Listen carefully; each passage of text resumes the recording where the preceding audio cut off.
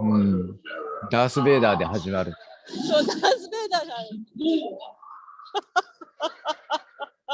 すっごい面白い、この人。はい、皆様おはようございます。日本コネクティングコンシャスネスの増井でございます。それからニューヨークのレイさんは今日はテネシーでリワーケン。お願いします。はい、引き続きよろしくお願いします。今のところ7時半からですね、フリン将軍かな、あと30分ね。で、今だからね、ちょっと、コメディタッチなスピーカーが。はい。はい。じゃあちょっと、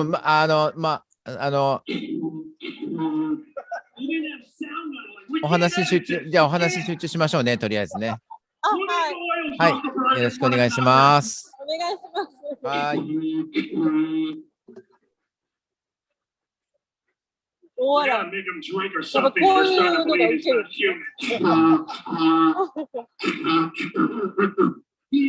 He took off the cap, didn't even drink. He's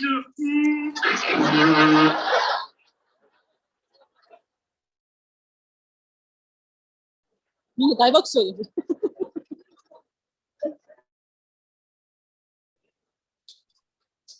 Watch it later.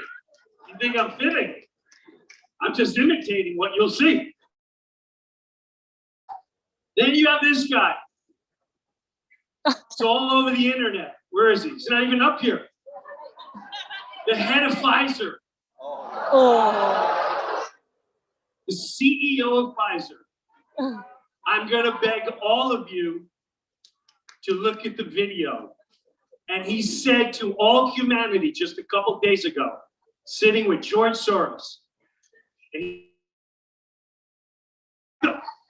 Listen, no offense. Every time I see Schwab or Soros or the head of Pfizer, don't you kind of bring it back to the only thing missing is maybe a stiff leg?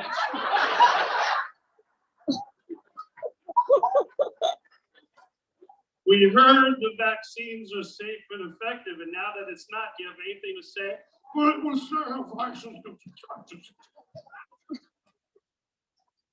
You know what he said? Look it up. I don't have time. My phone's over there. I actually played on my podcast. It'll come out in a week or two.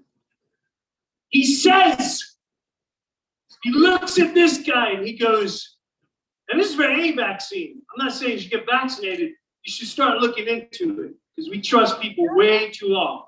Way too long. Just believe anything. He says, you know, and he's giggling. You know, I always remember it was 2019 when we met in California and we had a dream. Swen says. And we said our plan from that dream were to cut the population by 50%. Wow. The only thing missing was him saying it like this. And I sat there like, anyone in here, if you were in the backyard, let's say, listen, you're not, whatever, you had an off-Christian day, you're getting stoned, and never heard of my wife. And this wife will start asking, oh, let's not get into this. I'm not going to describe what marijuana, God made it, okay? Don't bother me, it relaxes me, okay, Charlie? I don't want to hear a lecture, my white boys don't make it. But I shouldn't say that because most likely weed would not make you talk this way. Maybe a couple scotches would make you go, you know what I want to do? Tell you right now, if I had the opportunity, I would get rid of at least half these people in the world. 50% of the population, I'm going to get rid of them. That's my dream, and that's my plan. So, fight on that stick Newton for a while. And the way I do it is get my friend Bill Gates to give me some cash so I can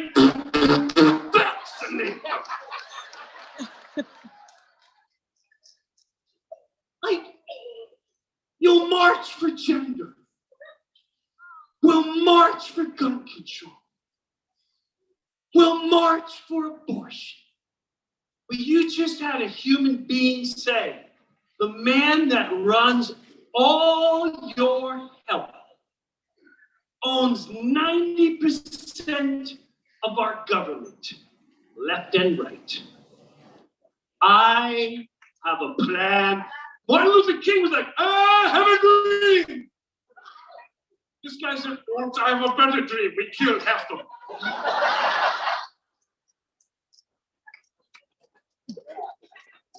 Like, this is a Batman series. This is 1970s Robin going, oh my God, Batman, did you hear George Soros and the head of Pfizer? You're at it again. They want to depopulate the world by 500. Yes, Robin, I heard them very clear.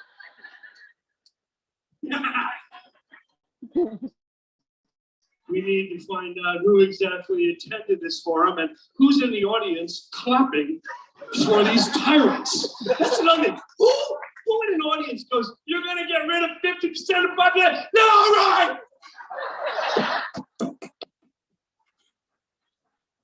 Way to go, vaccine man! Vaccine man, vaccine man. Populate life is just his plan.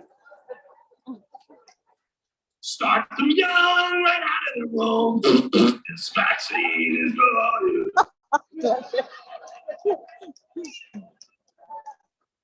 So think of that, the next booster you think about getting. All right, that was kind of harsh. Let's get funny.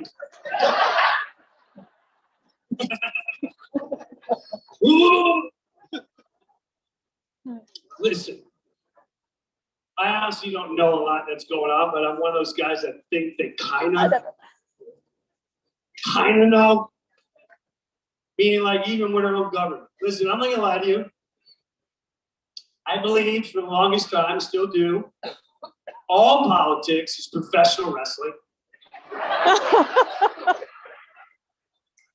I'm serious about it. Every 4 years, like, where do you stand on abortion? I'm for it. I'm for it. I say what I'm there. Every 4 years, same year. My opponent wants to gun down humanity. Believes in guns in the Constitution. It was written 3,000 years ago. My opponent wants to take our gun to her.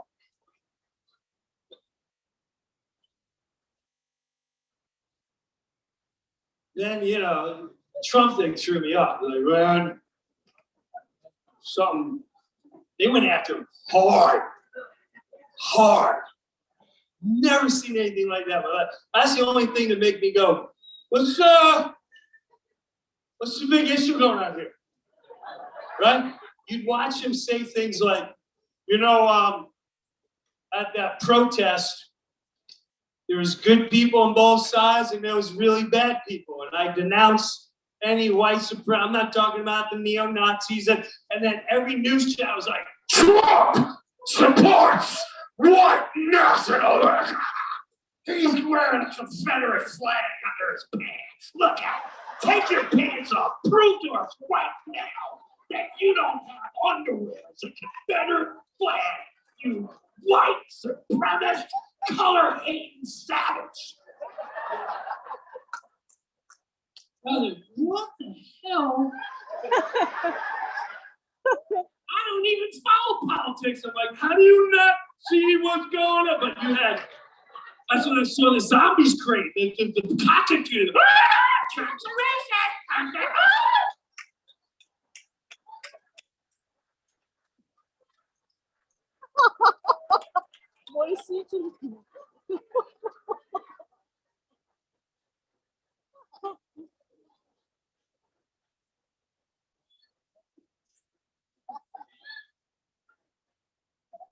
You know, there's one thing after. I love this one. He's so stupid. They told people to drink bleach.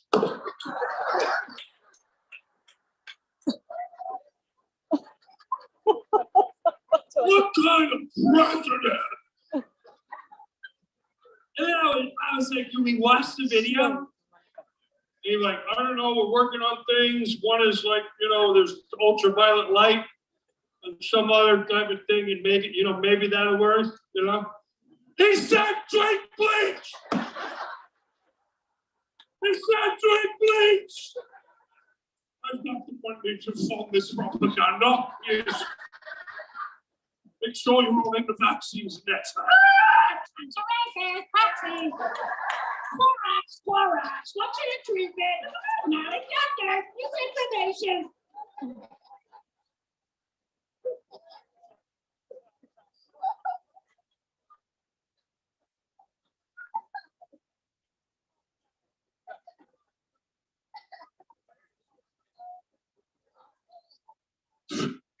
Now, there's part of me, I don't, listen, again, I don't care. I just want everyone to live a good life. So I don't get emotionally tied too much in, I say I'm Republican or I'm never going to say it. I just want to say I'm a person. I don't want to make sure the right thing is going on. Right now, we all feel some ready to go.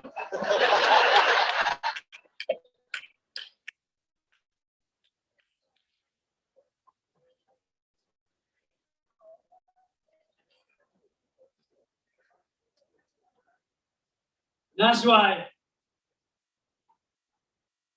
my friends are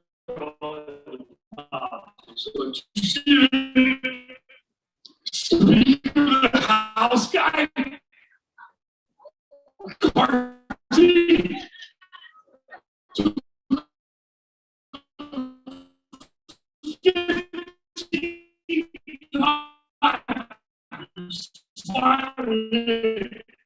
I'm going in the right direction.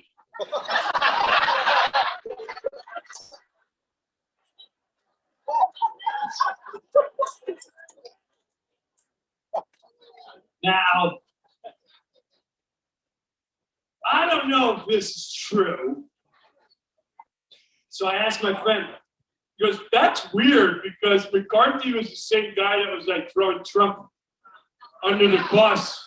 Didn't really have good things to say about him, and all of a sudden it said Trump endorsed him. I went, as a straight guy, someone tells me there's some bad pictures of McCarthy somewhere. Now,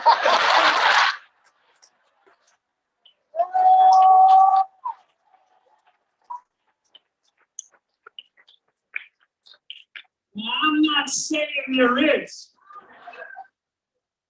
But if you drop your emotions and you detach from what you want, I grew up around a lot of gangsters. This is very gangster. For someone to come out, like, I'm a Republican, but I'll tell you what, that Donald Trump, what he did January, I'll tell you what, for 9/11, just like it. So glad we made it Iraq after that.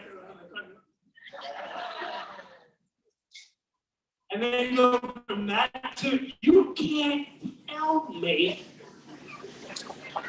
someone, I don't know who, is like, Kevin, can I talk to you? Yeah, well, I'm kind of busy.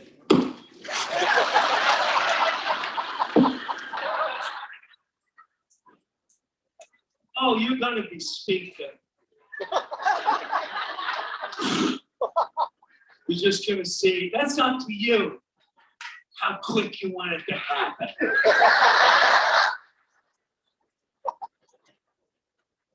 Round one, number one, you gotta thank me right out of the gate. Round two, you gotta release all the January 6th video. Oh!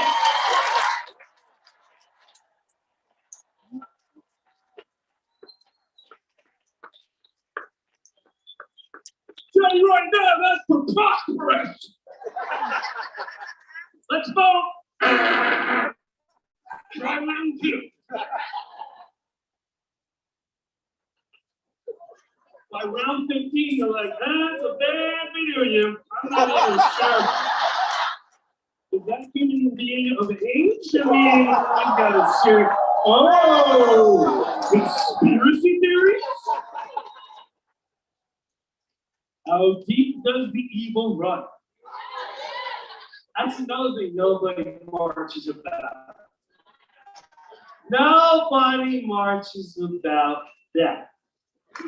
Epstein Island. Ain't nobody else.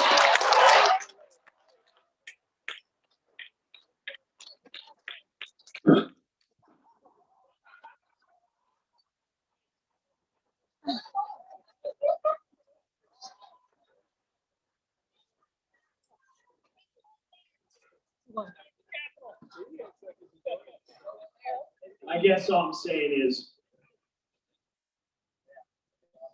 when COVID hit, it was the greatest thing that ever happened in my life. I'll tell you what. It's the first time in my life. I've always had a calling to do my best to hope that humanity takes care of one another and we stop living in fear. Because fear is what controls all.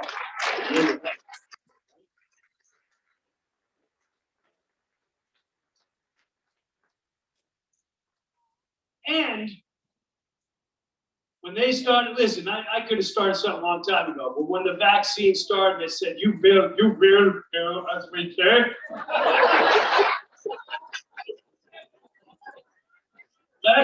You had that jackass mayor eating McDonald's French fries. You mean I can ruin my cholesterol? Eating fast food French fries? I get this for free if I get this is so good.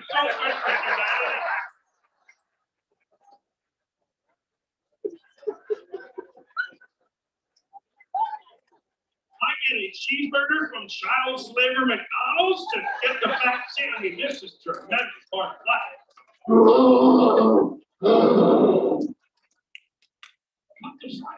He's doing a wonderful job. When I finally said, you know what? I got God behind my back, and I don't know how long my journey is, but when I said no to it all, I said, that's my only ruler, and that's my only direction. Look what it's taking for. Use God, not the experts, not the politicians, not anyone that pretend they're higher than God and your family. God bless you.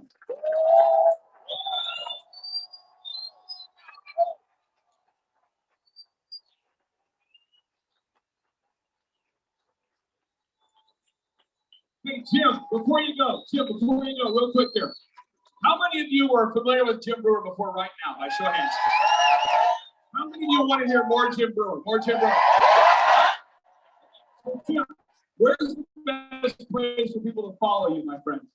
Just jimbrewer.com, and then I'll be doing tour dates, and hopefully I'll see you out there. God bless you. All the best to you. Thank you, Clint. One more time, that's our good friend, Jim Brewer. And now I'm going to bring up America's General. Ladies and gentlemen, please stand to your feet and greet America's General. General Michael Flynn will be joining us on stage here. I believe we have Andrew Sortini as well. Andrew Sortini and General Flynn up here to the stage here. And we've got some clips, and if you all want to grab a seat for a second, we've got some urgent stuff we want to cover here, and I want to get General Flynn to break it down as well as Andrew Sortini. How many of you are familiar with the term central bank digital currencies? Okay, so we're going to go ahead and pull up some clips here. Those ready to go? Okay, so let's go ahead and play now. Again, if this is like the part of the show that's it's kind of like Jim Brewer was up arrows. Good. Woo, green light. Yes, awesome. Cotton candy. Things are good. This will be sort of like the down arrow. Holy crap, things are bad. Okay, so we're just gonna go up and then down. Okay, so let's play the first clip here. A digital dollar. The implications for privacy and freedom are frightening. But central bank digital money is ominous. The downside of governments being able to track digitally every single product or service you buy and sell is chilling. They can punish people who they conclude are saving too much. Spend or lose it, they can decree. If you have undesirable political views, you might not be able to access your money, since traditional cash would be outlawed and your digital cash would be in a government-approved digital wallet. This is Richard Werner, the top academic scholar in the world on central banking. He wrote the book and did the documentary, The Princes of the Yen, about the Japanese central bank. Here he is in Malmo, Sweden in May. The nature of this CBDC, what is it actually going to look like? They never talk about that. But I heard one European central banker tell me what it's going to look like. He saw it. He was invited to one of the old central banks in Europe that are very much promoting this. And they showed him. And, he's a top, executive director of another central bank in Europe. And there's no reason to believe that he was telling me a story. And he was around this large and would be implanted under your skin. CBDC. If that happens, we're done. So you might have missed what happened Wednesday afternoon at the Fed, but they started their CBDC. Maybe we should start having the conversation of, gosh, this looks like the mark of the beast. COVID makes it accelerates the process of digitalization and automatization. The deployment of mass surveillance, even in democratic countries, and it makes surveillance go under your skin. All right, General Flynn, central bank digital currencies. I'd love to get your take on this very serious subject. Love to get your thoughts. Yeah, so very quickly, raise a hand. I can't see everybody in the overflow, but how many of you have heard of this central bank digital currency?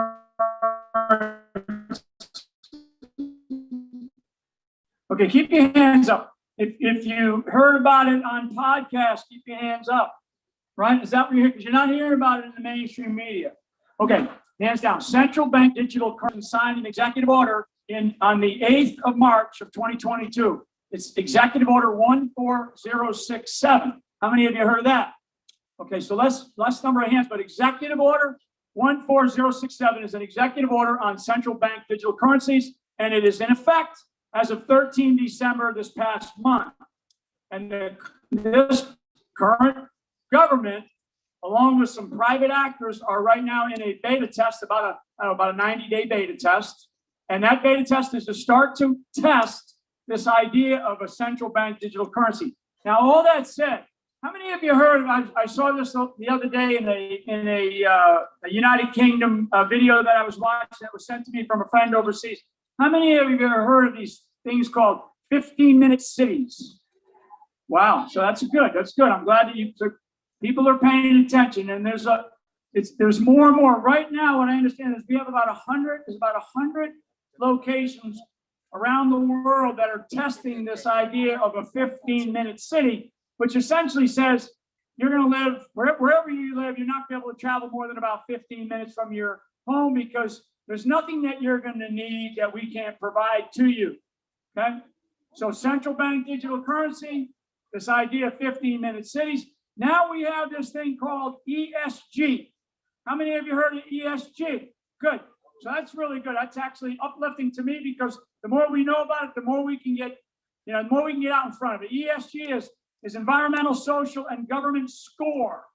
Okay. What's funny is that prior to the Twitter files, coming out, Elon Musk had, Tesla had a very high score.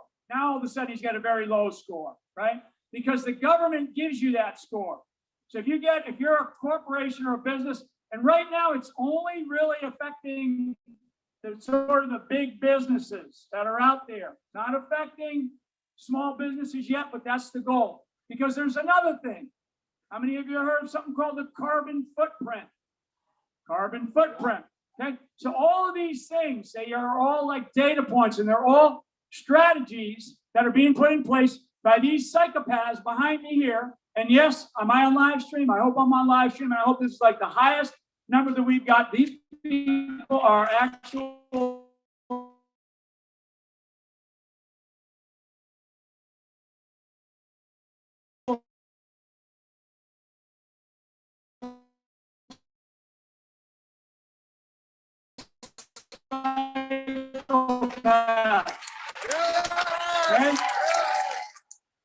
because everybody, as you just heard and you just saw, the great Jim Brewer out here talking about it and making, we have to mock them. I mean, that's what I love about Jim Brewer. He just mocks them. But all of these things that I just described are all things that are in play right now. These are not conspiracy. Clay's website, you can see all of this stuff online in their own words. It's in their own words. So one thing, I'll throw back to Clay. 2023, I call it a year of transition. And this is where we've got to be out front of it. The year of transition is really for two things. It's for the financial system and it's for the health system, global. Okay, now back here, they are now this week talking about, and they'll finish up this week, they're talking about really two big, and we'll talk about BRICS maybe here in a minute, and the health system. A bunch of stuff you need to know, okay? And we're going to record this. It's on rumble.com. It's streaming. It's all cited. I'm going to click on point 1, okay? So MIT created this thing called the quantum dot. Who knows about this? The quantum dot? Who does not know about this? Quantum dot. Okay, look at it. The quantum dot allows you to store someone's financial records or their vaccine records under their skin, using a technology called luciferase. And the new test you will take, the new COVID test, is called Satan, S-T-I-N. I'll show that to you in a minute too. What? True, facts. So you see this? I'm going to read this to you. It says here, MIT engineers have developed a way to store information about a patient's vaccine history under the skin using an invisible quantum dot dye that is delivered along with the vaccine by a microneedle patch. You see that right here? Okay, so you can type in MIT quantum dot, that's how you find it. It comes right up in the Google search. Let's go to the next link here. Okay, next link number 2. MIT, the same MIT lab also created the central bank digital currencies, and it's called Quant. That way we don't know it's the quantum dot, you see, because it's just quant. If it was quantum dot, we go, oh, it's the quantum dot. It's the same thing. It's under the skin. But if it's quant, we go, I don't see the connection. The quant. Okay, so this is Andrew Sorcini, who I've worked with Andrew for years, and he's been recommended to me from a lot of guys that own banks. And Andrew, for years, people were calling you to buy gold and silver. And this isn't a shameless gold and silver commercial. I don't care who you buy from. I just happen to buy from Beverly Hills Precious Metals. That's my guy. Find your own guy. If you like him, great. If you don't, whatever. But forever, people would call and ask questions about inflation. When did it switch to people asking about confiscation? When did consumers start calling you and going, hey, I heard the government might be taking our money out of our accounts soon, Andrew? That all started when the CBDCs got introduced as part of their pilot program. It's last year, everybody banded together to buy gold and silver to hedge against inflation. This year, there's a fear in the air that we could lose everything that we've worked our whole lives for. And that's what we're trying to help people prepare and be able to preserve their wealth that they've worked their whole life for. So General Flynn, a lot of times the government, things will be done that they'll say something like they'll call it the Federal Reserve, but it's not federal and there's no reserve.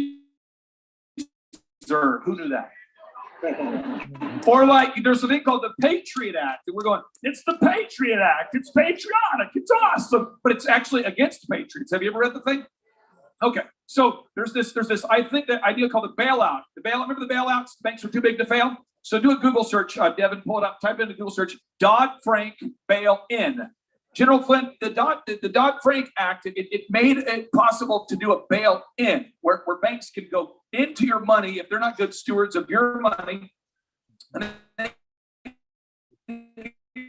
do a bail-in, which is the opposite of a bail.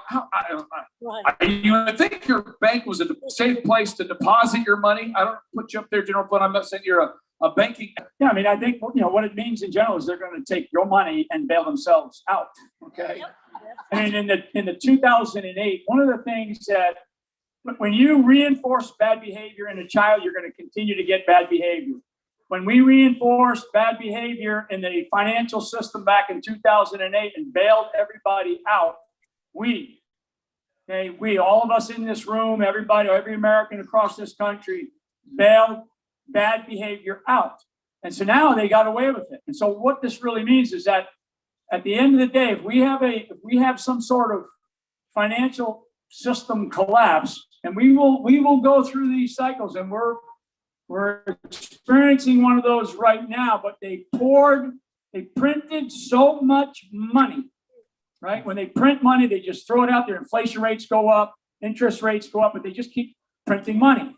And they're essentially keeping the oxygen kind of pumping into the system by printing more money. And part of that is this idea of bail-in. It's this notion that, well, you just keep giving us your money, we're going to keep using it to take care of ourselves. And what is happening, and you see this, again, if you read that executive order, and I want people to go in and read it, read paragraph 4, if you don't read anything else, read it because it describes in there exactly what their plan is to do to transition the financial system of the United States of America. One other point. The United States dollar is the dollar of choice. It's the currency of choice for all global trade around the world. And it has been that way since really World War II, since the end of World War II. Prior to that, it wasn't the US dollar, it was the British sterling. So after World War II, right, we defeated Nazism, we defeated imperialism, we basically we stood China back up, we rebuilt Europe. I mean, we did so much for the world. And now all of a sudden we have cronies like this, we have psychopaths like this that have formed. And as one of our great friends talks about it, this fourth industrial revolution, to me, is a continuation of the Third Reich. Now we're going to pull the next clip. So then let's go back to the notes here. Let's go back to the notes. Okay.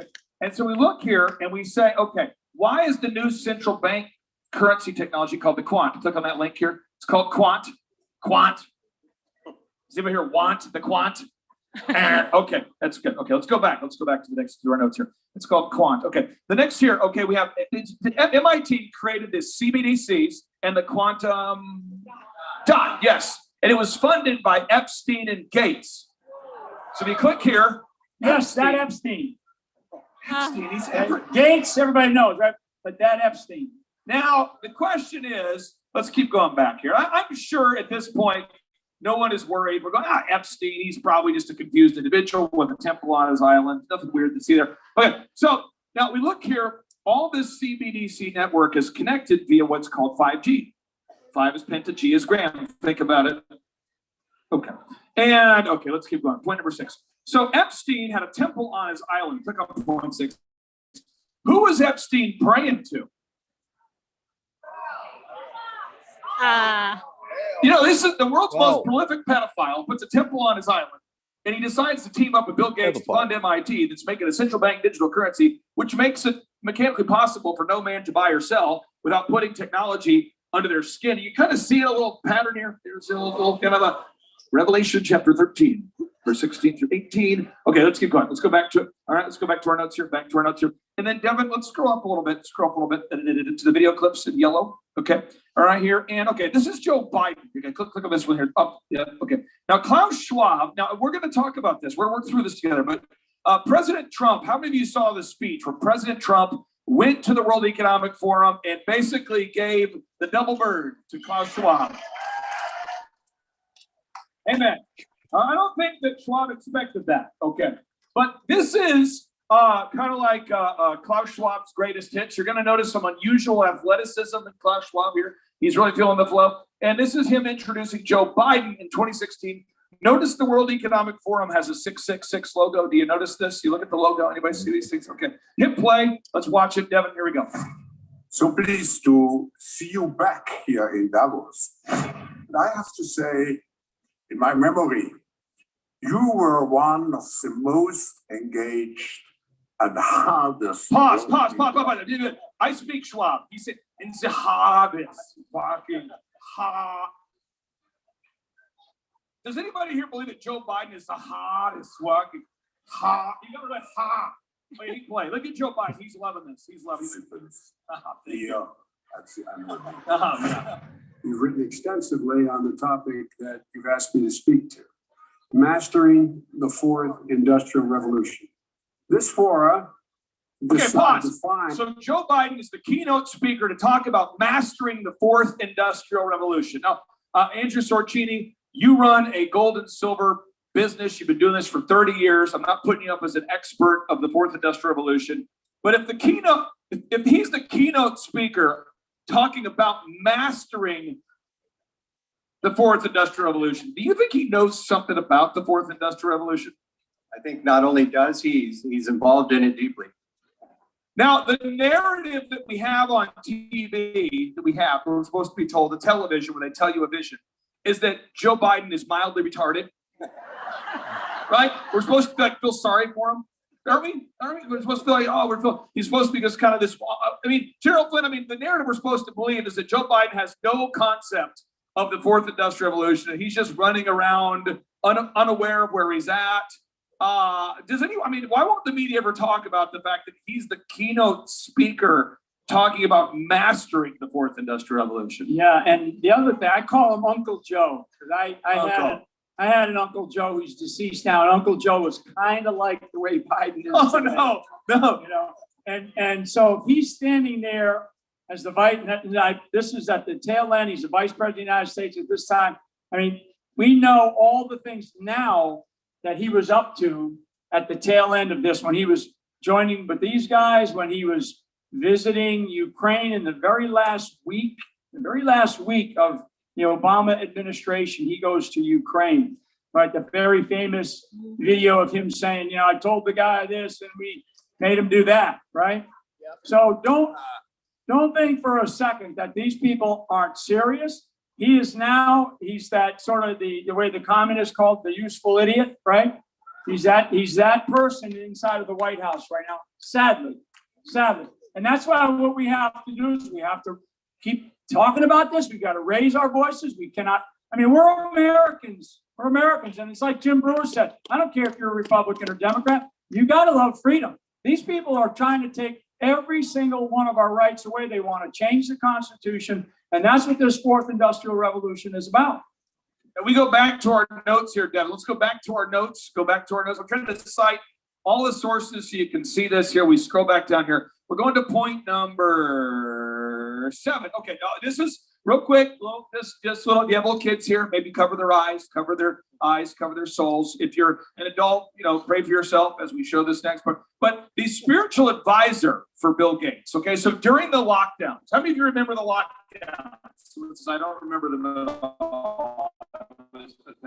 Okay, the lockdowns. Okay, so if you're about COVID-19, are you here? Okay, so there's a thing called lockdowns. And during Easter, who remembers the Easter lockdowns? Microsoft decides to feature Bill Gates as spiritual advisor on their Easter commercial. So on the Easter commercial for Microsoft, Bill Gates brings up his spiritual advisor, who, by the way, just rolled out her satanic version of the Wailing Wall, made of crystals. That's that word again. Oh, by the way, the awards they just gave away at the World Economic Forum were called the what awards? The Crystal Awards. And guess what powers 5G? Crystal oscillators. A lot of information there. Okay, so Marina Abramovich. How many of you know that name? Marina Abramovich. Okay, I'm going to show this to you, but this is the spiritual advisor for Bill Gates for basically the Super Bowl halftime show, by the way, for Jay-Z, for, Lady Gaga. Okay, go ahead and click the link. This is what she does. It's called spirit cooking. Just take it in. How many of you would say hard pass? Hard pass, I'm leaving. Weird party.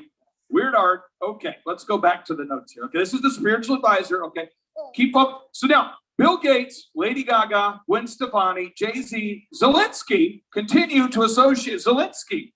The perverse Wailing Wall. Okay, Marina Abramovich rolled that out, and Zelensky went to worship it. Do we know this? Who's hearing this for the first time? Okay, you can look this up. It's crazy. Zelensky, crystal wall. Look it up. It'll blow your mind. Let's continue. Okay. So now you've got, let's go to number 9. Number 9 here, okay? This is all stuff, it's all cited here. So Marina Abramovich, she introduces this sort of a satanic Wailing Wall. And you're starting to see, if you look this up today, you really get into it. I just want to encourage everybody to look this up. There are things you should look up. Everyone should write this down. CBDC's MIT, and the quantum dot MIT. You need to know that. And you need to know the connection to who funded it, which is Epstein and Gates, and their spiritual advisor, which is Marina Abramovich. We all on the same page here? Okay. And how many of you go down rabbit trails where you're like, I just want to, okay. So if you go to timetofreeamerica.com, Devin, real quick, we have a button where you can click on, let's say, Luciferus or Luciferase, and it's just all right there. Or 5G, all right there. Marina Abramovich, or all. Who's done this before? You ever done that? You click that and go, Uh-oh, we got a problem here. So I want to ask you this question here. If you go to China right now, and we, let's say General Flynn and I are in the same place and space, and in China, they could turn off your money. How does that limit people from fighting back if they can turn off your money? We would give up all control at that point. If they control the money, they control everything. And that's what they're aiming to do.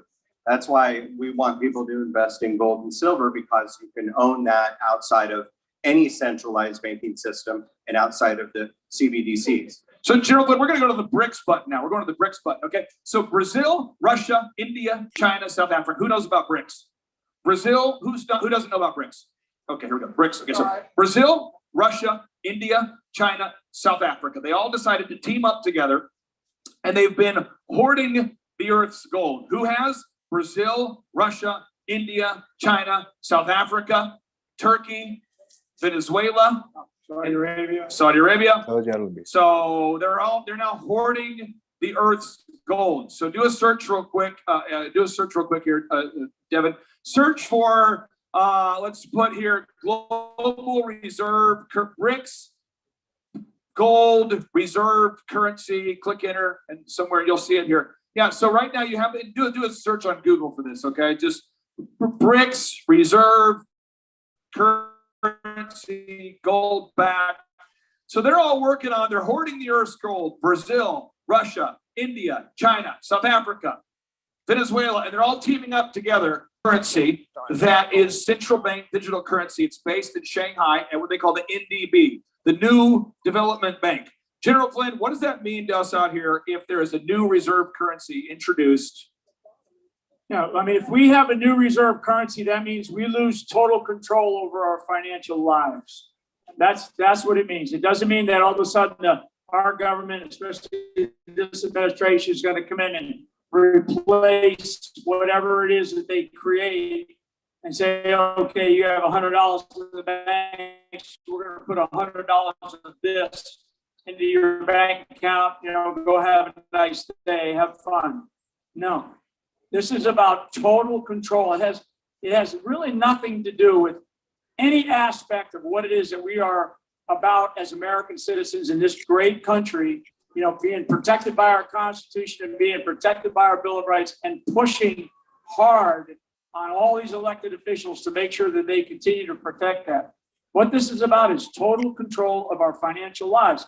And that's why I say this particular year, fight over this transition, this financial transition. And this particular, so the BRICS, actually, a quick history lesson. Under Obama allowed China into the World Bank because China was really rated as a third-rate country, third world country. So the United States of America, the Obama administration allowed China into the World Bank. When they did, all of a sudden, this addition of the BRICS came into fray. Now, how many of you are watching what's happening in Brazil right now? Okay, it's very telling, because Lula, who's going to take over the presidency of Brazil, is a hardcore communist. They're already purging people. They're arresting people. So if you have, Bolsonaro was the guy that was fighting back. He's very pro-American.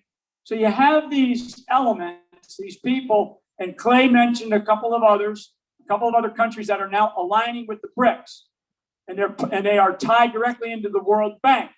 Back to the fourth industrial revolution, you have these globalist institutions: World Bank, World Health Organization, World Trade Organization, International Monetary Fund, United Nations. I mean, this is the direction that these people want to take us. The only bastion, right? The only wall that still stands in front of them is us.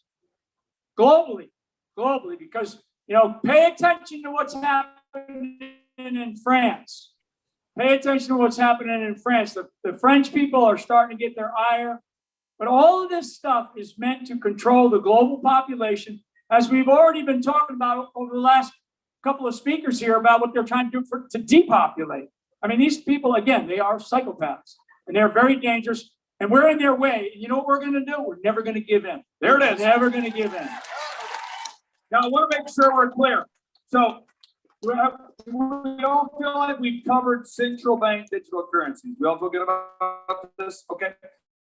And that was again created by what institution? MIT. Okay.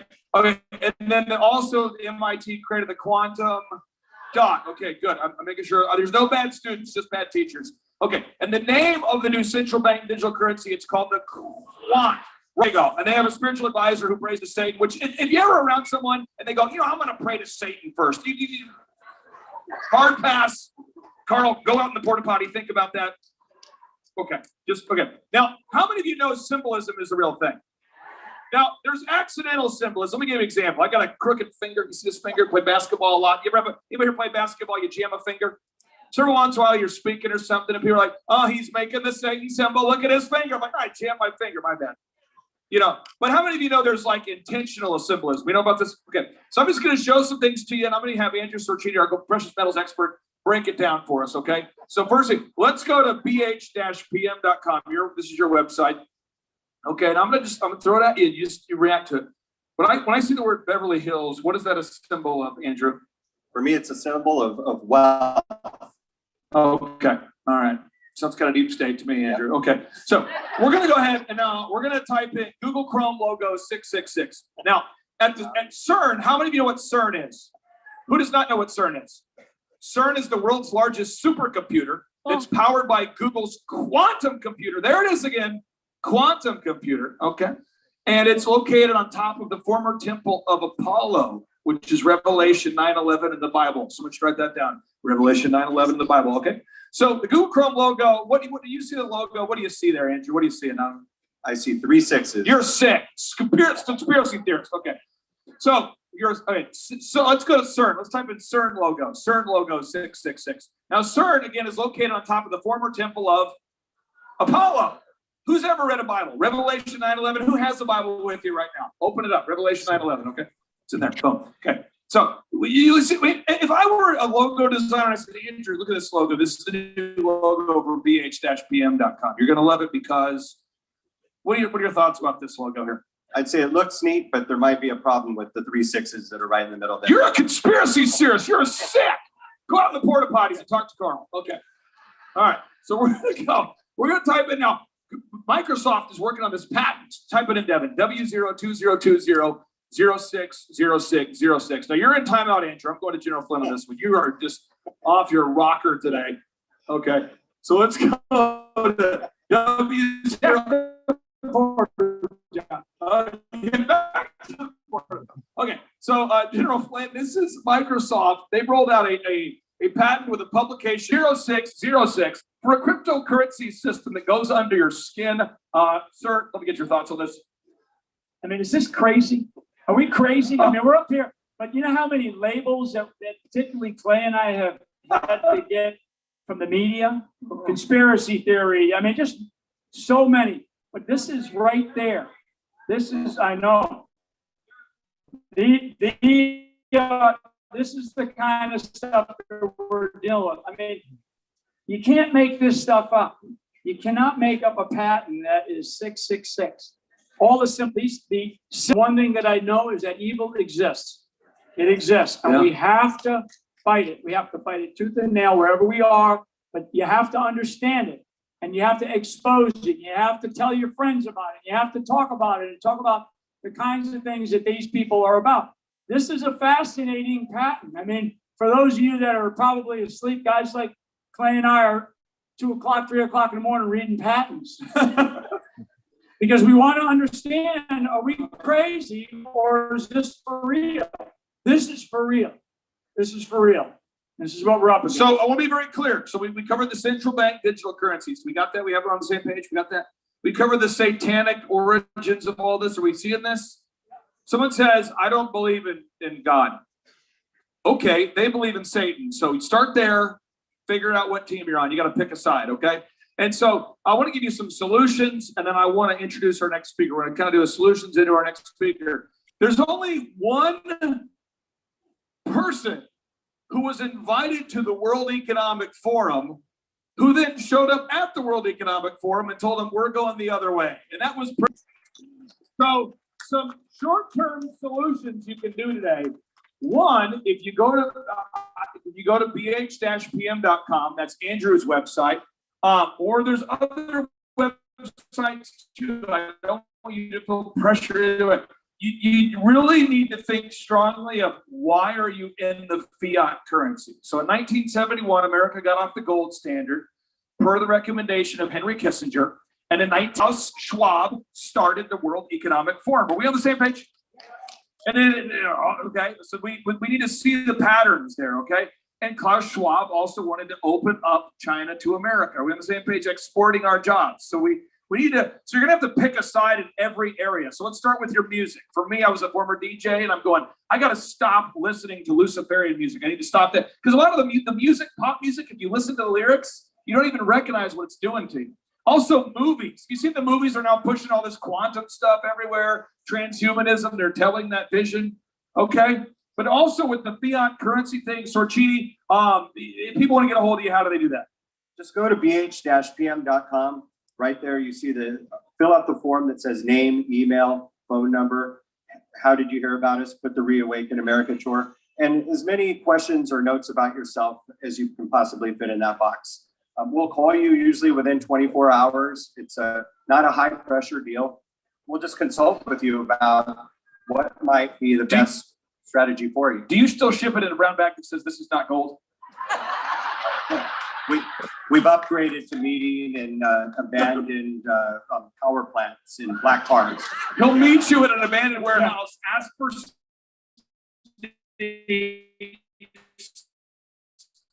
knock at the door twice. There he'll be. Okay.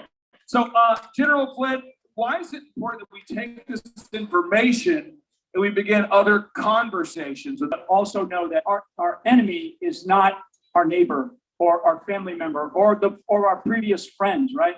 The enemy that we have is ourselves sometimes because we don't do the research, we don't do the digging, we don't learn, and we don't really understand what our argument needs to be. So for all of you, I mean, as you go away, and there's great resources here that has put together. And I want you to dig into that stuff and learn more about this, even though it's out there talking to whoever you enjoy listening to, but really dig into this stuff because we are now going into a period of time for these next couple of years. It's going to be intense. This particular year is going to be intense. So we have to have our arguments and our wisdom ready, right? And always go back to, that's why I love a person like Pastor Greg Locke. When I first saw him, he was able to connect our freedoms, the Constitution, to our biblical foundings. And I think that that's super important because everything that we've been talking about, this evil that exists, it's pure evil. It's pure evil. You know, and I don't know who said it earlier today, but the Democratic Party in 2012 took the word God out of its platform.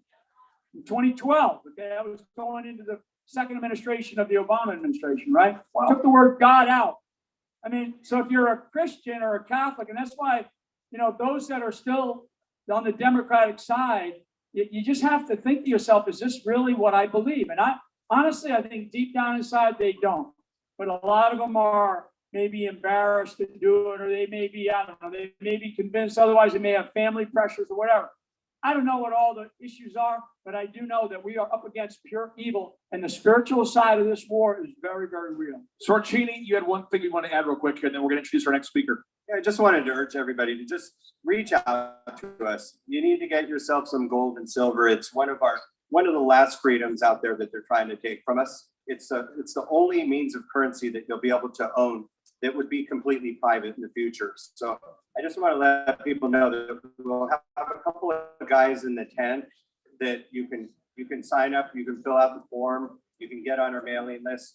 Out in the tent, there'll be a couple of guys out there all day tomorrow. I'll be around. You see me walking around. You can ask me questions. And whether you talk to Sorchini or some other company, don't get certificates. Get physical, actual gold and silver, okay? No physical, don't do certificates.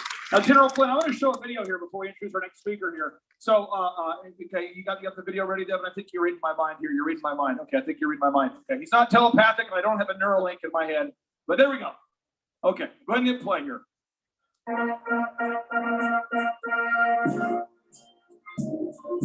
I believe. So today we need to strike I think it's frozen. the right balance. Oh, the computer had a natural reaction. So while it's coming back on, listen to what Schwab is saying. He's afraid of this man because he fears. Just listen to the words. Let's try that again there, Deb.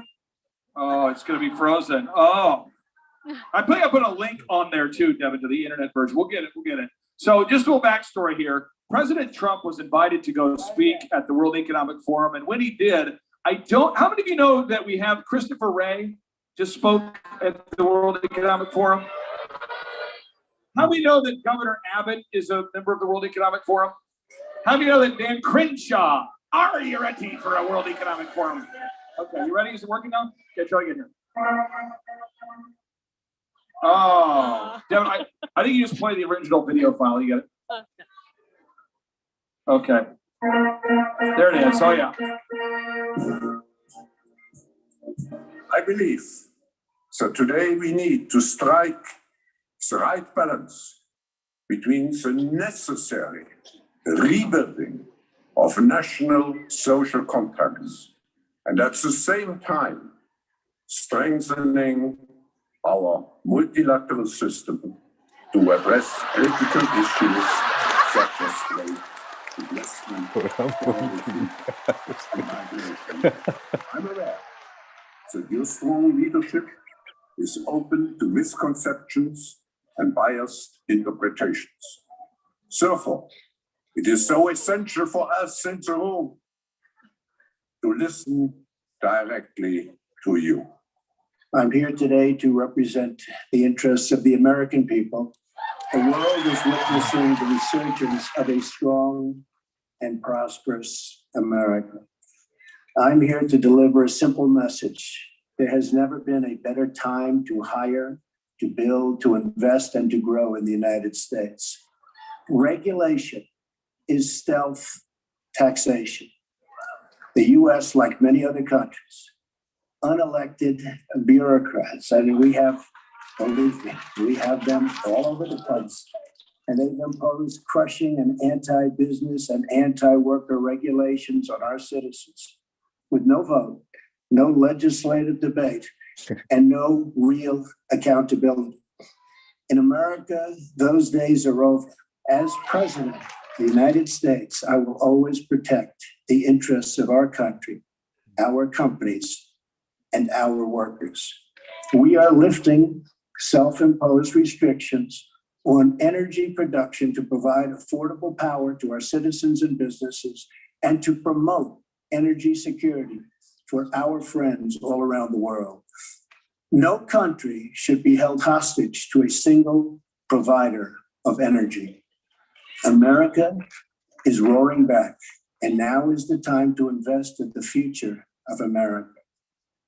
And now, ladies and gentlemen, our next presenter is the son of President Donald J. Trump. He's an incredible father.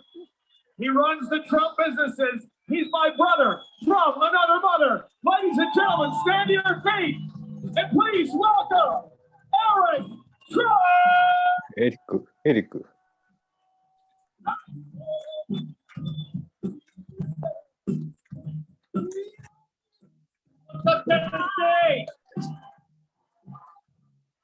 Eric. Let me ask you a question. Should we call the president the real president? ああ、電話またするんだ。Hold on one second. Let me see if I can get him to pick up. Hold on one second.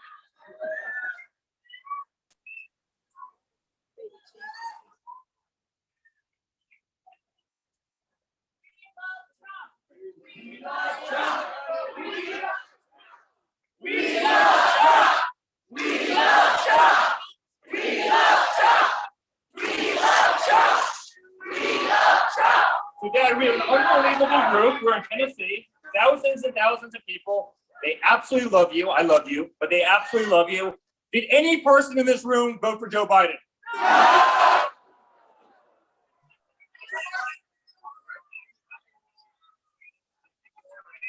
can't imagine anybody voting for him. Oh, especially Trump. now.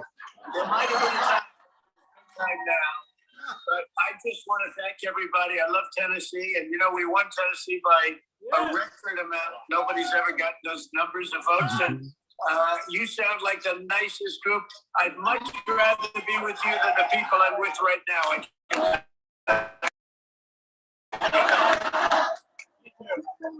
But I hope my son's doing a good job. He's a great guy, and he loves the country, and he loves Tennessee. And I'll get out, and we'll make a trip with Eric together in the future. But you know, we have a great love for your state, and I appreciate that they voted for me to the extent that they did, because it was a record. I think it was the highest vote anyone's ever gotten.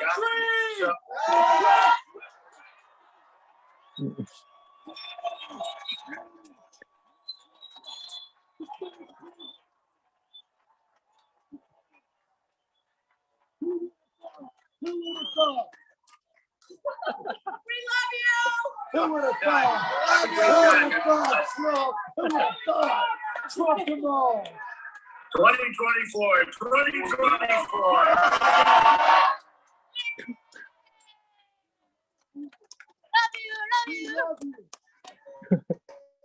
What do you think?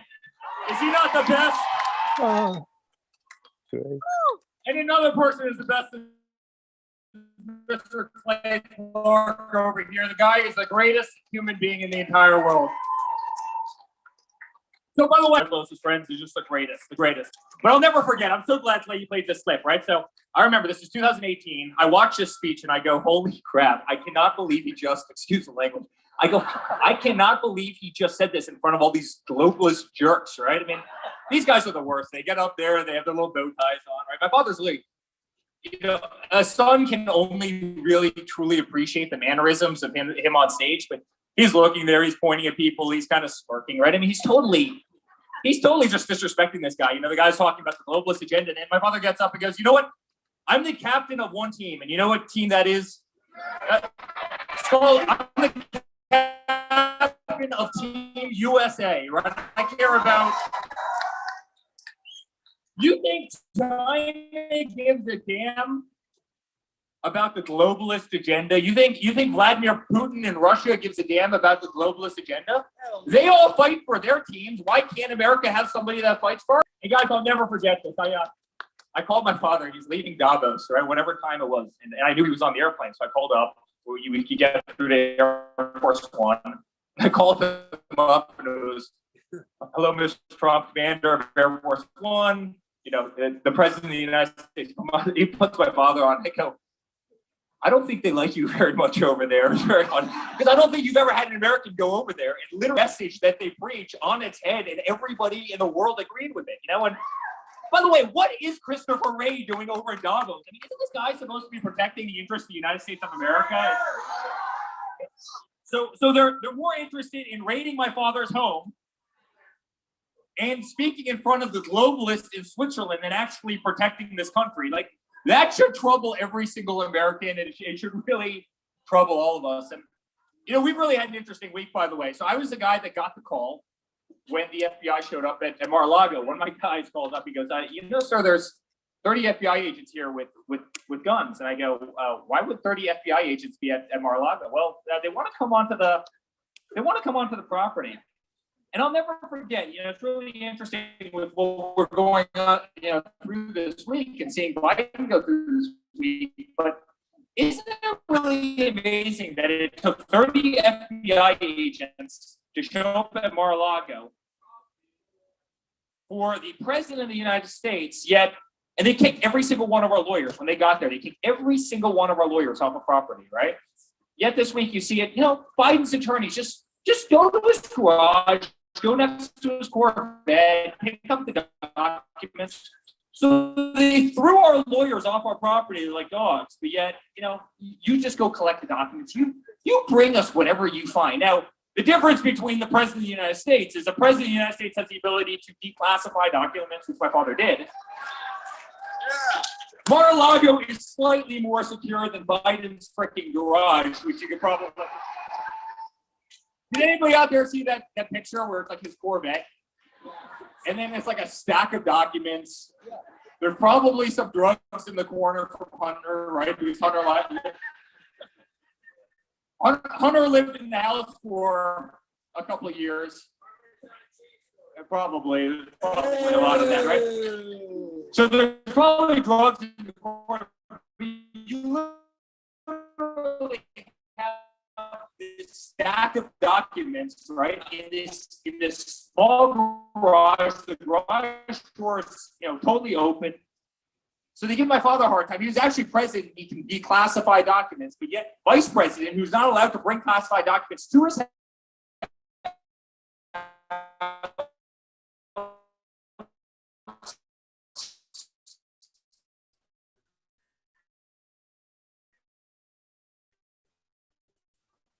Right, who has them stored in his garage, which isn't watched by Secret Service, and whose tenant is Hunter Biden,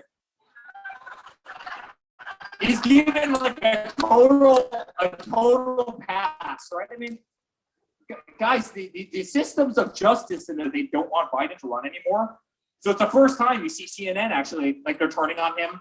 Everybody's turning on him, and I go, oh, that's really interesting.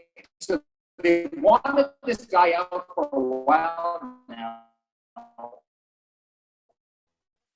So the way they're going to do that is they're just going to continue to run this narrative and kind of take out one of their own. It's just, it's really amazing. It's really amazing. You go back and you see Biden. How could you be so careless? And yet, and by the way, guys, I'm a real estate guy. If you can ever get $50,000 a month, it's better than I know politics. If you can ever get $50,000 a month in rent for a $2 million house, long, if your cash on cash return is effectively what, 40 months, every single one of those you could possibly do. And isn't it kind of interesting that Burisma thing, as Hunter was paying the big guy, Yet I'm the guy who gets subpoenaed every day. The guy doesn't drink, doesn't smoke, no girlfriends on the side, nonsense. I'm the guy that gets the subpoena every day. That's substantially above market terms. I mean, what father charges their son $50,000 a month to rent a beach house? It's not like, Hunter, don't enjoy the thing for like a week or two and then get your stuff out of there.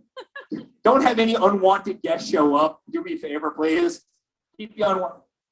But guys, this is the system, and they get away with murder. Because if you're on that side of the aisle, you get away with anything you want.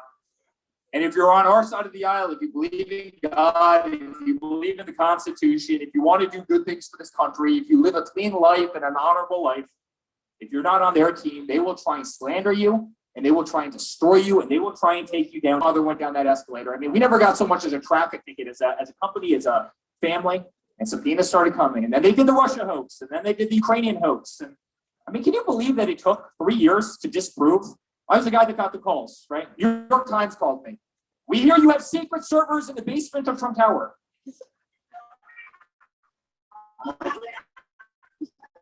Guys, we don't keep servers in the basement of Trump Tower. Like, basements flood. Here's like a little tip. Like, for Hillary Clinton, who told him, I have inside information that Trump organization is colluding with Russia. This was the beginning of the Russia. So sure enough, he leaves the FBI.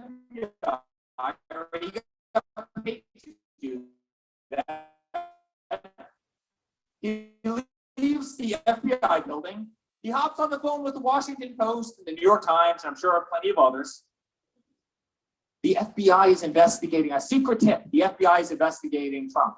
So all of a sudden, I get the calls. The FBI is investigating you. I go, why are we being investigated? Because of servers in a basement.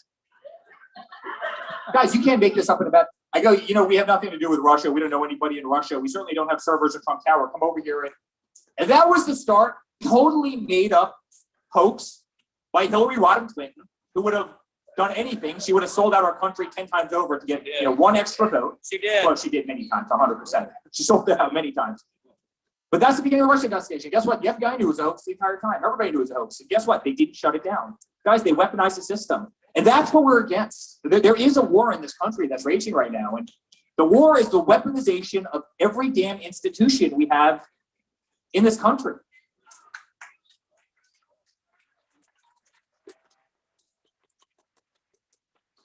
We never came from this world. We never came from this world.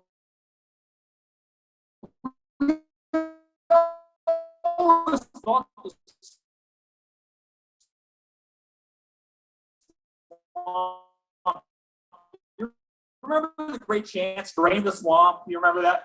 We had lock her up. We had built the wall. We had some really good ones, but we had drain the swamp. When we were talking about drain the swamp, everybody was always referring to like Nancy Pelosi who's been in office longer than I've been alive, right? Like substantially longer than I've been alive. You know, Joe Biden's been off 15 years longer than I've been alive. Right? I'm not like a full year, right? I'm not like the youngest guy in the entire world. But it's the same. We always thought that drain the swamp meant, like, you know, kick out these politicians who've just been in office far too long, who are kind of incompetent. You actually look at it now, you look at what this country's been through in the last 6 years, everybody realizes how weaponized everything is. And then look at education, right? Look at how they're indoctrinating our kids. Tell me they haven't weaponized education. They're doing it in lower schools. They're taking, you know, teaching this woke nonsense. They won't teach math, right? But they'll teach this woke idea. Look at higher education, right? These tenured professors at all these schools. I always tell the story because I find it fascinating, but I went to Georgetown. Georgetown's like a top, 15 school in the country. It probably isn't, but it's rated top 15 in the country. We had a professor that came out and said all white males should be castrated. And I go, this can't be right, guys. Like, this is crazy. So I wrote the head of the school. I go, come on, like, you can't say this. This is like, this is crazy talk. What are you people doing? You're gonna lose all your alumni. Like, this is just insane. Like, no one can say that about it. Well, Eric, we believe in freedom of expression of our tenured faculty. I go, this is insane. I mean,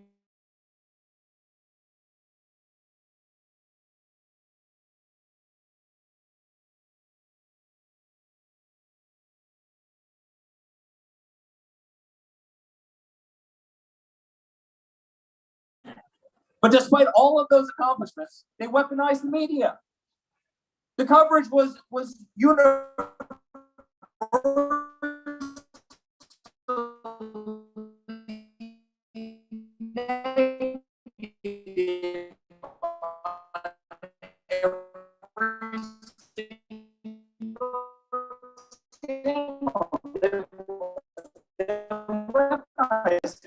Look what they did on social media. They kicked the 45th president off of social media, despite the fact that the Ayatollah's on there, despite the fact that the Taliban had accounts on there. So terrorists in Iran, terrorists around the world can have accounts. The United States, who's followed by 75 million people and would go to the end of Earth for him, can't be on the platform. Guys, they weaponize the hell out of it. How many of you guys have been censored on these platforms? Every single one. I mean, the answer is every single one of you if you're on these platforms. Right? It's turned down. All of a sudden, you see that the engagement goes to hell. Right? They weaponized it. Look at the medical industry in this country. They weaponized it. You know, my father comes out and says, you know what? I think hydroxychloroquine might actually work. It might work. Oh, wait. It didn't work.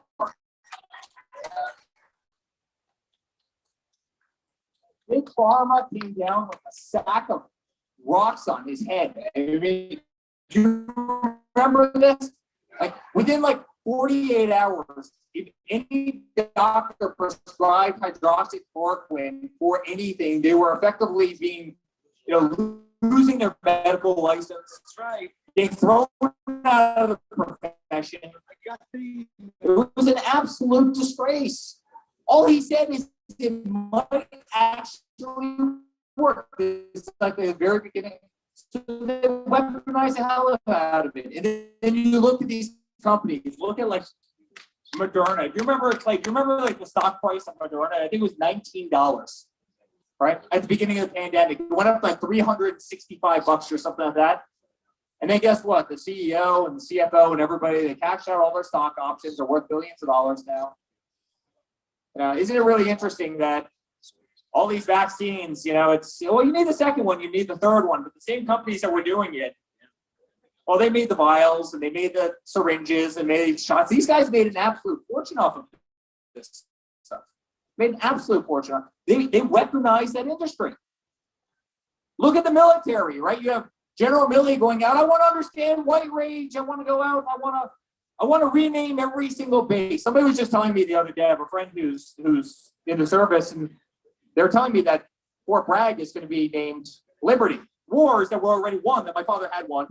There wasn't a single service member, United States service member, who lost their lives in the last 18 months of my father's presidency in Afghanistan. Left that country. We left $86 billion of Humvees, of night vision, of all sorts of other toys. $86 billion for people who chant literally death to America, right? Yet, what is the military focused on? Renaming bases that are like the most iconic bases anywhere on Earth. I think Fort Bragg, is the largest military installation. I think it's on Earth. It's the hell out of the system. Look at law enforcement. Look at what we kind of started this whole thing with, right? Like, look at the disparity where they send 30 armed FBI agents to raid Mar-a-Lago, place that doesn't exactly need to be raided, right? Or every DA and every attorney general in the country who goes after small businesses that they just goes after political adversaries. It's crazy, guys. They've weaponized the system, and we've got to stop. This country's in deep, deep trouble. Deep, deep trouble. They weaponized the system against religion, and the only thing we have standing in our way is the probably many more than 75 million, but the heart of this country and love the United States of America. And are seeking nonsense. And we were all so naive, and I say we, I certainly was, and I think all of us were. I remember my father, I'm gonna do this, I'm gonna run for president. And I'll never forget, we ran through this whole thing. We didn't know what the hell we were doing, guys. I literally didn't know what a caucus state was. I didn't know what is anybody from Iowa here? I always ask this question. That is it's such a cool system, but it's if you're not from a caucus state, it's weird. I'll never forget, I showed up at this caucus location, and I'm literally getting driven to it by some young staffer on the campaign. And I go, can somebody please explain to me what the hell a caucus is? That's how little we knew about politics. So he's running for president of the United States, and literally we're sitting there, we're talking at the caucuses, and we had no idea what the hell a caucus was, right? I'm used to building buildings and golf courses and a lot of other things. And, and I'll never forget the night he won, right? Hillary called to concede, and I was right there, and I always tell that story because that was the greatest moment in my life. I could see her face through his cell.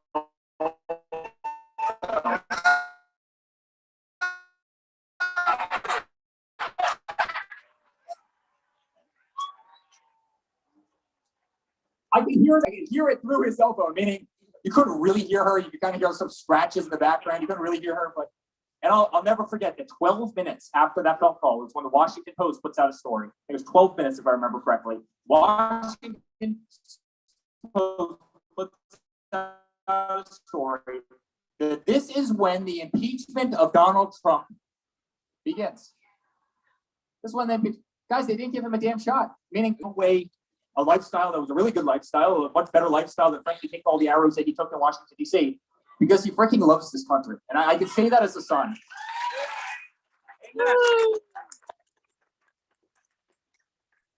He loves this country, he adores this country. And he'd pick up newspapers. I'll never forget it. I tell the story all the time. He'd pick up a newspaper. I was there one day with him. United States education ranked 30th in the world. He's like, how in the world is this possible? How is it possible that we pay 10 times per kid as much as the second closest country in terms of education, yet we're 30th in the world in terms of education? And then the next day you flip open a paper, the 22 veterans that are dying every single year, every single day of suicide in this country. Okay, why is isn't the VA doing anything about this damn problem? And then the next day he would open up a paper and it took a veteran 6 months to get into his local VA. I'm not sure if I understand. Doesn't it solve the same problem? And then the next day, I'll never forget this one. This one really pissed him off. This actually was probably the one that got him to run. Obama gives $150 billion. $150 billion. Think like a nuclear powered aircraft carrier is about 8 billion, right? So $150 billion to a country that chants debt to America, that's Iran, including $1.8 billion that was flown over on cargo planes and dropped off somewhere around Tehran. Like, do you really think that money made it into their central monetary system? Do you think that really? Give me a break. Give me a break. And then 5 years later, they're launching ballistic missiles at bases that we have over in the Middle East. Like, give me a break. How dumb could we possibly be? And you'd read these articles. You're F-16s that literally didn't have enough parts to take off, right? They were going to museums and boneyards to get our fighter jets to be able to take off. I mean, our military was in a total state of disrepair. We were losing the wars to terrorists. And he goes, I've got to do this. I've got to do this. I'll never forget. That's when he finally told us he was going to enter the race. He goes, I got to do this because honestly, this country is going to hell and somebody's got to fix it. And they never gave him a chance. The media never gave him a chance. Created the greatest political movement in the history of the country. My God. My God. There's never been a movement like this before. And I always say to him, I go, your greatest legacy will be the economy and unemployment, oil prices, inflation, the peace of the Middle East, all that stuff. But I actually think his greatest legacy will actually be the way he opened people's eyes to the actual system that we have in this country that has been in years, not just by Democrats, but by rhino Republicans who are actually worse than the Democrats.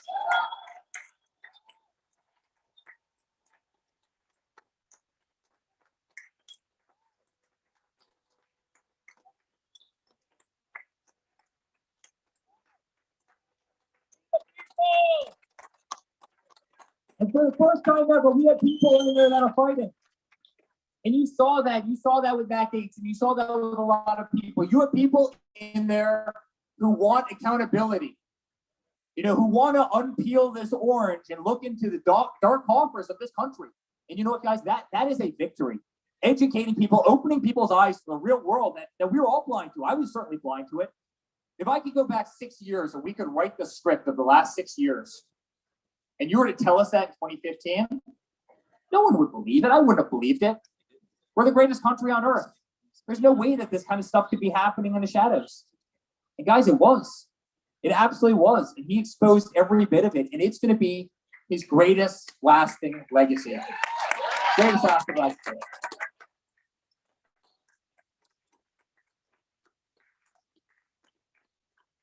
And he did it for so many reasons, but he did it for religion. Religion, Christianity in this country was absolutely, and it is, but was absolutely under siege. And say, why can't people believe in faith? Why does it affect?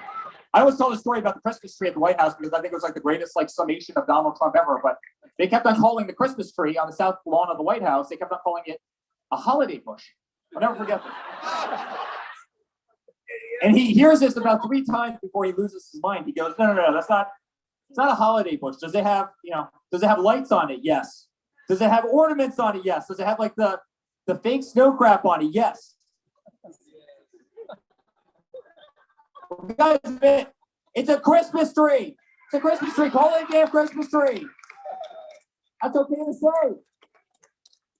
And by the way, it's the very reason that so many of these kind of establishments, kind of entrenched people in DC absolutely hated him. I always tell him that his greatest badge of honor should be the fact that he only won 6% of the vote in Washington, DC proper, which is awesome, right? Because now he wins like 100% of the vote here in Tennessee, right?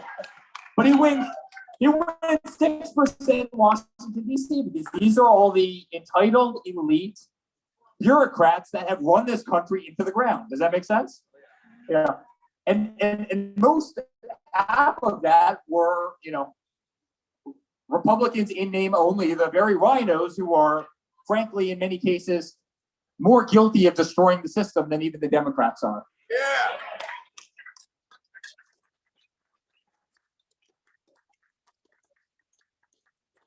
It's why we have to do it again. It's why we have to do it again. And I'm telling you, we all needed this little voyage like a hole in the head. I can tell you Clay needed what he's doing like a hole in the head. The guy's been the greatest warrior in the world. And we have to fight, guys, because we believe in this country. We believe in what your says right there. It says pray. We believe in the American flag that is absolutely gorgeous. We believe in the Second Amendment. I certainly believe in the Second Amendment. I was at SHOT Show, the greatest Americans in the country who believe in the Constitution and, you know, the rights that we have from our founding fathers that were given to us. We've got to protect that. We've got to protect our kids in this nation. We've got to protect the prosperity of this nation because you have a lot of countries who are after this country. China doesn't want the best for this country. Make no mistake about it. Russia certainly doesn't want the best. Iran wants to wipe us off the face of this earth. We've got a lot of adversaries around the world who don't want the best for our nation. But unfortunately, we have people who aren't even willing to fight. And that's what's sad to me. You can differ on a lot of political things with other people. But when you see the lack of fight of this administration, the lack of energy, the fact that you still have people in the White House who are working from home, guess what? If you work at the White House, you do not get to work from home. You're running the United States freaking government. You don't get to work from home.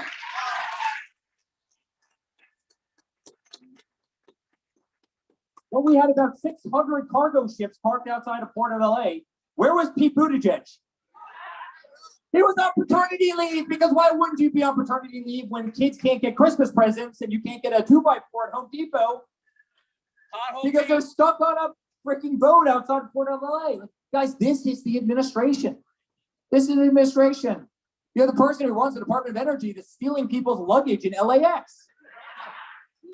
I'm not kidding. I mean, General Flynn, I actually wish I could say I was kidding. Here's one thing I can tell you about General Flynn. He never stole somebody's luggage in LAX or any other airport, all right?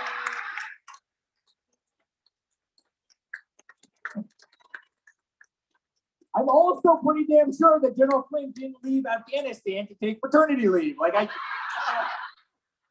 don't know, unless there's something I don't know, General. Like, but I mean, we've got to also have some people with fight, right? I mean, it goes beyond just policy. My father would get off the airport, off the airplane, off of Air Force One at Andrews Air Force Base, at 3 o'clock in the morning. You know what he'd do? He'd walk right up to the press pool and he'd talk about everything that he did on the trip. In case of the World Economic Forum, he was probably talking to these people who were otherwise trying to take down the globe, or if he went on an overseas trip. And then he'd get up at 6 o'clock in the morning, 5 o'clock in the morning, and he'd be back out there. He'd be back at it.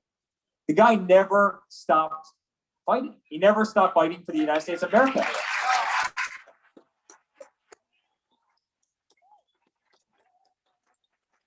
These people don't have fight in them anymore. When do you ever see this guy up early? When do you ever see him up late? Never. When do you ever see him doing that in front of a bunch of globalist fools? You never see this. I mean, you can hardly put together a sentence, right? But you don't see any fight out of these people. Now, if you work for the United States government, if you're in the executive branch, that's your job. Your job is to fight for every single one of us every single day. You don't get the vacation. You just don't. And they treat it very, very differently than Donald Trump ever treated it. And guys, as a son, and seeing what the guy's gone through, I could not be more proud of him.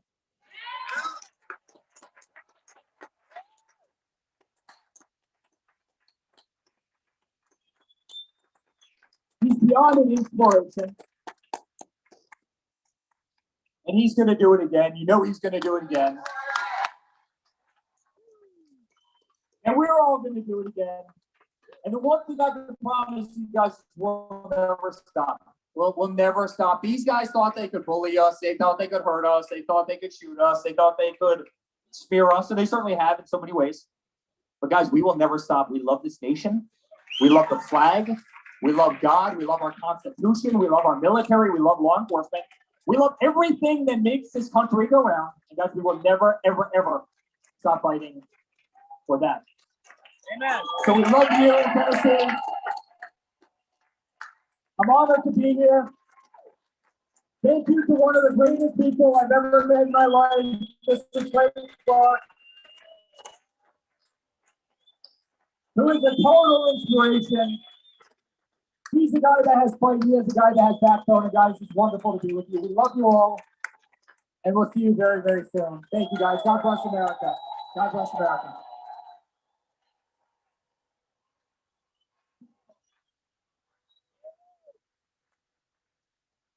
You guys want to get a group photo with Eric? Okay. So let's do a group photo. Gerald, you want to come up here real quick here? Okay, come on up here. And we'll hop down here. We'll kind of hop on one knee maybe. This will be the shot here. Okay, everybody ready? Squeeze on in, squeeze on in. Okay, and we'll do it from different angles to get everybody in. Everybody squeeze in. It's like, where's Waldo? Where's Waldo? Here we go. Here we go. Break. 3, 2, 1. 2, 1. Let's go to this side. Let's go to this side real quick. This side. Here we go. Group photo one more time, folks. Group photo. Here we go. Get on it. Here we go. Get on the flow. Here we go, folks. This is the crazy photo. Show some real spirit. Here we go. 3, 2, 1. 3, 2, 1. All right. One more time, folks. Let's hear for Eric Trump in the house. Yeah.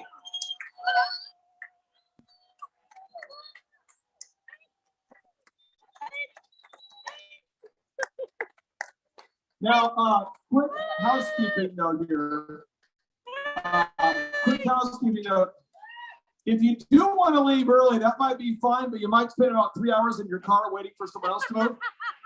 So, this isn't a way to trap you into being here, but seriously, it might be tough to get out for about till we're done. So I'm just going to throw it out there. I've seen the how many of you have seen the parking situation out there? It's beautiful. The media's having a lot of fun with the aerial shots. So, so if you're trying to get out, I watched this guy out there trying to get out, and he's like, well, that guy has to move, and that guy has to move, and that guy, hell, I'm going back in. All right, so I just had that conversation with the guy with the porta potties. It was a beautiful thing.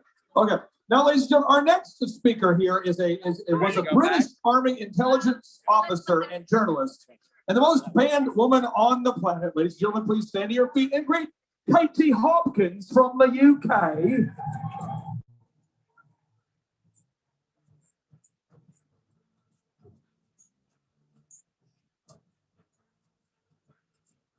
Once again, all the way from Europe, it's Katie Hopkins.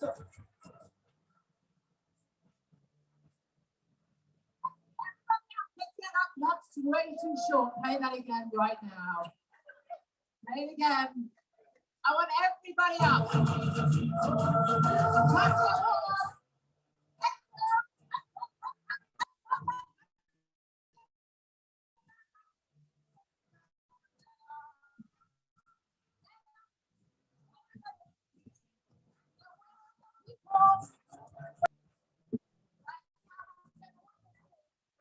People, thank you very much indeed. Look at all of you. レイさん、一度外出よっか。混んでる？出ますね。混んでる？ Because there's no Democrats.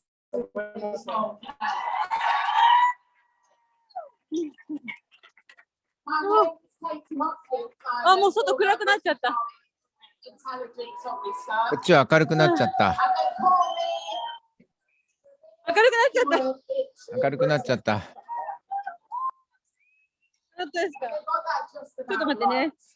今から出ます。はい。ち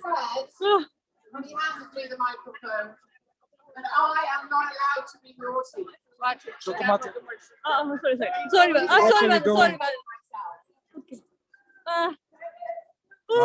十字架が紫にライトアップされてんのかな、これ。ね、ライトアップされてますね。綺麗ですね。ちょっと待ってくださいね。イヤホンをちょっとつけます。聞こえます？大丈夫ですか？聞こえますよ。はい。ちょっと涼しくなった。寂しくなった。ありがとうございました。なんか待って、ともするとやばい内容を話しそうな2人だったんだけれども、はい。AI では多分識別できない人は、音声の途切れが引き続きあったんで。あ、やっぱりそうなんだ。そうなんだ。やっぱりライブだとそうなっちゃうのかな。なんかちょっとね、ちょっと別、ね、ラブルでまたもっと正確に聞けますからね。アップされるから。外出るとね、それでも今ね、画面が小さくなってコマ送りになってるのね。ああ、そうなんです。これが。ちょっとね、Wi-Fi がね、さっき Wi-Fi でやったんですけど、今ちょっと電波でやってるんで、ちょっとね、あれなんだな。多分あんまり良くないのかもしれない。私のポータブル Wi-Fi をさっき使ってたんですよ。あれ、誰じゃないの？電池がなくなっちゃって。やっぱね、この後大丈夫そう？懇親会に向けてのバッテリーの残量は大丈夫そう？そうですね。もう一個充電してますから大丈夫です。そうなのね。はい。了解しました。2個持ってきて、結構持つやつなんで、もうそれはね、いろいろ何回かやってるから勉強してます。なるほど。でもちょっとWi-Fi がね、また今度もっといい感じのあれにしてたらいいですね。人がたくさん集まるとどうしてもね、不安定になっちゃうんですよね。なっちゃうんですよね。ちょっと待ってくださいね。ちょっと一瞬。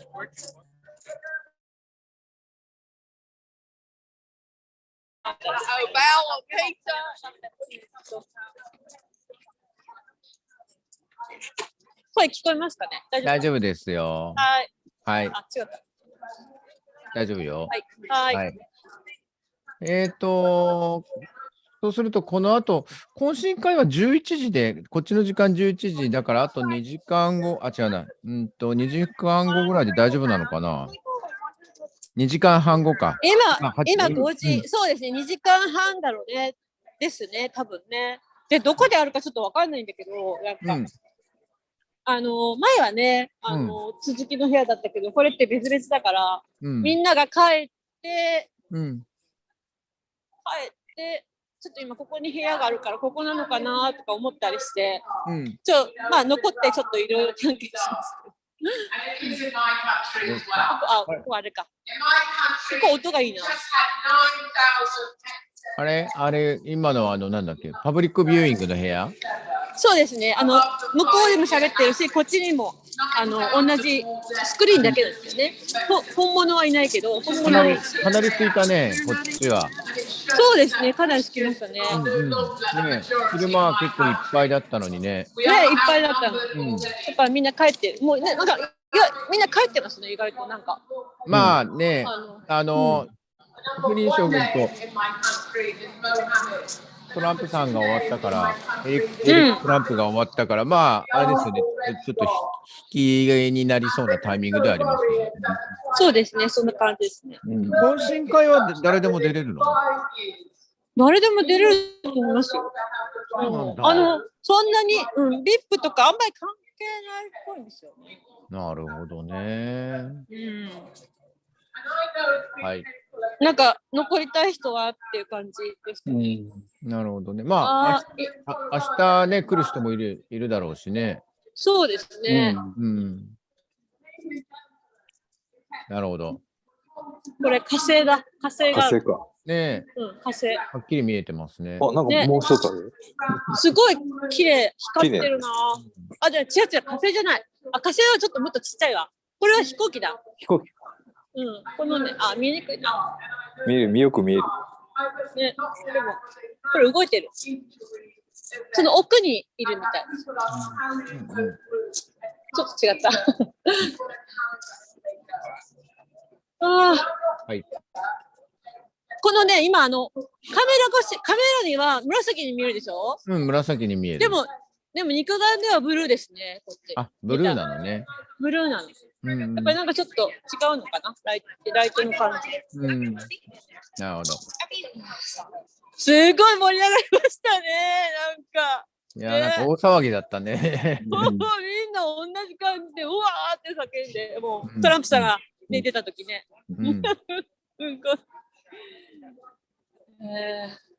すごい興奮しちゃいました。タミさんは？タミさんね、多分見てます。あ、これが、これがちゃんと。うん、今座ってる、結構座って見てるのが。ちょっと待って、これが木星かな。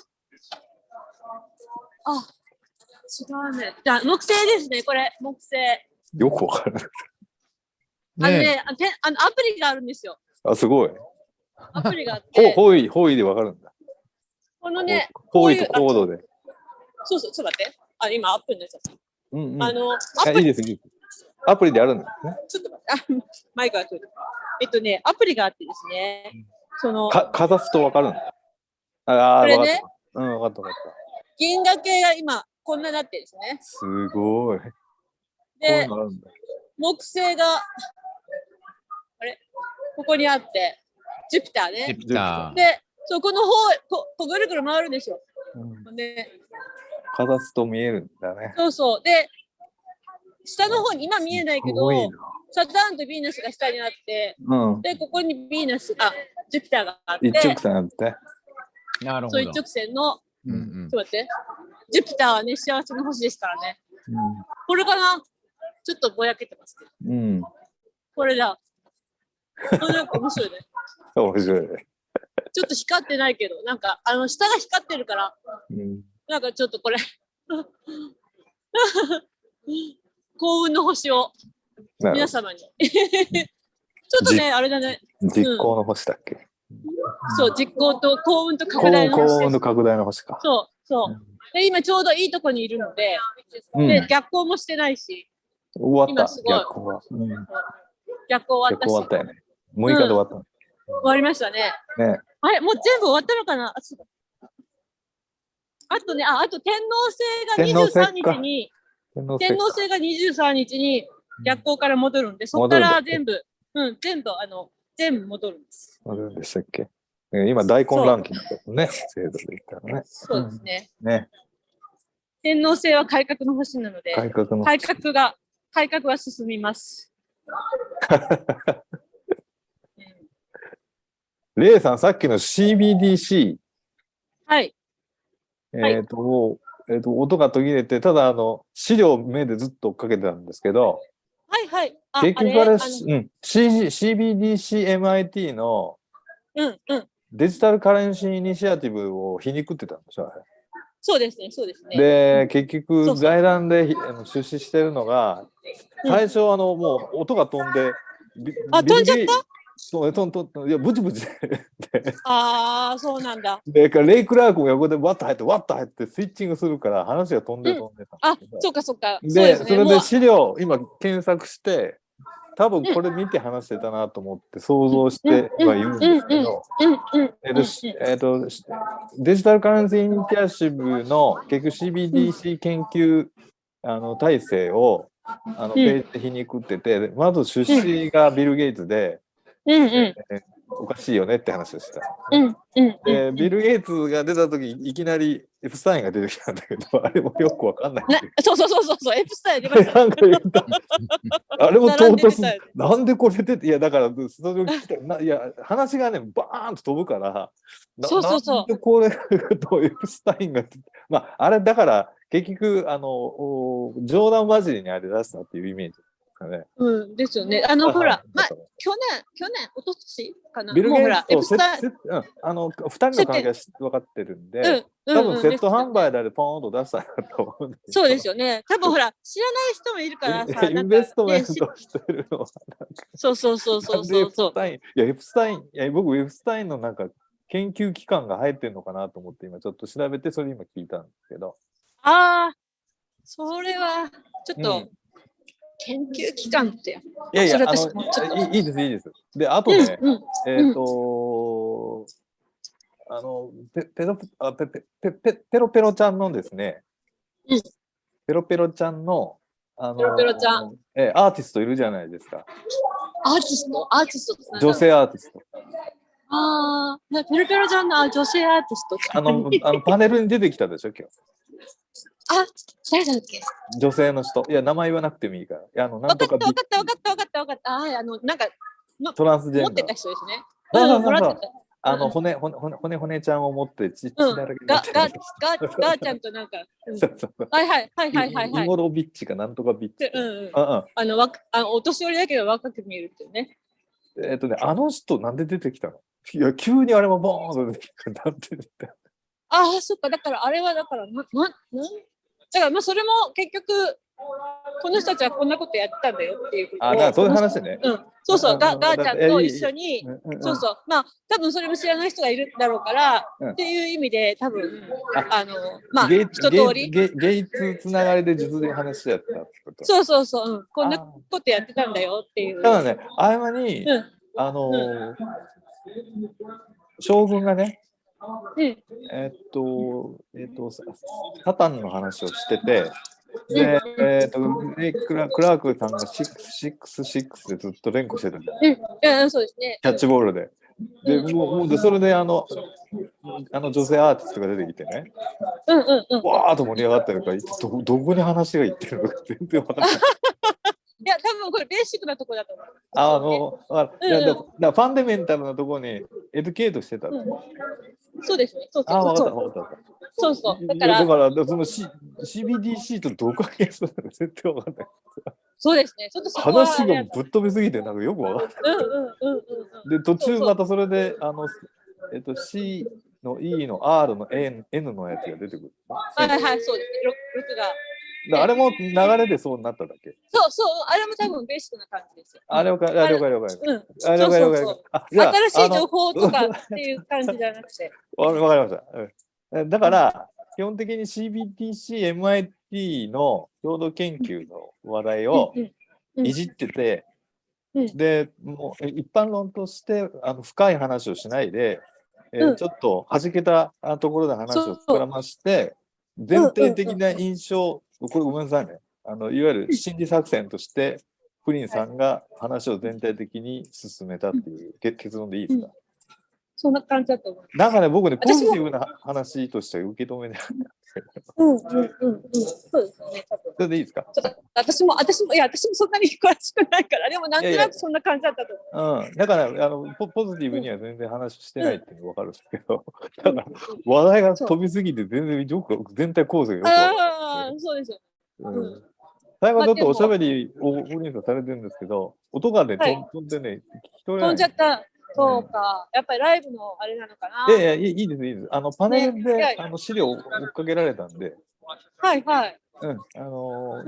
こういうことを言ってるんだろうな、的なところは、ちょっと理解。そうですよね。私も CBDC は、多分 CBDC は前はそういう話はしなかったんですよ。だから、新しい情報として、そういうこと言って、まあ、それだから、エクスタインとか、多分ベーシックなあれで、そうだと思います。まあ、多分ね、レイさん、スペース聞いて、流れは知ってられると思うんですけど、チャーリーの。そのつながりかなと思ったんですけどね。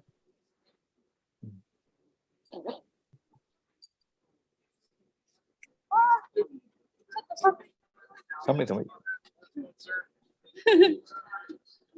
ょっと暖房に当たり。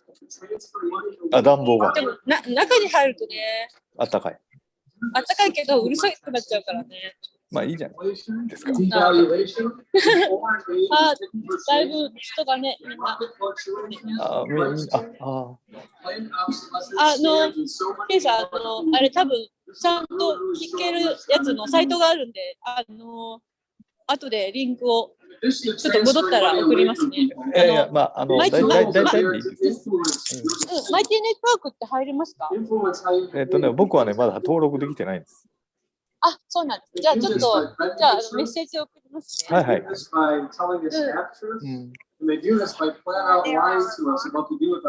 分それで、前もすごいね。結局、さっきの会場が跳ねたからみんなこっちに移ってるのかしら。すごい、結構一人。全然帰ってないんじゃないの？ものすごい。そうね、まだいますよね。いや、でもだいぶ出たんですよ、これ。ほそうなんですか。ら、どんどん出てます。うん。でも、それでもまだ残ってますね。みんなパーティー待ってる。あ、そうですよ。知ってる人は知ってるから、最後まで。でもほら、結構ね、朝早いでしょ。そうそうそう。何時かな。そう、6時からだから、もうね、6時、12時間経とうとしてて、大体みんな帰る。みんなもう晩ご飯食べたいから早く帰りたいんですよ。でも買い込んでる。あ、まあみんな食べてる。そうそう。ピザとかもね、売りに来てるみたいです。あ、そっかそっか。So, well, it's true that あとは、そうだな、今あ、本当だ。暖房機ある。中でガス炊いてんだね。あ、外で炊いたのを、このなんかホース、大きなホースみたいなんで流してる。ガスヒーター。すごい。ガスなのかな、電気なのかな。さっきね、見せたんですよ。至るところにあるんですよ。寒いんだね、やっぱね。7度だもんね。あ、そうですよね。これちょっと寒くなったかな。昼間とかは暖かかった。これ見せますね、ちょっとね。はいはいはい。ここにね、大きなのがあるんですよ。ヒーターっていうか、ね。ここにね、こういうのがあって、これで、これ何、電気ですよね。ガスなの？あ、電気なの？ね、電気ですよね。で、これが何個もこっちにあって、向こうにもあって、3個あって、で、向こうにもあって、で、静かだね。そう。で、ここにホースがあるね。あ、本当だ。ホースが。そう。で、ここからこう流してる。空気圧縮してるんだ。そう。あったかい。音全然しない。あ、そうですか。こっちね、ちょっとだけしますよ。あ、そう。でも静かな。ここまで大きいの。初めて。で、なんかこっちってそういうのがあって、これ温風だけど、寒い。夏はまたこれのなんか冷風板が、クーラーがあって、そうがあって、それで流れてくる機械もあります。すごい。ここにもあった。そう。ここにもあります。あ、本当だ。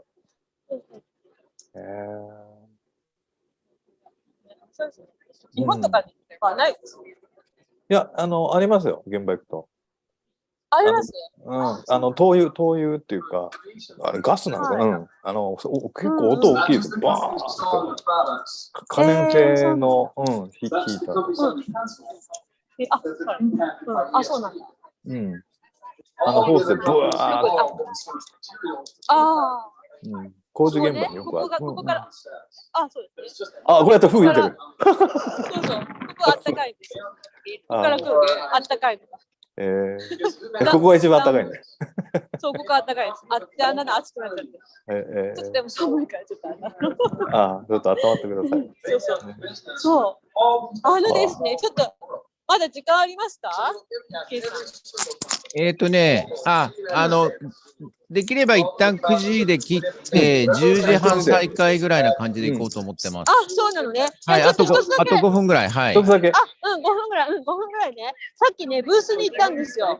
で、ブースでね、なんかね、面白いの見つけて、この間行った時はなかったんですけど、テネシーの方で、なんかね、一つの村を作ってて、村のモデルみたいなのを作ってて、まさしくなんかケイさんがいろいろほら考えたフランチャイズみたいなのが言ってたじゃないですか。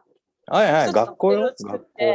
学校でね、そこはね、なんかもう一つの村っていうか、まあ集団の家なんだっけ、日本語が出てこないんだけど、そうだからそれでコーポラティブビレッジみたいなね。そうビレッジみたいになって、で共同のでファームがあって、ファームを一つの敷地に数世帯の家があって、で数世帯、何個かの家、10軒とかね、10軒とか20軒とかの家を置いて、で、その近くに共同ファームを置いて、で、また別の一角に、ヒーリングセンターとか、コミュニティ広場とか、言って、そういうのを作って、で、そこで、いろいろ、数件ってそんなのやれるんですか？そういうのを今、テネシーでやってるらしいんですよ。すごいね。で、そのモデルみたいなのがあって、それをいろんなところで、伝えていきたいなとかいうのがあって。だからそこを一つ模範例で、住んでる人たちがスピーカーでまた他に行ってこういうことできますよってモデラーとして説明するんだ。そんなのが。ちょっと待ってね。今ちょっとブースにあと1分ぐらいでいけるかな。ちょっと切れるまで。で、それをちょっと説明してくれる人が。別にぴったり切るわけじゃないから慌てなくて大丈夫ですよ。大丈夫？すごいほら人道支援とかさ、ほらね、一つの村を作るっていうのであって、でも結構ね、その人たちね、2010何年か、15年ぐらいから16年ぐらいからもう始めたそうなんですよ。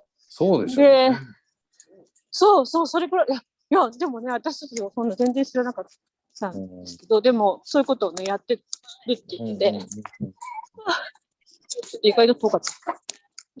だから、これはすごいなと思って。で、またそのホームページとかあるんで、またそれは皆さんに共有をしますから。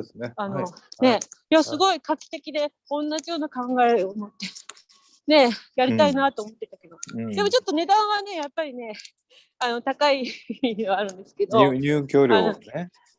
入居料とかね。まあ、徐々にね、そういうのもね、人道支援とかになっていけば、どんどん安くなっていくのかな。安くなっていくの。結構、まだ広いとこあるんだよ。また違う、お店？これさっきのお店です。さっきのお店。帰っちゃったかな。もう店じまいしてる。ワンちゃんまだいる。今どっか行ったかな。今行ったかな、どっか。これなんですけど、今ね、どっか行ったかな。ここがね、見えにくいけど、これがファームで、これが共同の家ね。で、ここにみんな住んでて、で、ここでなんかいろんなコミュニティ広場みたいに作ろうとかって。こういう規模のやつ、千葉にあったの？そうですか。コミュニティロッジがここにあります。コミュニティロッジね。で、オーガニックファームがここにあるのね。んで、レジデンシャルでがここにこうあって、で、まあこれが一つの村になって、セキュリティのカメラとかちゃんと置いて、ね、ゴミとかもコンポーズとかやったり、リサイクルやったりとか、まあいろんなコミュニティをここでヒーリングとかいろんなことやれるようなエリア。そう。だからこれ本当に村で、で、ここからなんかいろんなさ、ね、やれたらいいね。だからこういうの、ね、建築とかやってらっしゃったんで、そういう、分野ですよ、これは。そうですよね。なんかこういう感じで。なんかそれはなんかこっちが見えんだけど、本当。そうですよね。ホームライフ。勝手に私見てんだけど。いや、いいっていうか。そう。これが、このデビッドさんっていう人がね、教えてくれたんですよね。これ、なんか URL とかなんかある？これがあれですね。スキャンミー、URL。スキャン。ね。もうこれももらったんで。ホームライフコミュニティ。はい。いろいろある。はい。すごいね。なんかもうすでにあるらしい。日本にもこれに近いのあったと思いますけどね。そうなんですか。もうすでにあるんですね。あったと思いますけど、全容は僕知らないけど、部分的な写真は見てて、さっきのその、コミュニティロッジとかね、あとコンポストとさっき言ったゼロエミッションベースになんかやってる村だっていうので、ちょっと紹介で見た覚えがあるんですけど。でも今稼働してるかは全然わかんないです。もう5、6年前にリサーチ。それどこにあるんですか？いや、千葉だっていうだけでしかリサーチできてなくて、またちょっと見ときますね。デザイナーちゃんとスケッチしてる。こうやってね、いろんな感じで。そのまま。なるほど。素晴らしいですね。素晴らしいですね。こうやってね。いや、でもこれだけ専門家にデザインしてもらったら、結構費用かかるよね、土地も購入費も。ね、そうですね。すごい。すごい。ですよね。こんな、すごいですね。なるほど。こういうところにある。ハイウェイの近くなんですか。そんなにもう山の中ってわけじゃないんだ。ね、インターの近くですよね、もう。そうなのかな。ハイウェイが上に通ってますね。はいはい。インターでしょ。2箇所あるの、これね。結構な交通量のところですね、ハイウェイ自体ね。そうなんですね。テネシー？ジャクソン・テネシーっていうことですね。ジャクソン・テネシー。45と412。412。なんか、Google で見たらね。はい。ここにある。大きいですね。大きいですね。大きい。それでなんか十数件ってすごい入居費かかる。そうですね。すごいね。この土地全員で共有してるわけだからすごいんじゃない？そう。決して土地代は安くないと思うけど、そう。でもね、なんか、開けてないとことかだったらもっと山間部かなと思ったけど、全然違いますね。そうですね。でもそれでもなんか結構田舎の。ここはね。すごいですね。すごい。ロッジになって。ロッジで。これはこれでも普通に住みやすい。いや、すごい住みやすそう。ね。そう、とりあえずこれ見せようと思って。なるほど、ありがとうございます。ケイさん、ね、好きかな。好きです。仕事の延長ですけど。そうですね。なんかね、いろんなアイディアのなんか参考になる。いいね。ハート、ジン、ね、ウェルネス。いろいろあるのかな？なんか他にもなんかね、さっきの見ていたホームライフってやつですね。そうですね。これがあれか。メンディングナチュラリー.com。ちょっと待ってね。メンディングナチュラリー.com。あとあともう一回あった。ホームライフ。さっきのはあったんじゃない？ホームライフ。ホームライフコミュニティ ORG。で、これはメンディングナチュラリー.com。はい。また調べます。ありがとうございます。多分一箇所見たらみんなブレーンなんで、多分ね、これ企画してる人がプロデュースしてる人がいて、こういう3つのやつまとめてやってるんじゃないですかね。デザインとか、あとプランナーの人、アーバンデザイナー。はい。アーバンデザイナー、ランドスケープアーキテクトみたいなのがいるんだと思うんです。はい。メンディングナチュラリーはドクター・ジャリー・カチュンデルさんっていうのをウェルネスセンター作ってて、で、ホームライフをまたやりました。だからさっきのなんだっけ、メディテーションじゃないけど、そのメディケアみたいなスペースをそうだからヒーリングセンターみたいなね。なんか理想的ですね。そうですね。いいですね。増井さんにぴったりじゃないですか、この理想的な。何？はい、ありがとうございます。もう増井さんの仕切りの9時過ぎちゃってるから、もう。まだ大丈夫。まだ大丈夫。とっても勉強になりました。ありがとうございます。いや、よかったです。ちょっと話せてよかったです。なんかね、お伝えしたかったな。はい、ありがとうございます。今日なんかいろいろ情報があって。ね、そうですね。いろんな。さっきの本当ね、CBDCMIT だけ頭も混乱しましたけど。そうですね。ネットで検索して必死になってみるんだけど、ビル・ゲイツは出てくるけど、他の人全然誰も出てこないからな。そうね、まあ冗談であれやってたんだ。まあでも結構会場盛り上がってましたよね。盛り上がってましたね。ねまあ、結構これ U の中のブーだから、あんまりダイレクトに言うとね、あれなんで。そうですね。もうそこまでにしときますけどね。ちょっとびっくりしたけど。とりあえず、そうね、ちょっとね、そうです。増井さんも多分あそこ席立ってられたから、あれだけど、結構ヒヤヒヤの資料がいっぱい出て。いや、なんで、何音声っていうか、クオリティが悪かったので、まあ、OK みたいな。大丈夫かなみたいな。いや、結構ね、出てる映像はヒヤヒヤものが多い。出てたんだけど。会場もうわーって感じだったよね、あれ。基本、まず、音声と文字なので。音声文字ですか？基本はね。はい。はい。結構ね、冷や汗の資料いっぱい出てましたね。いや、なんかあれでしたよね。うおーっていう。さっきも夜中の方でも、なんか、いい感じで途切れていい感じだなと思って。ああ、なるほど。いや、もうここはやっぱ映像のプロなんで。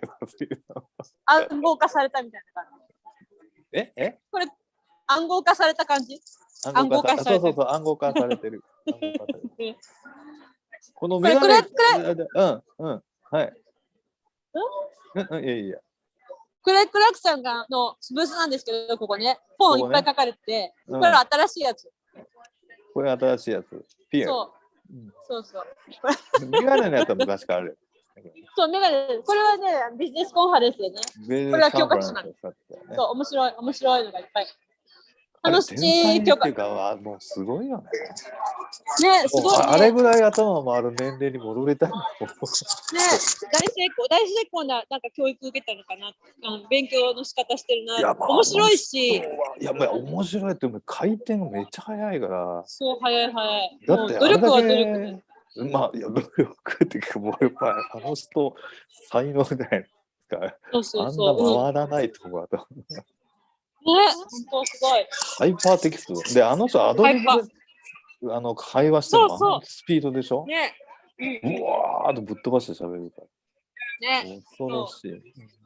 さっきほらその動画が動かなかったトランプさん。そう。ね、あれでもちゃんとアドリブ結構。アドリブなんか入れてたよね。ね、みんなに質問したりとかして、すごいとか思った。間を持たせるよね。相変わらず。ね。そうですよね。最後のオチは本当スッと言ってほしかったんだよね。大体動画知ってるから。シュワブさんがちょっと憎まれ口聞いて、トランプさんが王道で、私は大統領で、公正なね、国民を守るんだとずっと言ってる。応募は許しませんって言うんだよね、確か。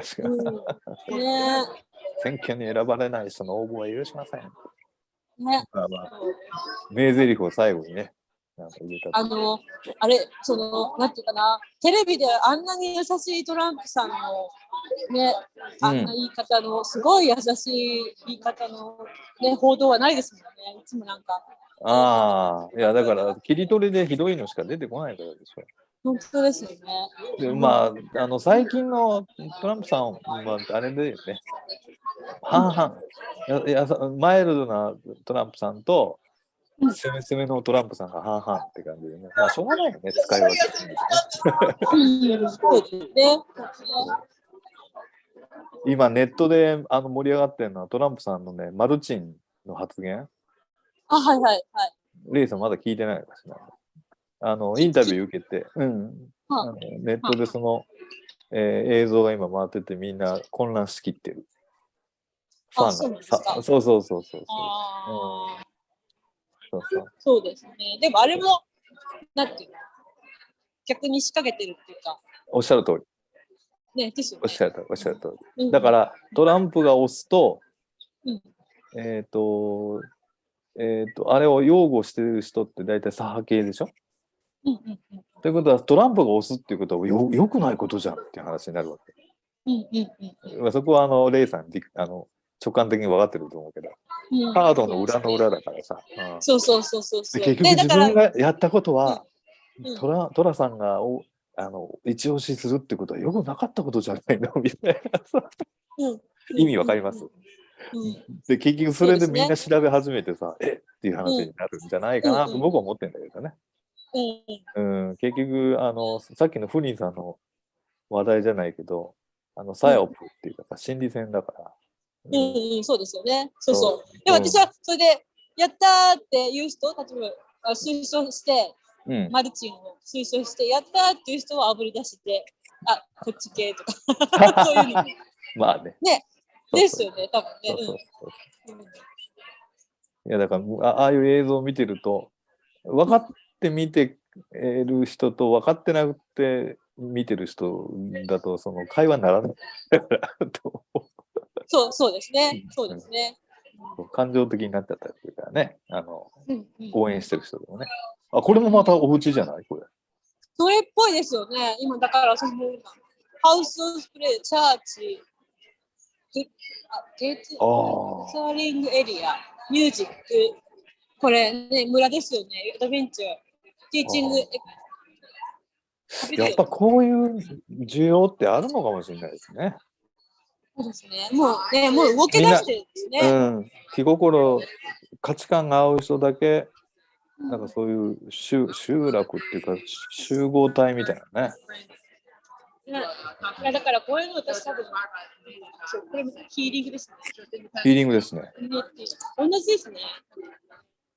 まあ、あれじゃないですか、都会に住んでてね、持病を持ってる人、例えばよくあるじゃないですか、喘息を持ってらっしゃって、天地療養ってことでも、都会のお家引き払って、田舎の方にお住まいになる方いるでしょ、ご両親が子供のために。ああいう感じで移動する方結構多いかもしれないですね。そうですよね。環境を変えて子供のためにみたいなね。まあ自分たちもね、働き場が都会じゃなくてネットでビジネスできるっていうかね。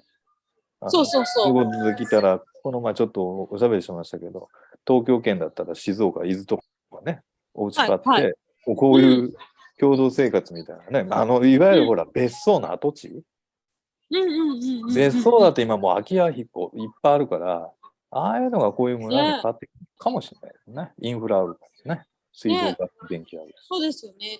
日本とか今すごい安くあるんでしょ、なんか、ただ同然の物件とかもあるんでしょ。そうです。ねで、あれはだからほら、別荘で生み出すから価値がないんだけれども、引っ越ししてもそこで永住する人には価値ありますからね。土地あるし、水道ガス電気来てるしね。で、大体ほら、伊豆だったりすると温泉来てるから。まあ、もう、ずっと住んでたら、温泉の月々の支払いってそんな負担もないですよね。もう、都会の家引き払ってそこだけ住む。あれ、別荘で住むとものすごい高いんですよ。管理費高いから。もう入居とか永住しちゃえばそんなでもない。だって人間ずっと住んでますからね。管理頼まなくても自分で住む。そうですよね。だからそういう、こういう、住み方、みんな集まって住むみたいなのがブームになるかもしれないね。ね、そうですよ。面白いな、こう。村もね。僕、こういうの全然想像はしなかった。いや、学校しか考えてなかった。学校なんですよ、学校。そう、でも私はなんか、ケンさんの話を聞いたら、なんかそういうことなのかなとか思ってて、私はそういうイメージがついたんですよね。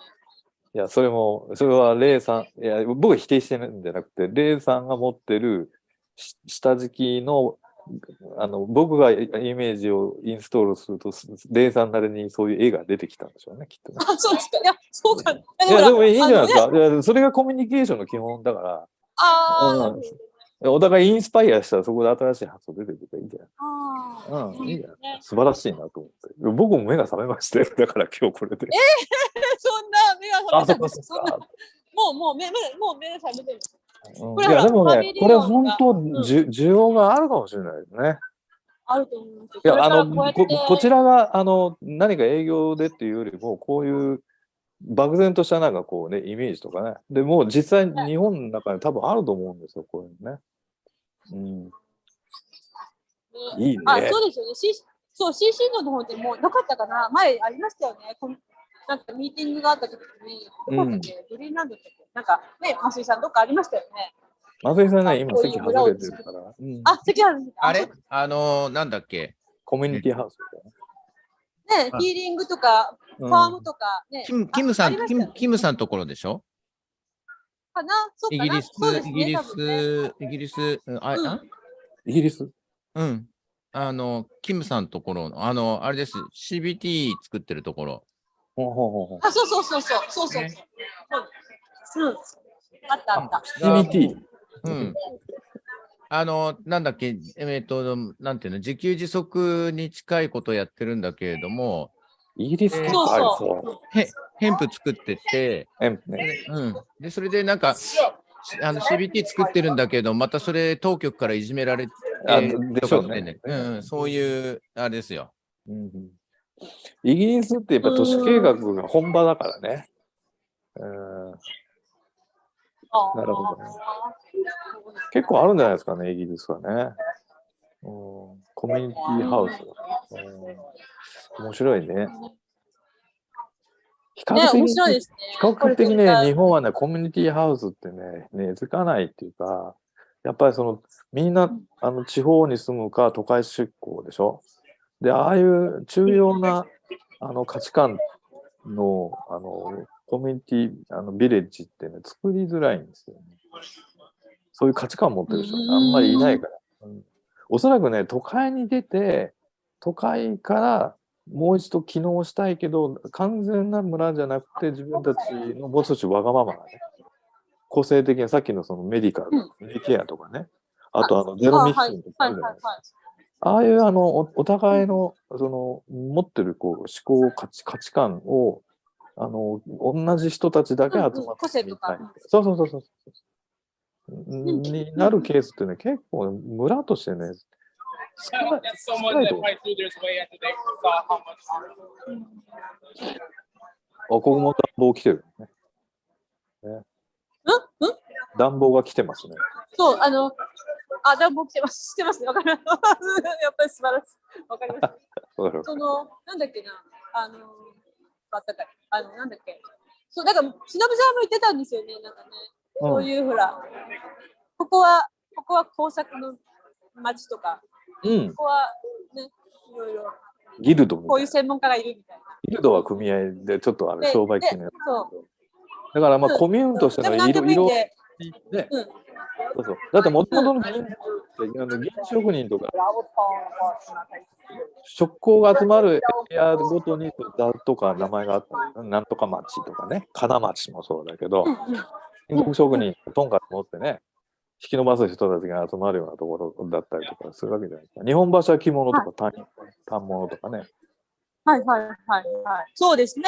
そう、それで、そこに行ったら。江戸とかね、ああいう時代って区画整理があった上で、一気に近代化した都市って、やっぱそういう区域ごとに町がみんなね、その属州っていうのかな。俗人的にみんな集まって村とか長屋を作ってたから、なかなか面白い。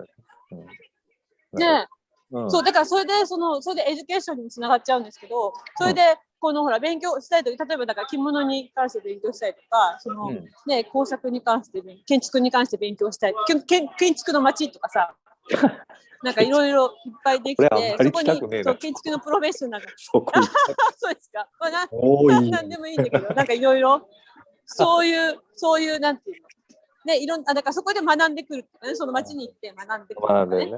僕のね、イメージだったのは、もうすごくバナキュラーっていうか原始的で、今都心郊外ってあるじゃないですか。もう緑があって家が結構集まってるね。まあ普通の町郊外型の町なんですけど、で今もう13% ぐらいがもう空き家なんですよ。日本は今。そうなんですね。まあ、うちどんどんみんな自分の実家に帰ってきちゃうと思いますけど、だから今空き家をうまく使わせていただくとかね。あ、切れちゃった。あれ松井さん切れちゃいましたね。切れちゃったね。うん。レイさん切れちゃった。電池が切れたのかもしれないですね。一応、じゃあ戻ったら、そうしましょう。戻りの時間確認して、10時50分かな、そしたら。10時50分ですね。はい。はい。再開すればいいかな。まあ、多分懇親会だから、まあ、そんなに、なんていうのかな、ガッチガチの時間じゃなくても大丈夫だと思うんで、1時間半とブレイクにして、はい、10時50分スタート目標でいこうかな、という感じですね。はい、レイさん、連絡ない。バスッと落ちましたね。うん。バスッと落ちたんで、多分電源かなんかじゃない。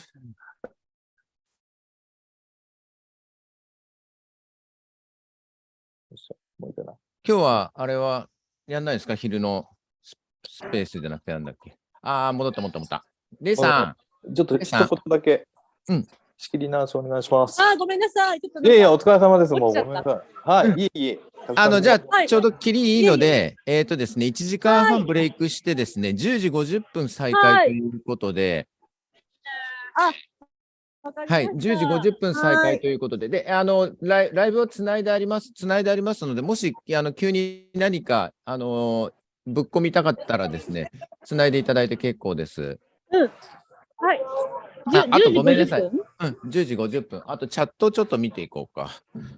全然見てなかった。山本さん、ありがとうございます。フリン将軍のお話、タイミング、見れてよかった。学さん、それから、野田さん、大島さん、はい、それから、だから、まゆみさん、まゆみさん。アリンコチエさん。アリンコチエさん。それから、瀬野さん、吉川さん。瀬野さん。はい、など、すみません。読み上げて、ご紹介してなかったです。お名前だけで失礼します。あと、ちかこさん、今入ってきた。はい。はい。ということで、10時50分にケントでまた再開しますが、それまでライブはつないだままになっておりますので、ご了承いただきたいと思います。じゃあ、ケイさんもありがとうございました。とんでもないです。はい。またぜひお待ちしております。はい。はい。ありがとうございます。じゃあ、10時50分ですね。10時50分です。はい。よろしくお願いします。ありがとうございました。はい、ありがとうございます。またね。はい、後ほど。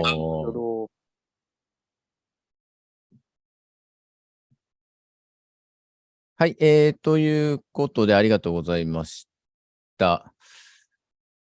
どこ行っちゃったかな。10時50分。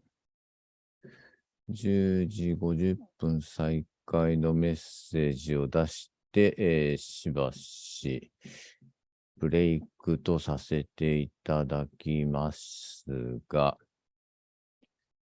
どこ行っちゃったかな。はい、10時50分からですね、再開した後は懇親会ですね。昼より、むしろゆっくり、チャーリーさんとフリン将軍、にお話を伺うことができるかもしれないと。はい、そんな感じだと思います。はい、なので、10時50分から、ライブはつないだままですね、10時50分から再開します。なんか突発的なことがあったらですね、すぐ配信ができるように、で配信切らずにですね、待機という状態になりますので、はい、ご了承いただければと思います。よいしょ。はい、ということで、お待ちくださいの画面が出たところで、ここから、はい、しばし待機、ということになりますので、配信開始をお待ちください。ではまた後ほどです。ありがとうございました。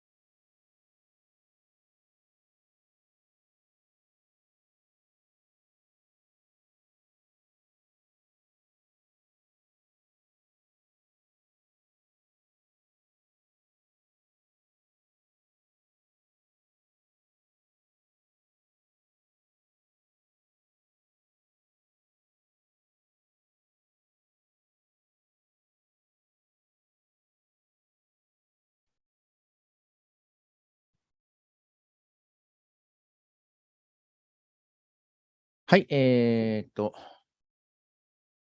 おや。時刻は10時50分を回りました。はい、レイさんがまだ戻ってきておりませんが、はい、ライブを再開します。はい。そしたら、とりあえずチャットを確認していきましょう。そうそう、イギリスじゃなくてアイルランド。出てこなかった、鉄拳。はい、あれですね。あれこれ、ずいぶんあれだな。ちょっとしか出てない。途中からなのかな、これ。はい、直近のものから遡っていきましょう。はい、これが、学さん、増井さん、お疲れ様です。いえいえ、ありがとうございます。で、これが、まゆみさん、ビレッジ計画案がパンフレットになって出てきました。ありがとう、レイさんと。なんだっけ。はい、10時50分に再開しましょう。お疲れ様ですが、山川さん。はい、見てましたようで、ちかこさんが、これがあれだね。中断前の最後の書き込みですね。はい、その前が、こんなもんだったのかな。はなちゃん。はなちゃん。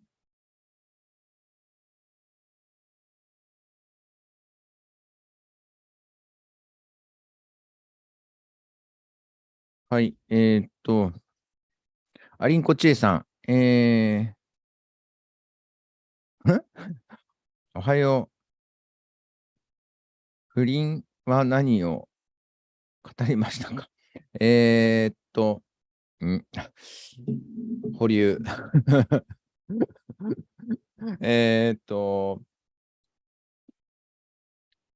はい。この後ですね、時間は少しアバウトだと思うんですけれども、1日目の夜の懇親会ですね。なので、列に並ぶとは思うんですけれども、フリン将軍と、チャリワードさんに、それぞれあれですね、一人一人、ちょっとずつ時間をもらえるというですね、そういう時間になります。で、この後の予定なんですけれども、これあれだね。なんか、増井さん、全然抜けちゃう。背景が抜けちゃうと、あれなんだよね。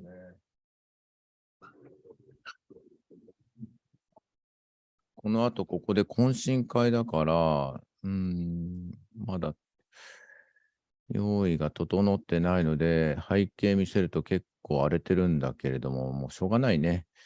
よいしょ。じゃないと、増井さんの髪の毛切れちゃってるの。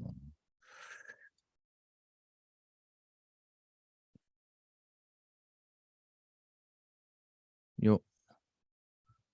間違えちゃった。よ。はい、ということでですね。なるほど。逆光であれなんですね。K さんお帰りなさい。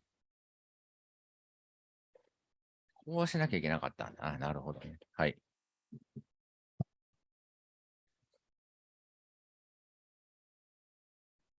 まだね、レイさんが戻っていない。レイさん、K さん。今気がついちゃった。レイさん、K さんね。はい。松井さんお疲れ様です。はい、どうもです。どうも。二人っきりですね、みたいな。レイさんが戻ったら、今度レイさんと二人っきりになっていただきますんで。松井さん、お仕事行っちゃう。これだから、1台のパソコンで、ライブはつないだままですね、仕事を先に移動しますんで、そうすると、12時ぐらいにまただから、つながることはできるんですけれども、小1時間ほどですね、お任せタイムになりますので、いい。はい。この後、そうすると1時間、そうか。多分はい1、2時間だと思うんですが、とりあえず僕が不在になるのは、小1時間と思っていただいたらよろしいですか。はい、わかりました。すいません。はい。それもこれもレイさん戻ってからのことではありますので、そうですね。はい、という感じで。これまだ YouTube つながってない。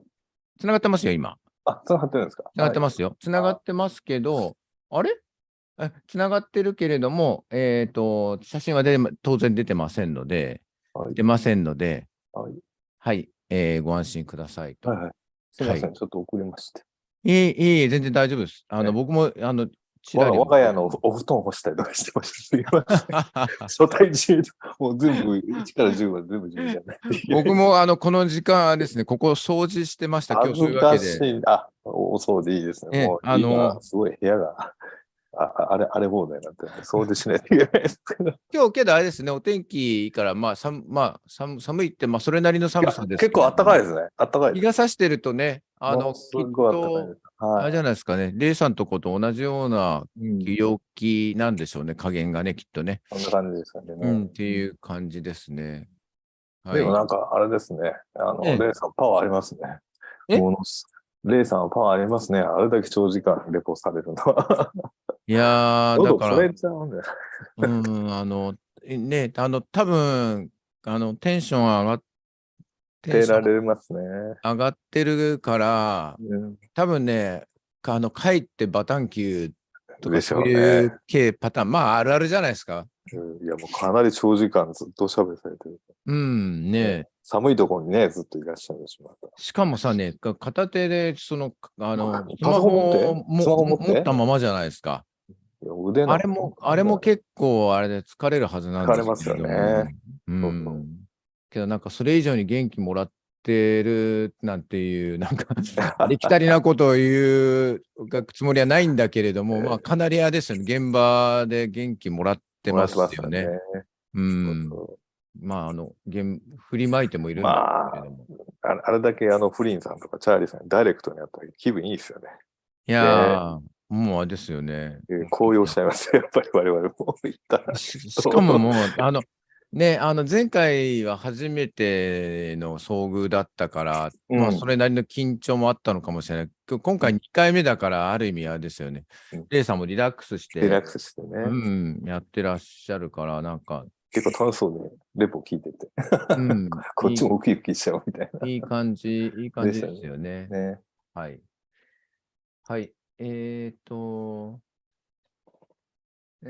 本にもこんな集団生活ありますね。日本にもこんな集団生活ありますね。何を受けてなのかな、こんな集団生活。あれですよ。さっきレイさんが私に紹介してくださった、私が妄想で考えてるビレッジ計画案なるもの私、ビレッジじゃないんですけどね、空き家再生計画の学校みたいな話をしたんですけど、レイさんはもう、まっさらな土地から考えて、ピュアですごく素敵なんですけどね。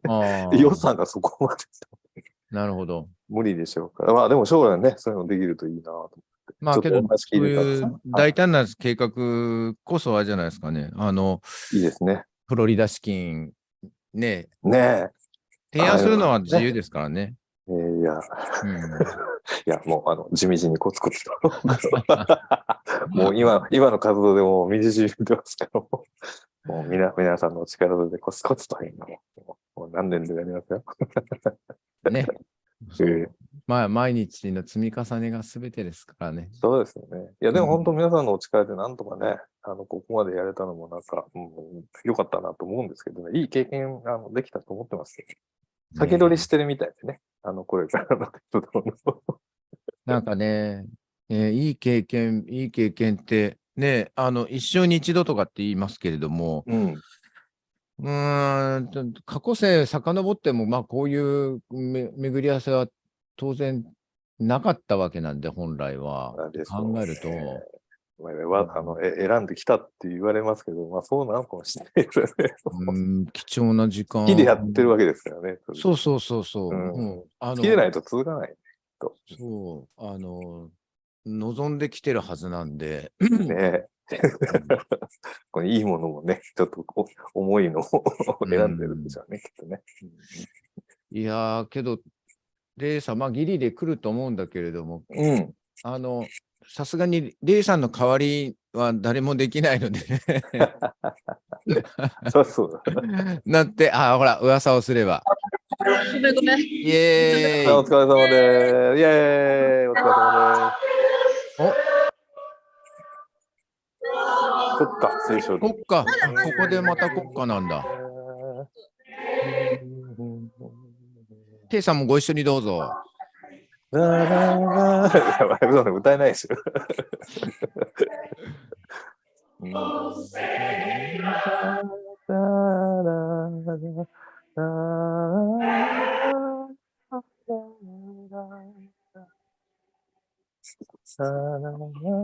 なぜか音消えますね。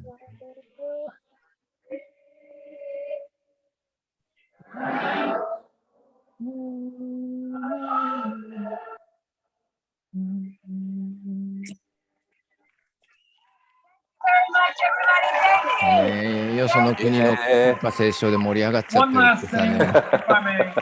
God bless you for doing that. God bless you for being there. One last thing. People ask me that question. I always told her that when Laura asked me that. And I said the other question is where we're all. どこの国のペイトリストなんだか。What was so important that you weren't there? Half and half. God bless you for being there. For those that were there. 世界は一つでまあいいですよ。Be there now. You're レイさん。Do it now. Be there for these. レイさん。ちょっと待ってね。はいはい。God bless you. Thank you for listening. 待つよ。あれこのひげもじゃの帽子かぶった人、ちょっとね、今のひげもじゃの帽子かぶった人。この人。レイさん、ひげもじゃで帽子かぶった人。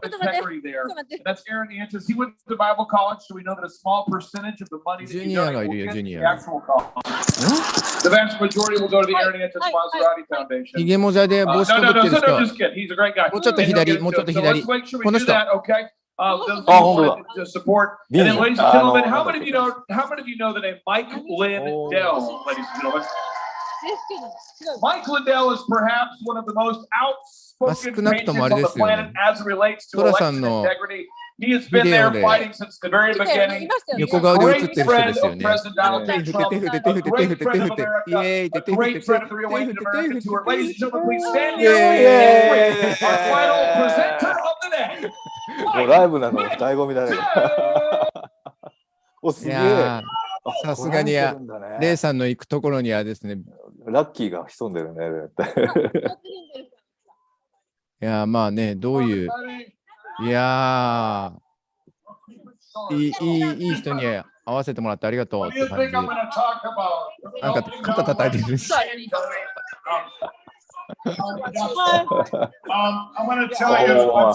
ごいすごい。いやもう仕事行けないじゃんね。In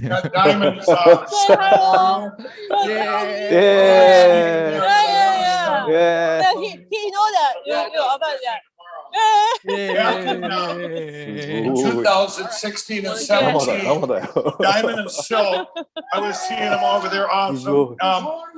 But I was watching them and they've been there. 大丈夫ですさん。大丈夫よ。小1時間ほどね。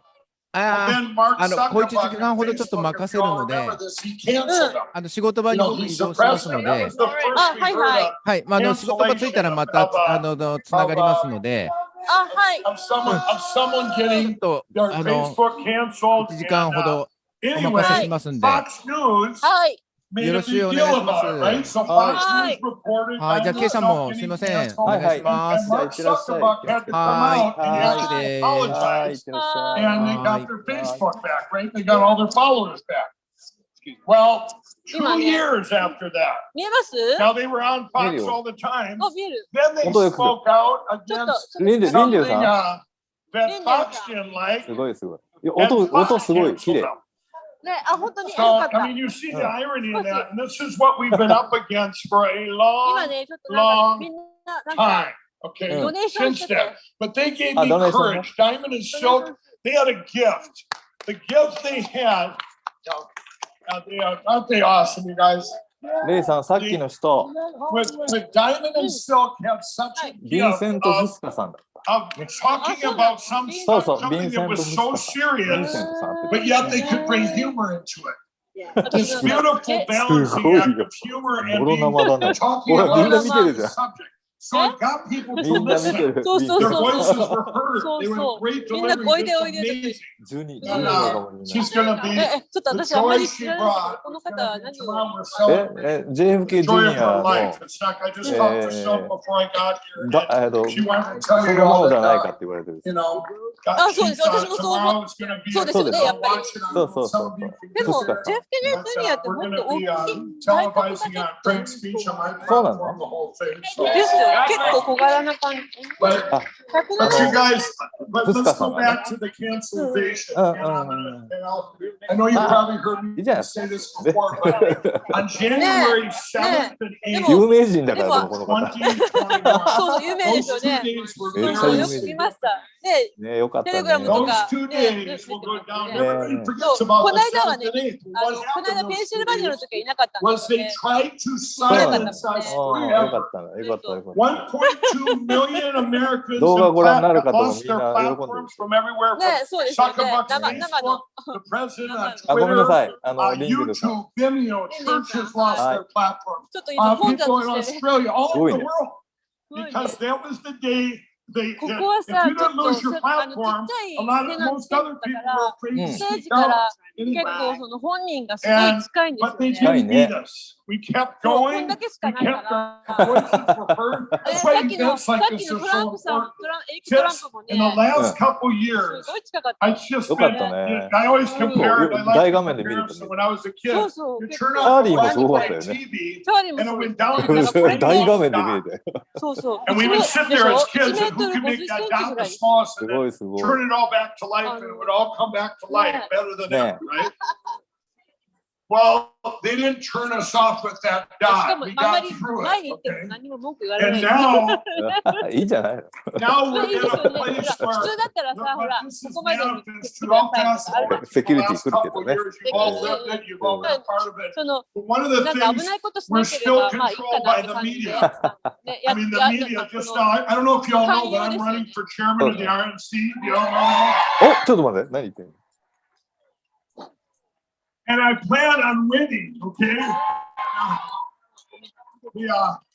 But it's pretty amazing when I'll tell you how the media works. Ronna McDaniel came out with and she came out and said, it takes 168 people vote for this. This is 3 from every state and territory, okay?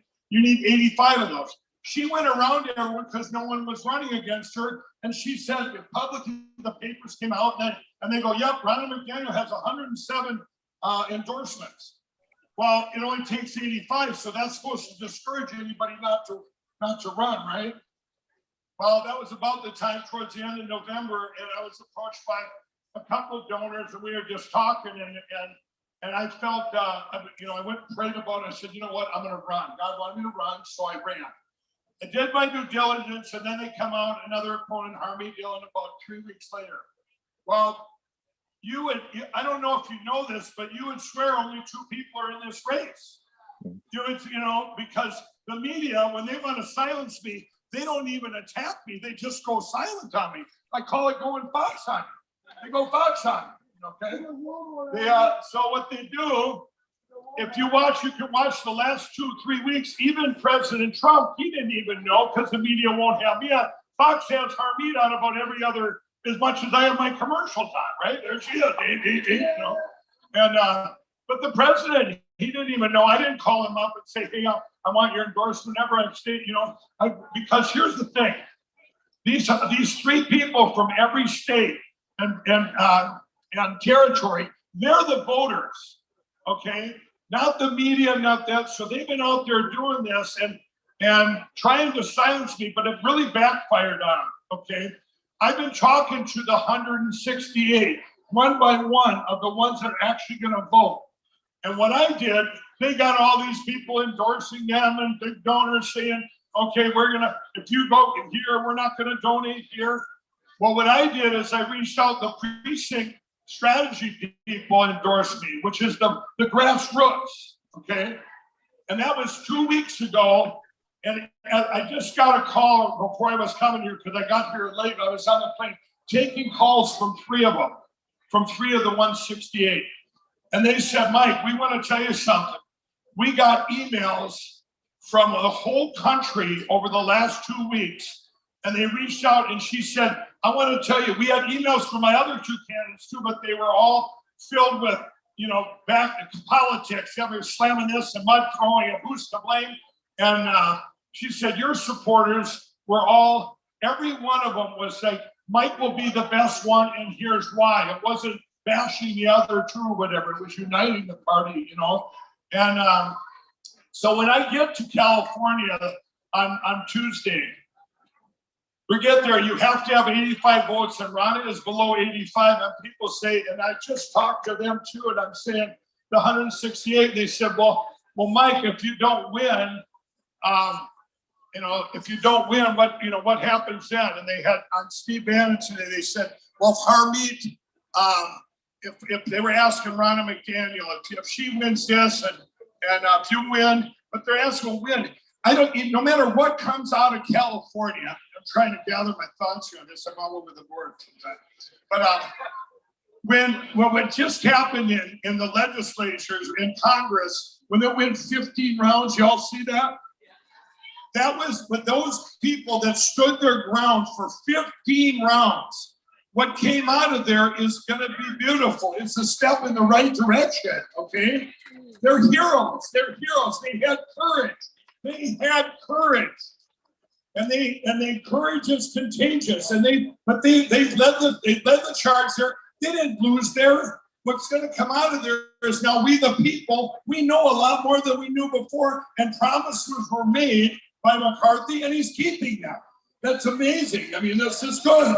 If they wouldn't have been courageous, you wouldn't have had this change. So I'm telling you, whatever comes out of California next week, next Friday, it's going to be something different.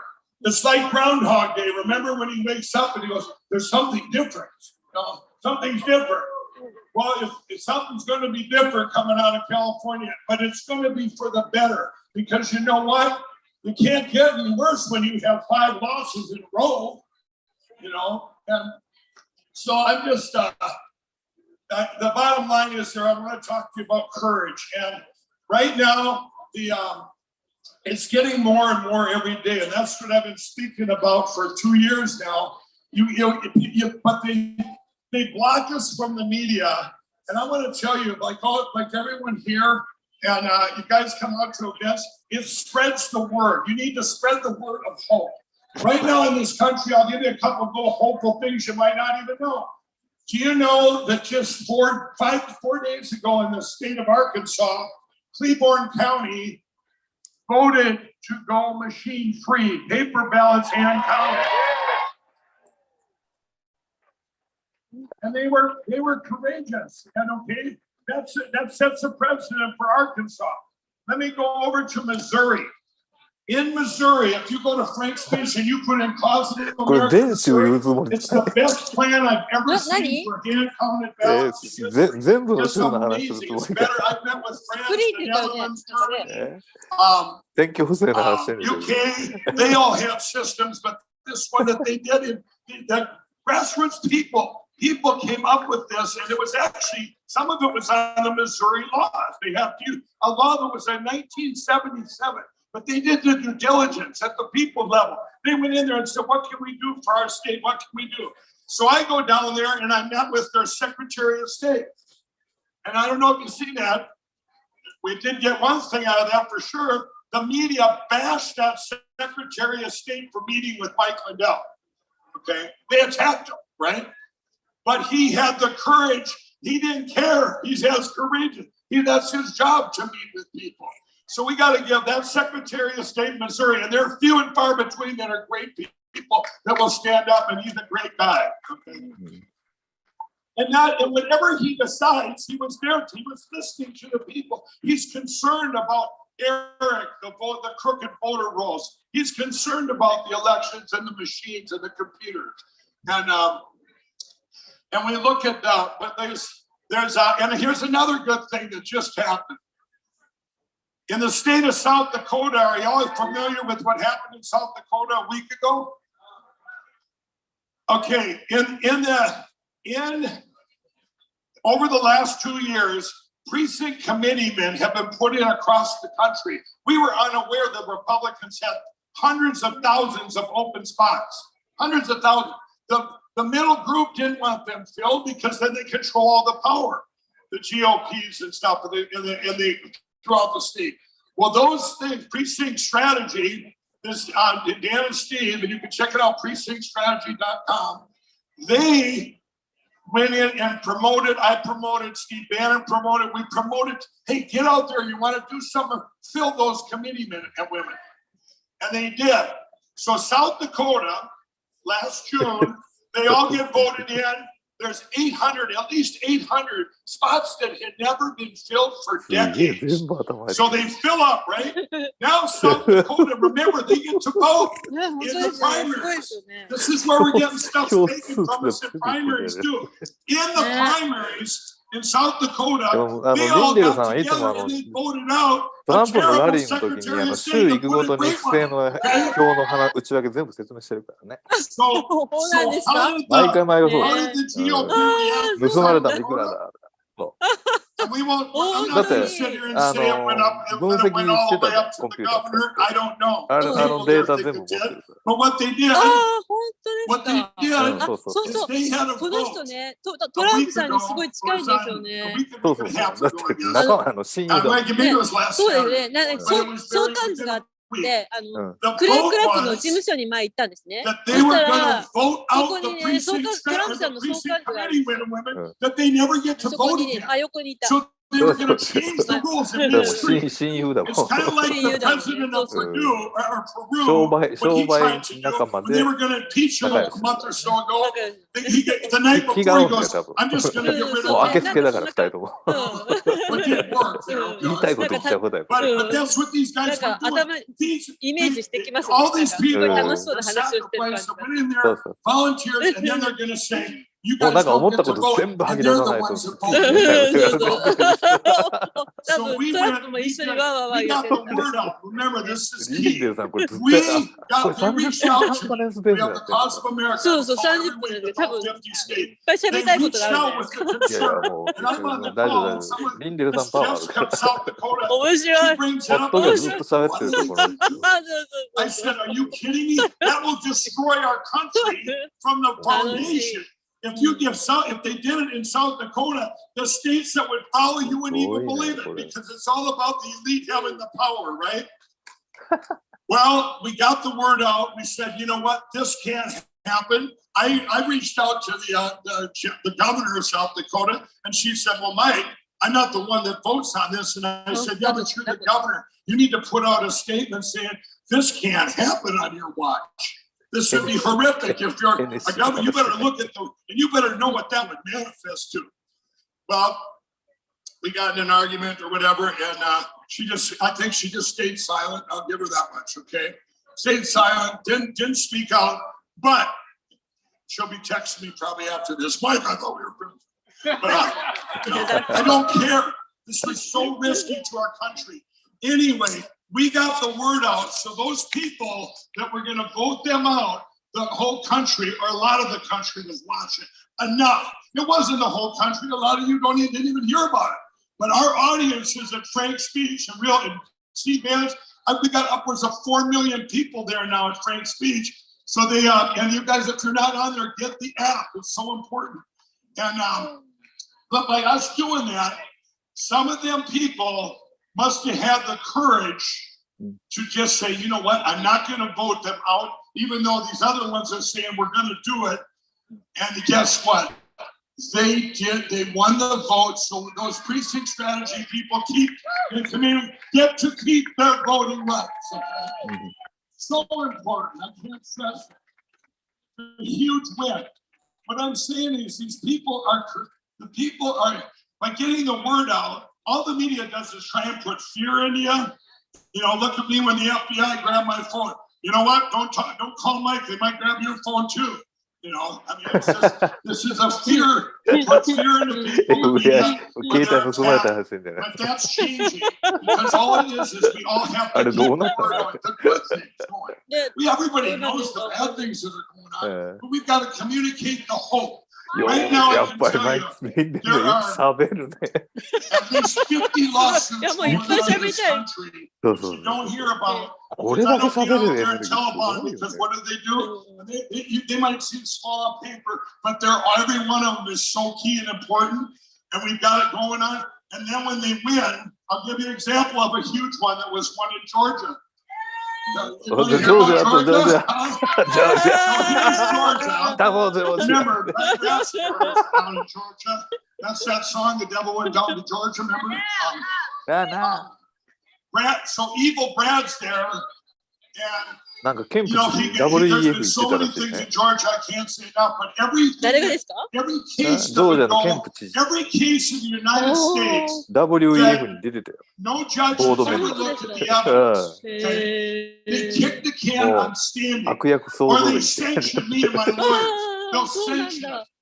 That means you shouldn't have even brought it up to them. How dare you bring this up? You're going to pay sanctions for the other lawyer. Well, good for you, Special K. We'll pay the sanctions, but we're going to keep fighting. Well, anyway, so here's Georgia. It went all the way up to the Georgia Supreme Court. This is about 4 weeks ago. And it's Democrats and Republicans on the Georgia Supreme Court voted unanimously that we, the people, have standing in our election. But those were people that had courage to go against the establishment, against the uniparty, the deep state, the globalists, the evil. This is a spiritual battle of biblical proportions, everybody. We all know that. Well, that is a huge win. So, and then you probably don't even know. You all know where Carrie Lake's sitting. We've appealed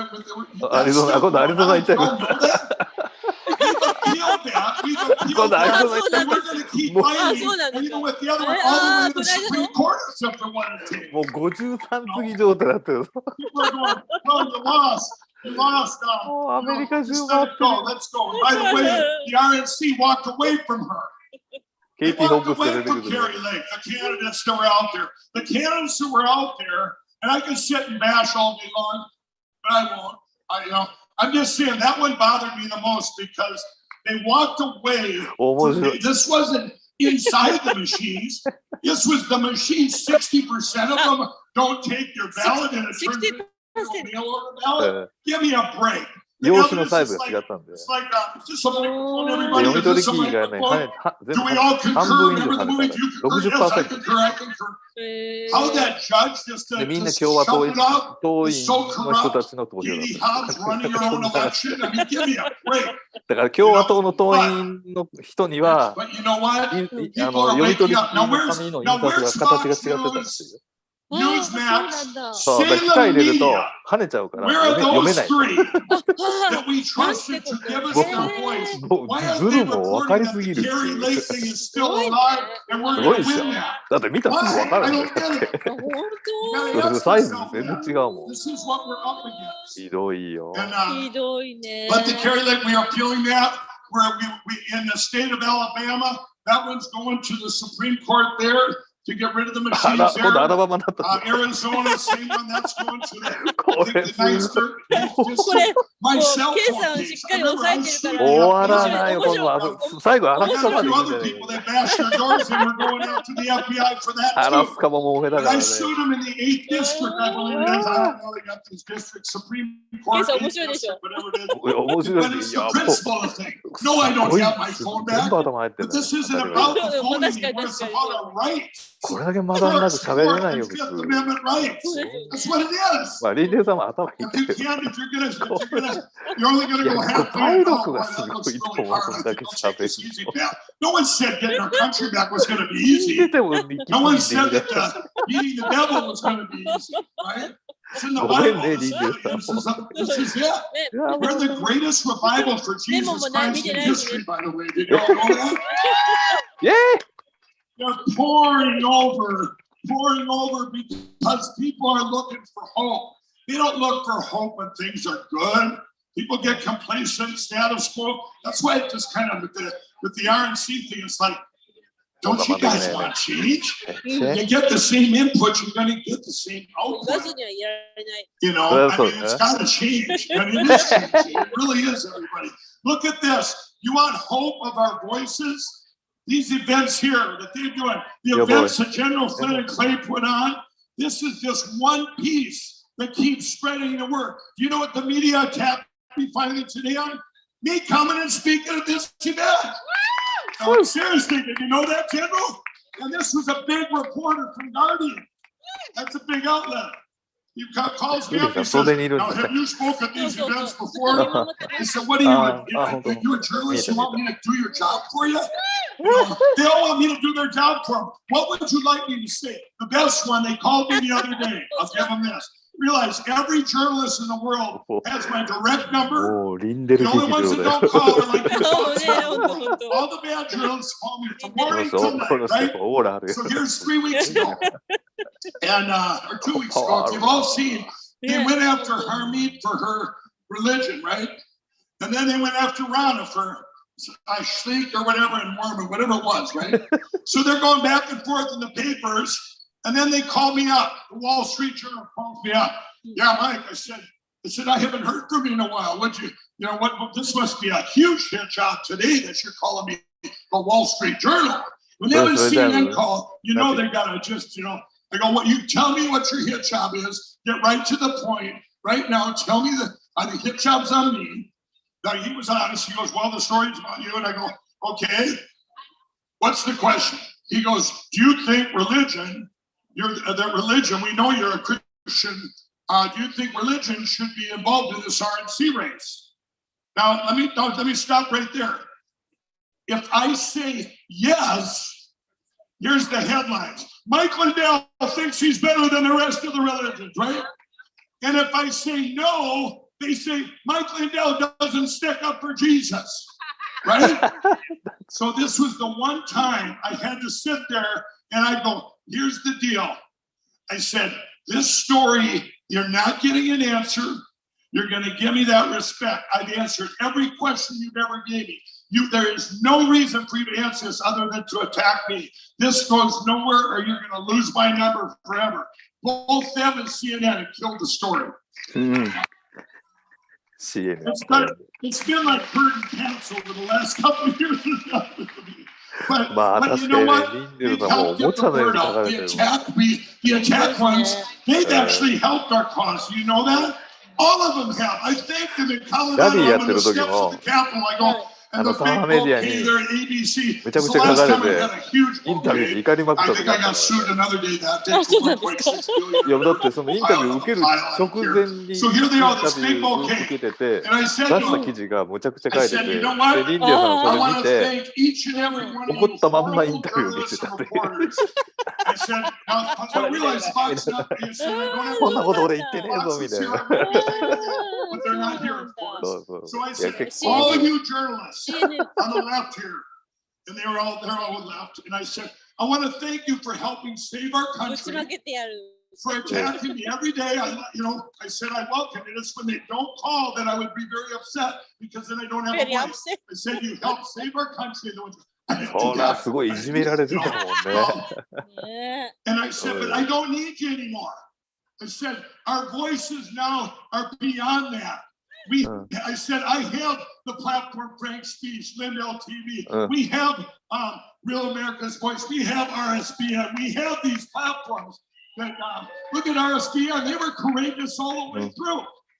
You know, just amazing. Now, look at this is where I'm みんなもう通り過ぎちゃってこっち来てるよって言ってね。2020 election. 俺らはチャンネル持ってるんだって言ってね。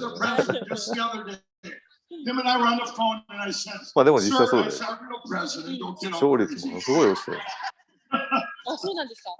そうよ。もうすごいよ。ジョン・ローガンってポッドキャスターいるじゃん。アメリカでも一番有名なポッドキャスターいるけど、CNN の10倍ぐらい視聴率。I said, sir, すごい I 個 said 人 the で。 2020 election will go down as the 年 most 月 important election in 月間 history, 1億 not ビュー just と in the United States, but the world.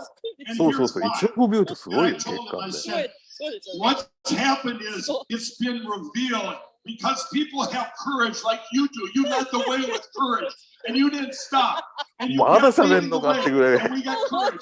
And then the courage was contagious. And we all were リンデル courageous, さんなん right? だよ、So this kept going 共 on 和 and 党の on. 議長に And, な、when, 議 and 長 now っていうか、 the, 全国本部 by 議長に doing なるんですけ that, ど、どうなったの people are getting revealed. The 今、議 bad 長選やり platforms. 始める。 Look at Facebook gets revealed. Don't suck about it. Twitter got revealed. What a blessing. You have Elon Musk there that released it all, right? Y'all see my first tweet? Y'all see my first tweet? It said, hello, thanks Elon Musk. I said, I'm back. この辺はイタリアの時 Melt 代 down で the 掛け electrical 言 voting 葉 machines and turn them into prison bars. And all the media goes, he didn't learn a lesson. いや、ほら、もう、寸劇がうまいんで。 But we've 大 learned 阪の that おっ these ちゃんの上でしょ、 platforms, and こういう there とこ。 is a place. Look what we have now. Truth もう引き social, 込んじゃうよね、人。 Getter, yeah, Cloud Hub, Telegram, Frank Speech. You have all the, and now 英語 Twitter わかんな now. くてもね、こ And の Facebook, 理由 don't 言っ get て me 無理 wrong, だ you けで can 笑える still, some of you can still spread the word there of the other platforms. Every day you wake up, you should be getting the word out. I don't care if you have 30 people on your platform. It doesn't matter. You want to do something?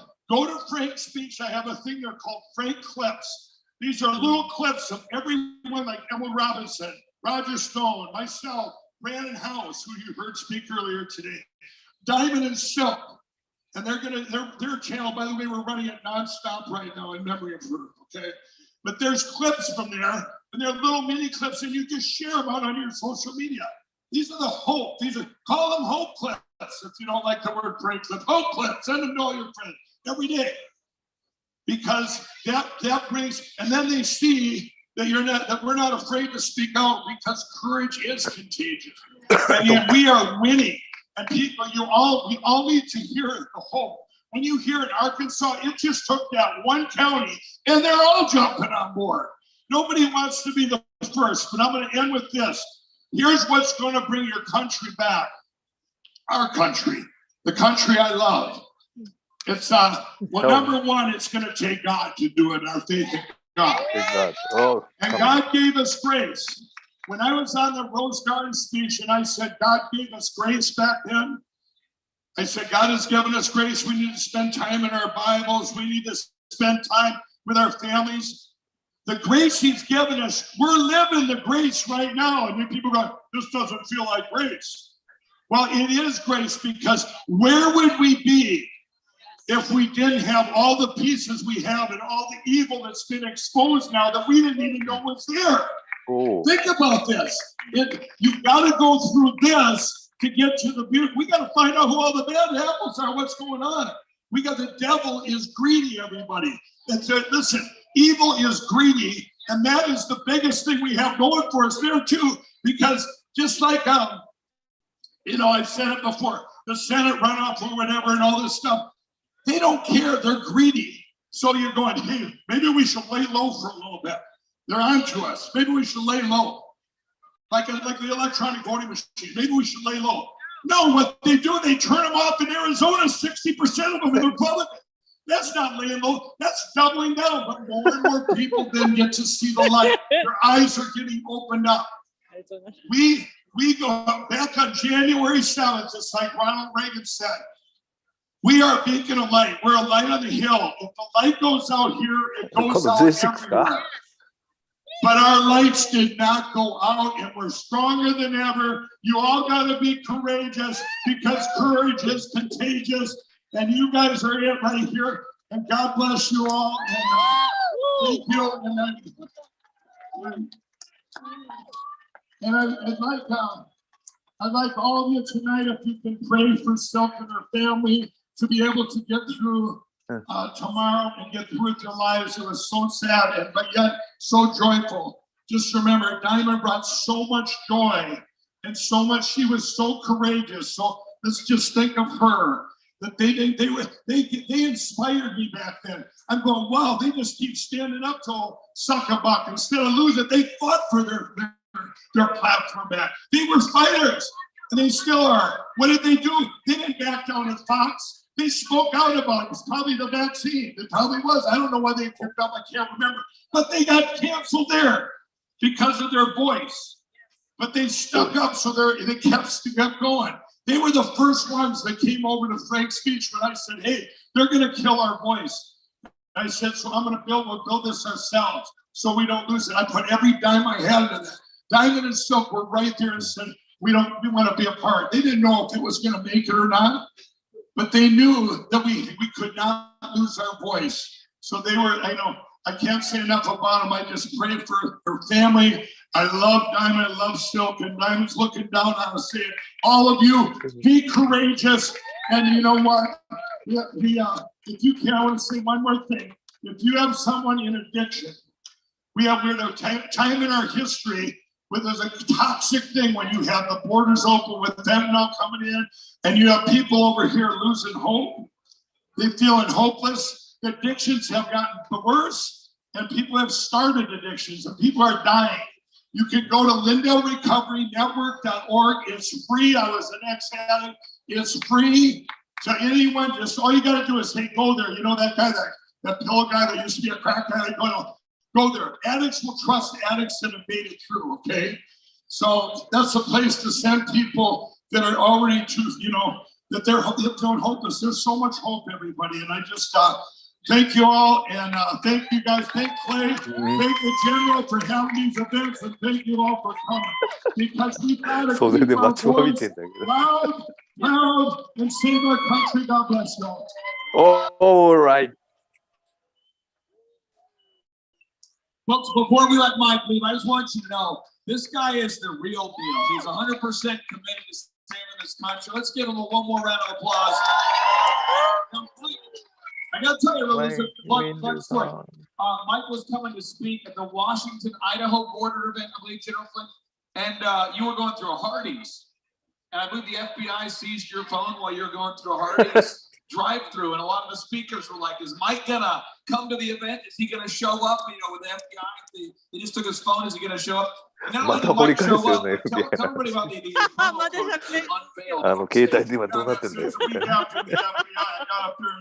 use promo code FBI to save up to 6. Or you can use promo code Dominion. That old one still works. So again, folks, support Mike Lindell there. Promo code FBI. Thank you very much. Mike Lindell. And let's get a final word from America's General Michael Flynn. You want to come here, sir, for the final word of the night? And again, folks, if we time it right, you'll be able to leave right before we start tomorrow. All right. Yeah. Hey, listen, I love all you people that always stay at the end because you're like really fighters. At the end of the Revolutionary War, George Washington, I mean, literally in the last couple of battles, he had to keep telling the men that he had, look, I can't pay you anymore, I can't bring you any new socks, I got no more clothes where it's freezing cold. And a lot of men, in fact, before the Battle of Princeton, which was right after the crossing of the Delaware a week later, he lost about half the men. So the people that stayed, they were the ones that won the war. They were the ones that stuck it in there. So appreciate everybody. We want to make sure you get home safe and sound. We'll be back here at 0:30 tomorrow morning. That's about 5:36. Yeah, Cashew Patelがroll in here and we're going to have another just フリン将軍が unbelievable キャシュ・パテル day って tomorrow. So God トランプ bless の you all. 懐刀がいるんだけど、 Thank you very much. Thank you 軍関 guys. 係の弁護 One 士 favor I have for you. If you can share with your で、 family and フリン friends 将 something you 軍が learned today on Truth キャ Social, シュに Facebook, 君 Twitter, は次 somewhere. は And 司 then 法 we'd love 長 to 官 see に you なりな guys さいって tomorrow 言っ morning た bright ら and early. Thank you guys for your キャ time. シュ・ We パテ want to ル end with が a フ boom リン because 将 boom 軍に stands for big, じゃああなたは国 overwhelming, 防長官です optimistic ねって言 momentum, っ and that's て what we need to take this country back. All right, so 3, それ 2, は陰謀 1. 論だって今 See you も guys うアノ tomorrow. ンの間でめちゃめちゃ炎上してるんだけど、これは本当の作戦だみたいな。そうそうそう。あ、ごめんなさい。ちょっとなんか。終わっちゃった。今から多分懇親会、どこに行くか分かんないよね。そうそう。どこに行くか分かんない。さっきのCBDC のセッションやってた時のフリンさんのパートナーって誰だったんだろう。 All right, we have, if you're Ubering out of here, we have a quick announcement here for the pastoral staff. If you're Ubering, if you're lifting, if こ you're の taxing, 頭の if つるつるしてる男性いるじゃん。you're we have an announcement. アイボリーのジャケット着てる。あ、ごめんなさい。来て。That's where all the roadshow is going to be. Thank you all. Have a good night. So head on down there by the この food 人、 trucks. あれか。If you're wanting to Uber or Lyft or teleport, if you do successfully teleport, please don't tell us tomorrow. That's exciting. But if you're Ubering or lifting or taxiing, make sure you head your way on down to that food truck area there. You get so much, folks. So pick up a piece of trash on the way out. You can pick up a piece of trash. もうレイさん、いや、顔見せないみたい。レイさんがもう思う存分。でもなんかね、うん。私が動いてないけど、そうなんか。いいんじゃない？ハローで。うん。だって会場の雰囲気だけでももう見てる人結構楽しいと思うよ。あ、SP だね。さっきの人じゃないんだよ。そうね。うん。なんかあれだね。前半っていうか中盤にチャーリーさんに会えてよかったね。うん。ね、このセッションの中でなんかいらっしゃらなさそうだから。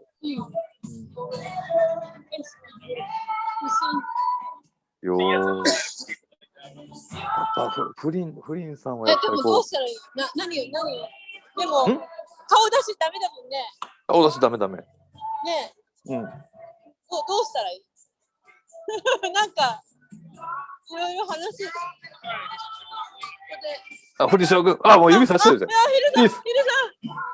フリさん。He just like making the Intel. He very very. 日本人に一言ください。終わっちゃった。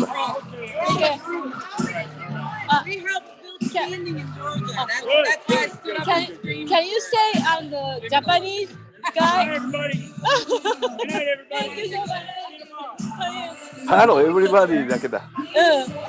See you tomorrow だって。See you tomorrow だ。でも、ケイさんの顔見たからね。はい。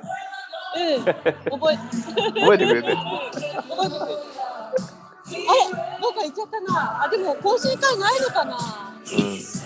あ、ちょっと待って、じゃあサインだけもらおうかな。サインだけもらって、あとで。うん、サイン。でもあれだね。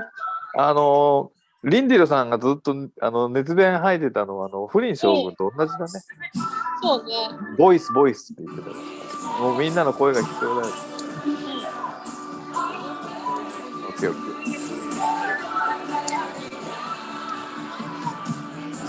でもフリンさんもすごいエネルギーだね。これ朝からばっかり。おー、すごいでしょ。タフだね。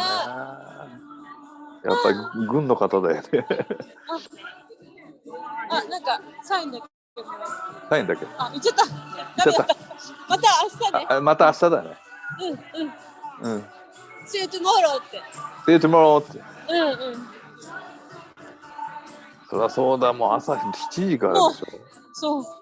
彼はすごいですよ。いつもね、ここでほら、教団で喋ってるじゃないですか。みんなね、いろんなスピーカーがいて、必ずここでね、見守ってんです。あそこの右側の方で。袖で。ずっと。暇があればクイーンさんそこにいて、黒いとこにいて、ずっとね、みんなが喋ってるのを見てるんです。なんか、さすがなんかリーダーだなって思った。いや、やっぱ体育会系だよね。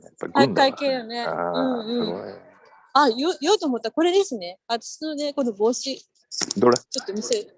この帽子。私の帽子。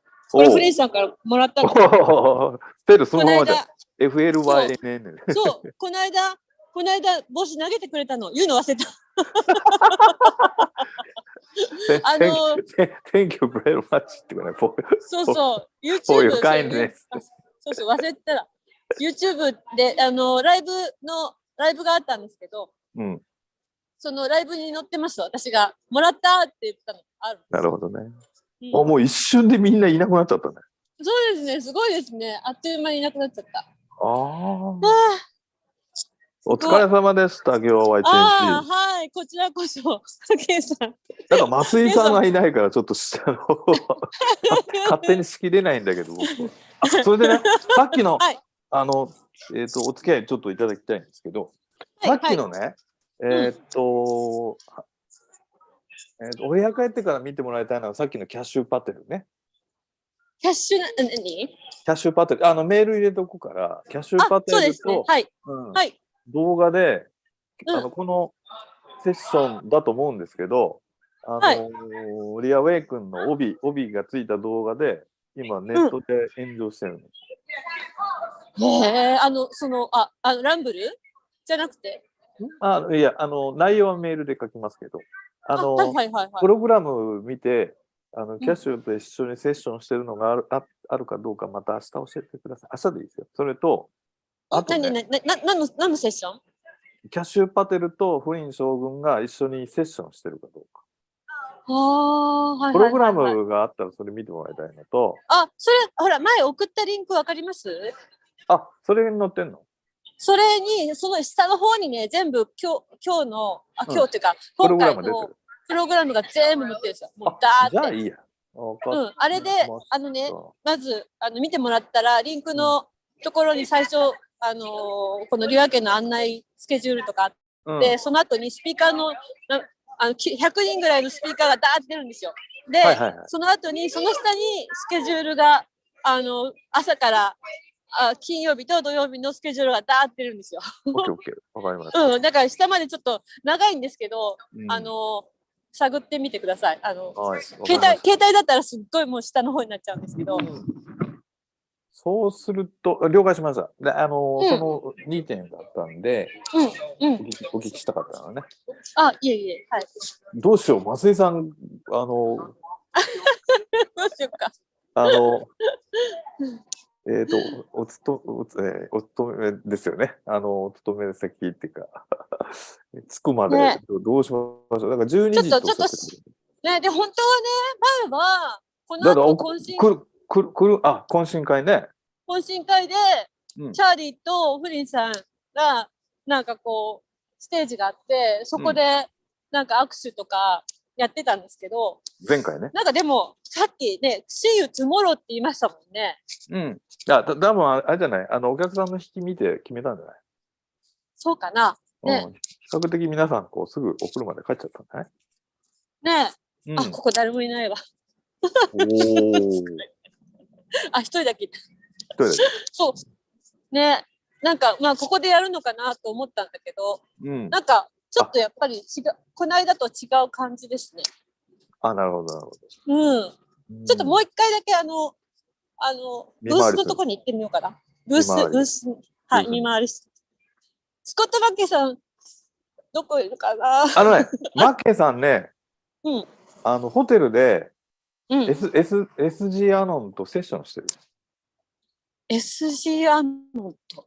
アノンで今、一番売れっ子の、アノンなんですけど、SG アノン。多分人、軍人、これ何これ？いや、ただの、ライトです。車の、はい。さっき、テレグラムで彼のチャンネル見たら、SG アノンとインタビューあって動画流してるから見てくれ。それって何？今、ここにいてってことですか？違う。多分、この最寄りのホテルだと思いますよ。なるほどね。近くにいるんですね。きっとそう思う。ホテルで SG と一緒に、パソコンの前で、記念撮影したやつを、動画アップしてたから。で、動画っていうか写真をね。で、動画は、ご本人で、またビットチューブかランブルかわかんないけど、なんか流すっていう広告が出てた。それってスコット・バッケイさんの、テレグラム。そう。彼のテレグラム。じゃあ後で、後でチェックすればいいけど。はい。SG アノンの生顔が出てた。今一番人気だね。そうなんですか。そう。そうなんだ。毎日忙しいよ。だからもう役者さんがいっぱいいるから。そうでしょうね。ヴィンセントさんも久しぶりだもん。でも名前忘れちゃったよ、本当。そうですか。もうだからね、私はもう最近あんまり話題に上がってこられないからね、方ね。そうなんですか。昔はラリーにしょっちゅう出ておられたから。そう。そうなんです。JFK、J、じゃないかっていう話もあったけど。ちょっと僕もわかんないけど、わかりませんけど。じゃああれか、もう全部ステージ見たらもう、K さんすごい大興奮じゃないですかね、多分。いや、すごいな。有名人がみんないっぱいいるからね、すごい。そう。私とかちょっと、ミーハーだから、ちょっと、いやいや、そんなことない。ポイントしか、でも、結構、K さんずっといろいろ見てらっしゃるじゃないですか。だから、もうこれでもう2年トランプさん応援し、だって1日休まず1日14時間毎日やってんだよね。そうですよね。多分ずっと、私もちょっと、今はちょっとそうでもないんですけど、ちょっと他の仕事閉まってますね。で、前は私ちょっと無職で、すごい自由に来てたんで、もう朝から夜までずーっとインテルとスピリチュアル、もう好きな方ね、なんか自分が見たいものをどんどんずっと見てて、9ヶ月ぐらいかな、ずっと見てて。幸せな時代で。そうそう、何もしないで、ずーっと見てました。もう、だから。そうそう、忘れないうちに、レイさん、車手配しなくていい？大丈夫ですよ。まあ、今は多分、ピークなんで、車が拾えないと思うから、もうちょっとしてから行こうかな。その方が。セキュリティ大丈夫なの？大丈夫ですよ。逆に、今言ったら、高いし、混んでるし、なかなか来ないですね。今、大量の人が消えましたよね。だから、車ないと思います、多分。なるほど。なんか安全なとこ移動してほしいんですけど。はい。見てて、ちょっと、マスイさんに怒られてしまう。いや、大丈夫です。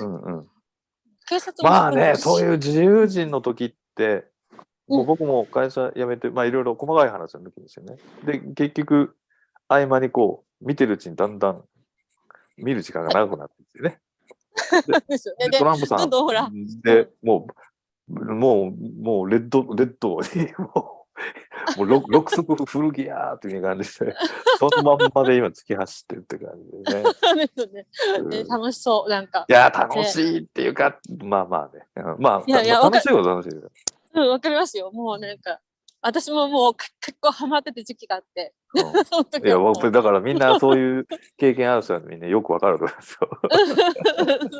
もう何も考えず没頭してるもんね、ああいう時。そう、没頭して。ボーって。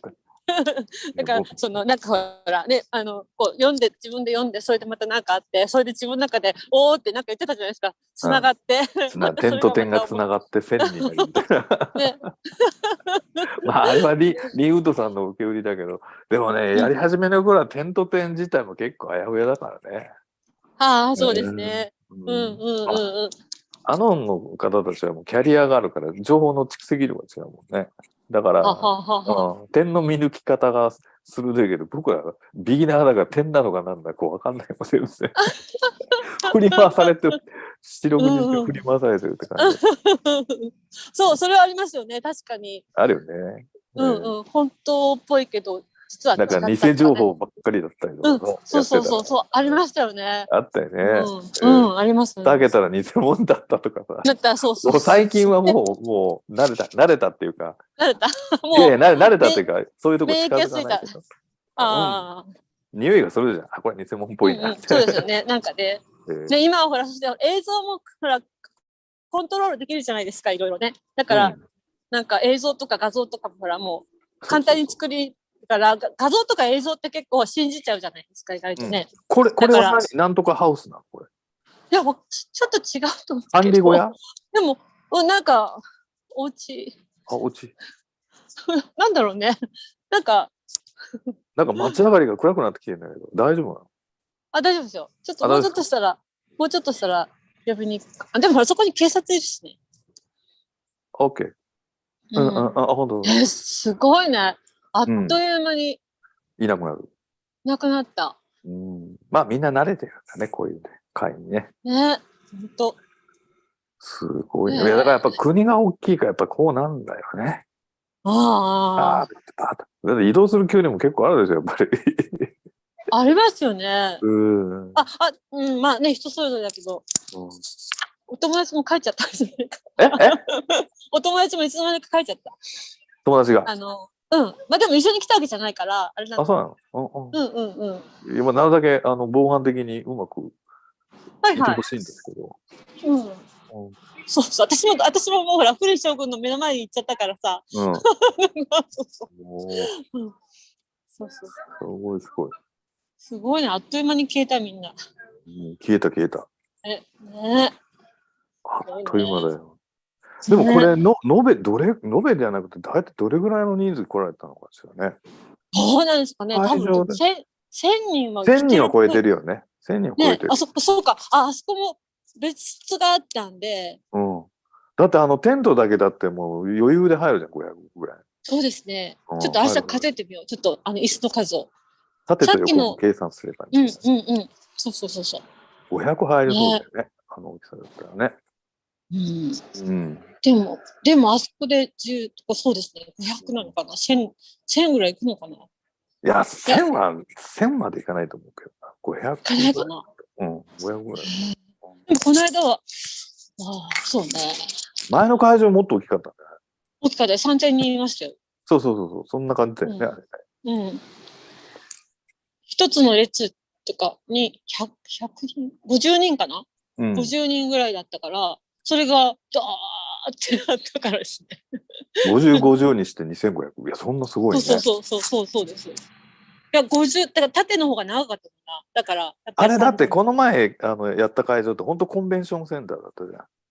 そうですね。もう、あそこはだから。商業企画用のコンベンションだからもう結構でっかかったもんね。そう、ホテルもついてて、スポーツセンターとかもあって、だからあそこは1万人とか、どうにかしたら、窮屈にすれば2万人入るかなっていうぐらいのとこだったんですよ。アメリカのコンベンションがね、大体ホテルついてるんですね。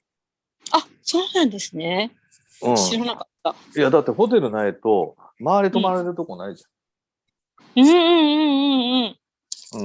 だから、そうですよ。そう。何もないもんね。アメリカのコンベンションってものすごいもう、進んでて、ホテルからアミューズメント、さっきおっしゃったね。で、もっとでかいとアスレチックかな、まあ、一個の街みたいになった。イオンモールじゃないかっていうぐらい。ショッピングセンターもあったりとか。だから、ある程度、長期間というか、1週間の時あるじゃないですか、カンファレンス。だから、長期滞在する人用な施設になってるし、年間稼働率が空きが少ないから、しょっちゅう回ってるんで。すごいですね。だからね、結構、いろんな用途が入ってますよ。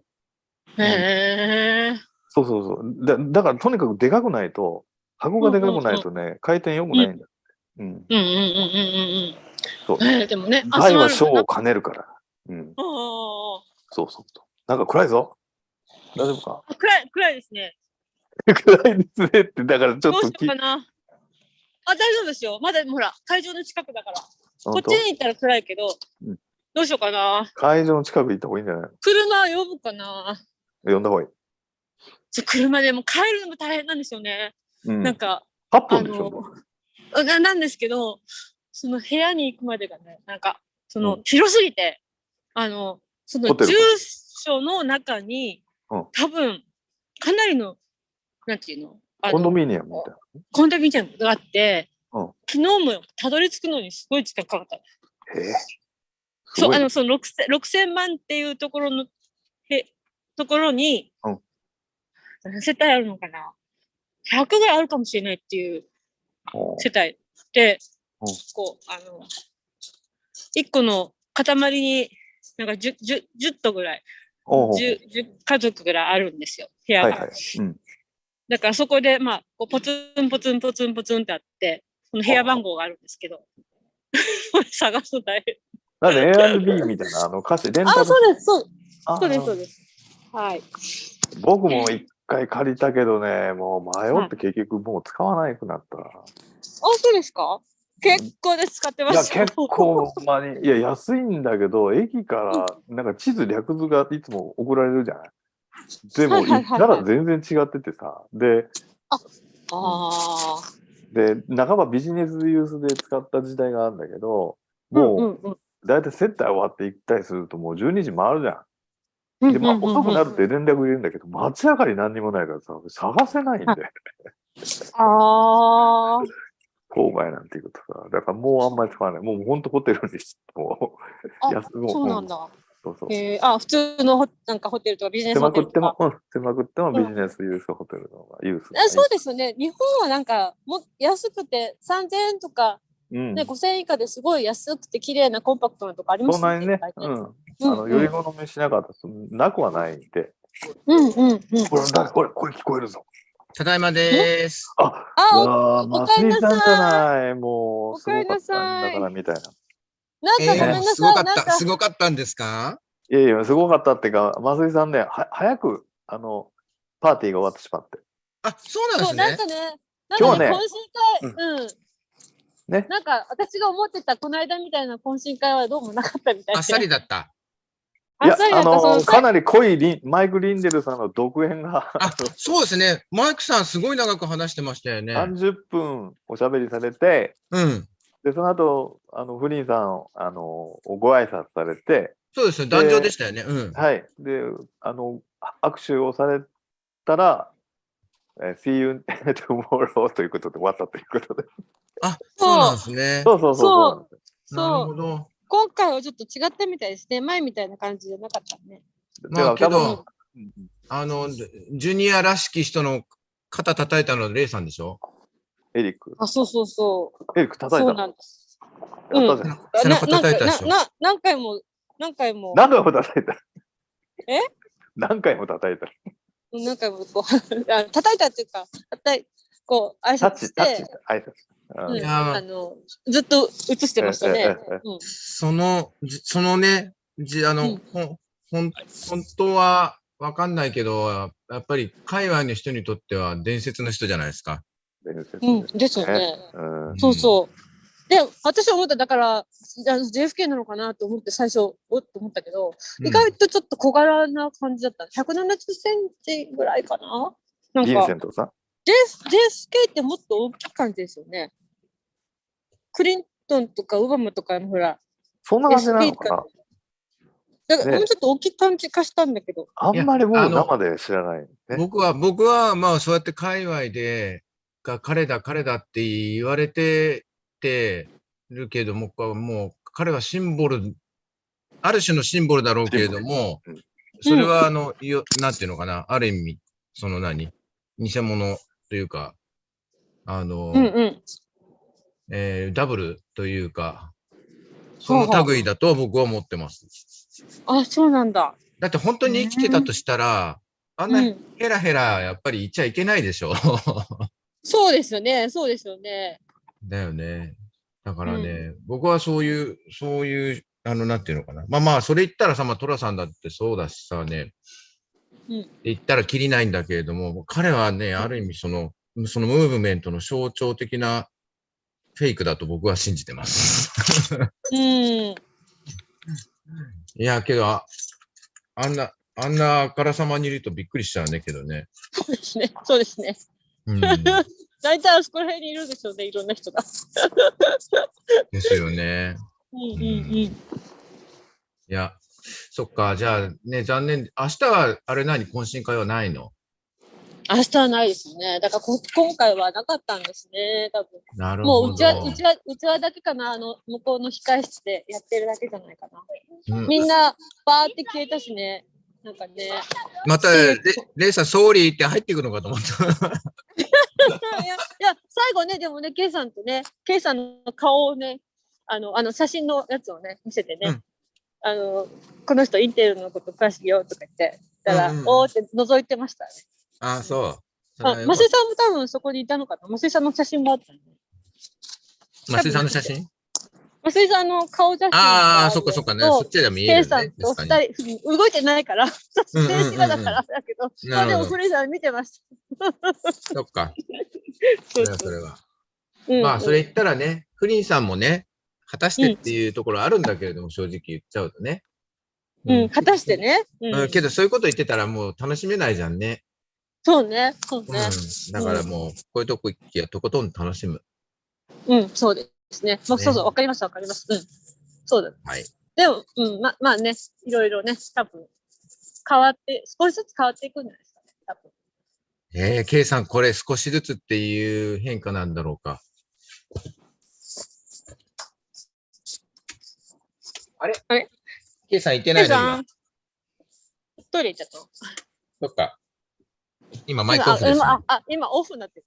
ごめんなさい。はい。ちょっと僕ね、すいません。接客に入ってください。入りそうなんで、ちょっと続けてるか、終わらせる、適当に終わらせていただいても、フォローしますんで。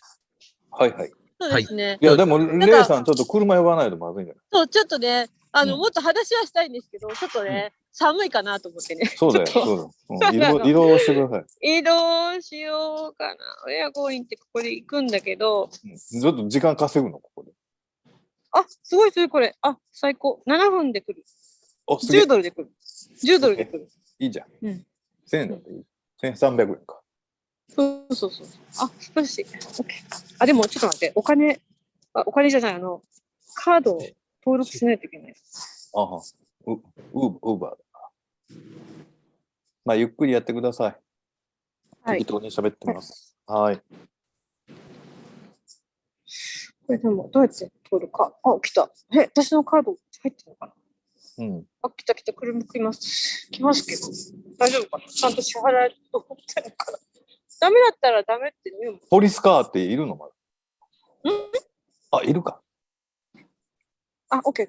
はい。ポリスカーいます。はい。あ、来る。オッケーです。あ、大丈夫。ポリスカーいる間に乗ってほしい。はい。明るいところにいた方がいい。そうです。ありがとうございます。9分で。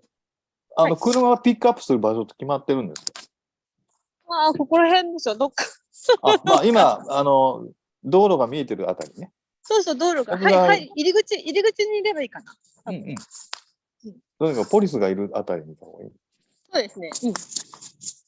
奥までは入ってこない。入り口にいればいい。お疲れ様でした、本当。いや、お疲れ様でした。増井さんも最後合流してもらって安心しました。よかったですね。そうですね。いや、ちょっとヒヤヒヤしてたんだけど。そうです私たちどうしようかなとか思って。いや、そうじゃなくて。安全なうちに早く帰ってもらいたいからさ。ああ、はい。でも結構だるみだった。いや、でもね、そういうところだと普通、僕ら昔の人間だからね。車なんでめったに来ないんじゃない？結構不安になるよね。女性一人だとさ。結構でも大丈夫ですよ、私。いや、そういうわけにいかないんですよ。いや、でも貴重な経験でしたね、今日もね。本当ですね。よかったですね、K さん。K さんよかったね。K さん。レイさんがよかったんじゃないの？いや、私ももちろんよかったですけど、いや、K さんに見てもらって、またなんか話題もまた話も広がって、K さんも楽しんでたから、なんか、マイクさんの。昨日はね、一応ね、ツイッターはするけど、記事書かないでお休みデーにしてたんですけど。あ、そうなんですね。そう。まあちょっと好きな歌手の方亡くなっちゃってね、ちょっと休もうかなと思って。そうなんですか。そう。で、今日これがあったでしょ？で今日はこれが楽しみにしてたんで。ああ、よかった。みんなも。そういう意味で2日連チャンお休みっぽい感じ。ああ、そうなんですね。まあちょっと記事は一生懸命書きましたけど。あ、そうですか。っていう方あるからね。いや、でもすごかったね。フリン。すごいでしょ。フリンさんのトップシークレット立ち話立ち聞きはまずかったよねっていうか面白かった。あれね。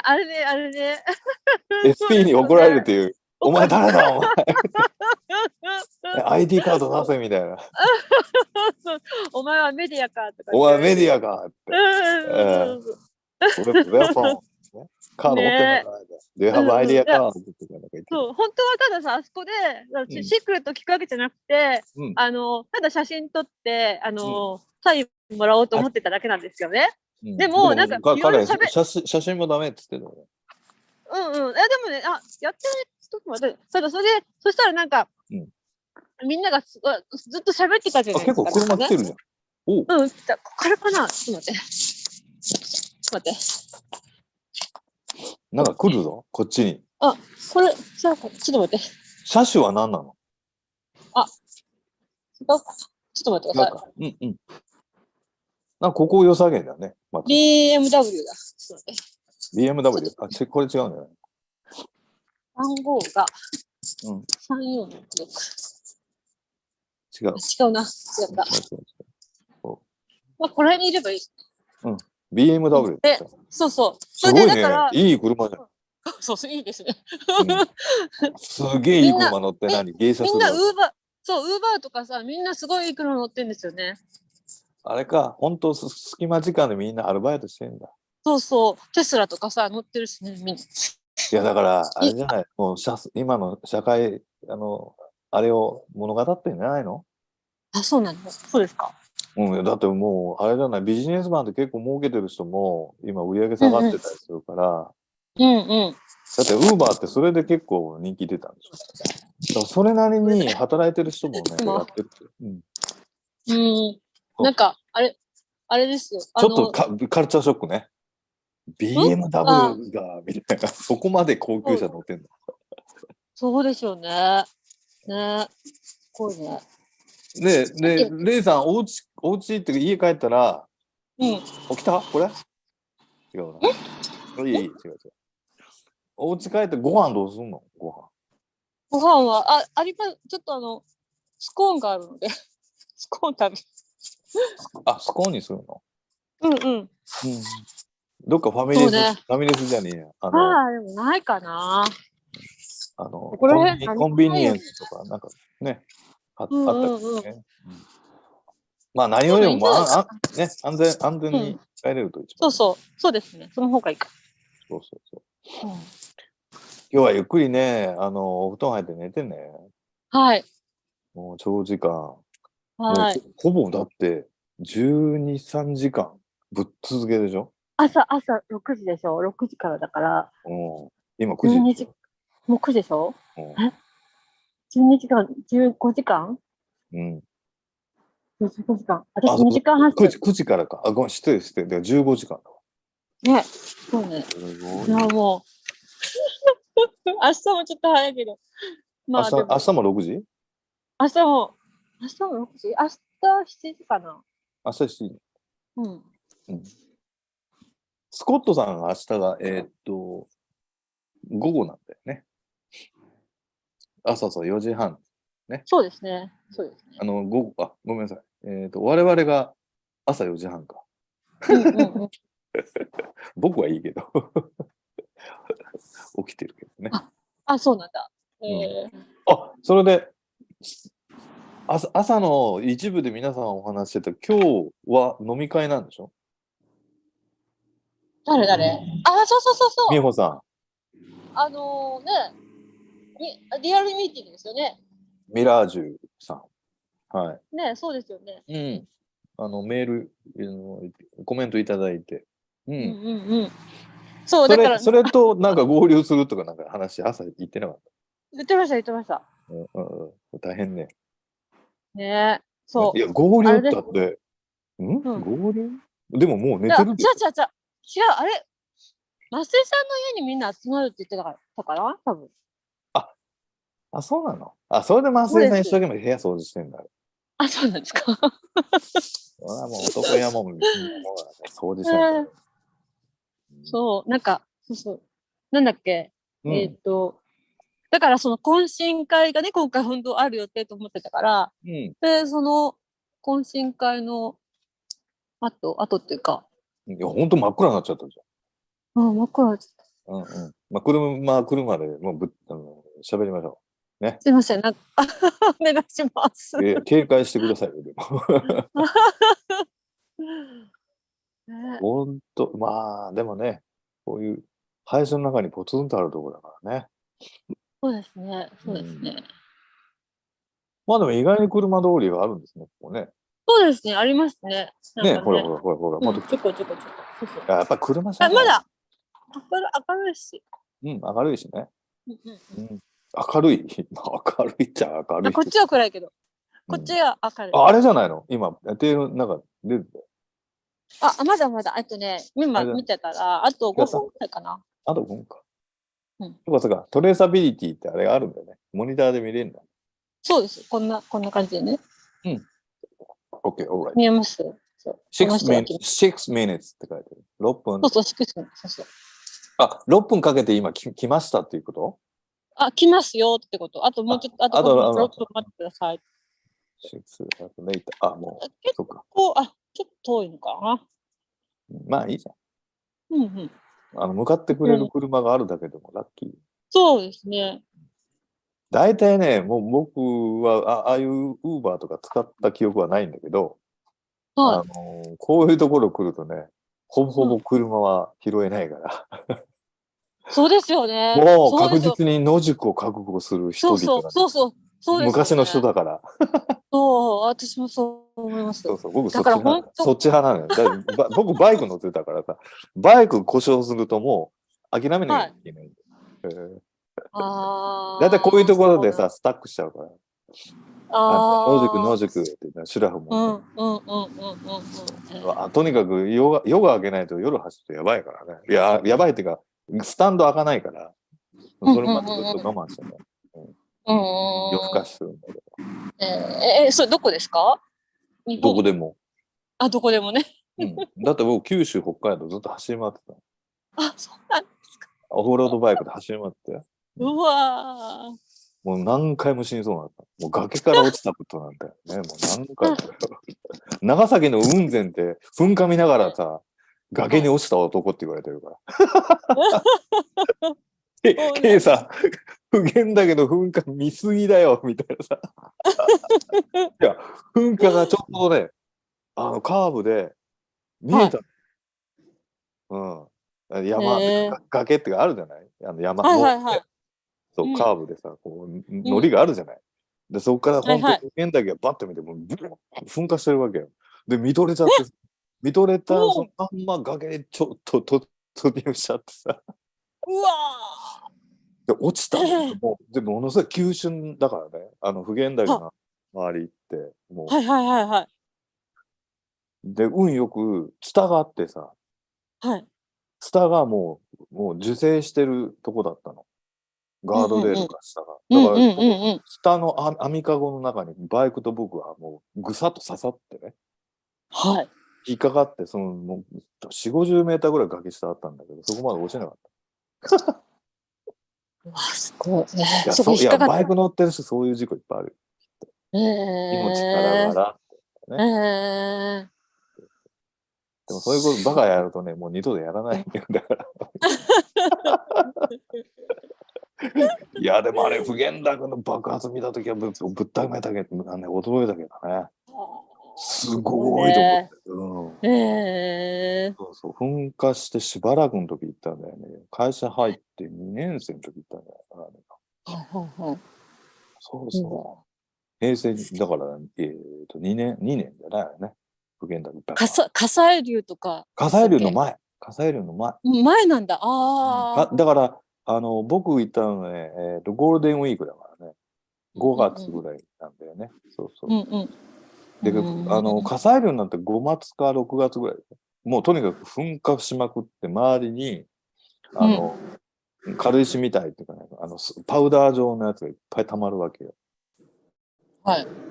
で、そこに、ドーンと大きなガスとかやって、ああいうのが出てきて、で、下まで吐射して、落ちてきたのが火砕流だったから。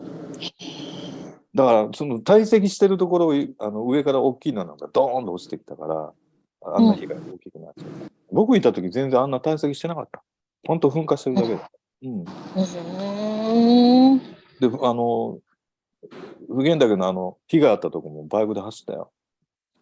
山越えて、山越えて、里越えて下行って、大きな海っぺりっていうか、越えて、で、そこから、熊本方面に回ってたんですよね。湾か。有明湾か。失礼しました。乗り。いや、だからあれ、見て、あの事故見たから、ものすごいショックだった。あの村だ。ほんと。のどかでいいとこだったよ、おじいちゃん、おばあちゃん。そうなんだ。大変ですね、とか言って声かけてくれたりとかさ。まあそういう思い出もいっぱいあるわ、バイクなんて。みんな、旅する人みんなね、思い出あると思うけどね。まあとにかく露出して走る乗り物だからね。そうですよね。だからこういうのを見るとね、ものすごい心配になるわけよ。動物的に。こういうのそうそうそう。もう野生的な勘でね。あ、なるほどね。そうそうそうそう。もうこれやばい状況って思うわけよ。やばい状況あ、そうだよ。痛い思いいっぱいしてんだから。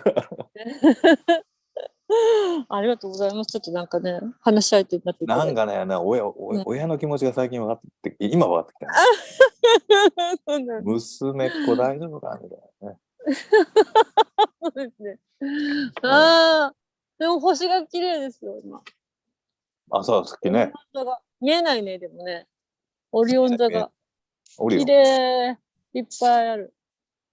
住んでますね。まあ、この、最近の新しいやつだと全部星取れるんですよ。ナイトモードで。あ、そうですよね。なんかカメラのね、あ、でも1分で来そう。来た。あともうすぐ。まあ、ゆっくりしてください。とにかく、はい、安全第一なんで。ありがとうございます。はい。私はそのお見送りができたらもう。はい、ありがとうございます。役目は終わりだと。すいません。あとで麻酔さんに怒られてた。危なっかしい娘じゃないけど、渡んで。レイさんって何？大型なの？私ですか？大型に見えます？ B か。B か。あ、待って、ちょっと待って、来たかな？来たかな？私はね、もうね、これかな？これだ。多分違うか。あ、違うか。ああ、それ違った。違うな。あともうちょっと。BMW じゃないよ。これだな。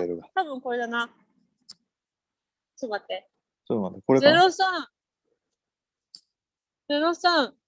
46だよ。これなの？いいですよ。いや、いい。あ、来た。ちょっと待ってね。46。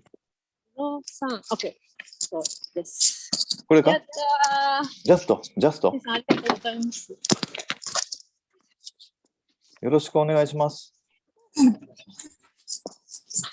わ、いい人そうだね。よろしくお願いします。ありがとうございました。なんかすみません。あれ？なんかもうここまで来たついでだから家着くまで実況中継でちょっとお願いしますよ。はい。無事に着きました。はい。多分ね、視聴されてる方もね、体験学習的に、あ、こういう風に移動するんだ的な。なるほど、そうですか。いや、そうです、それはそうよ。ね。僕もなんか初めてのウーバーなんか。そうですか。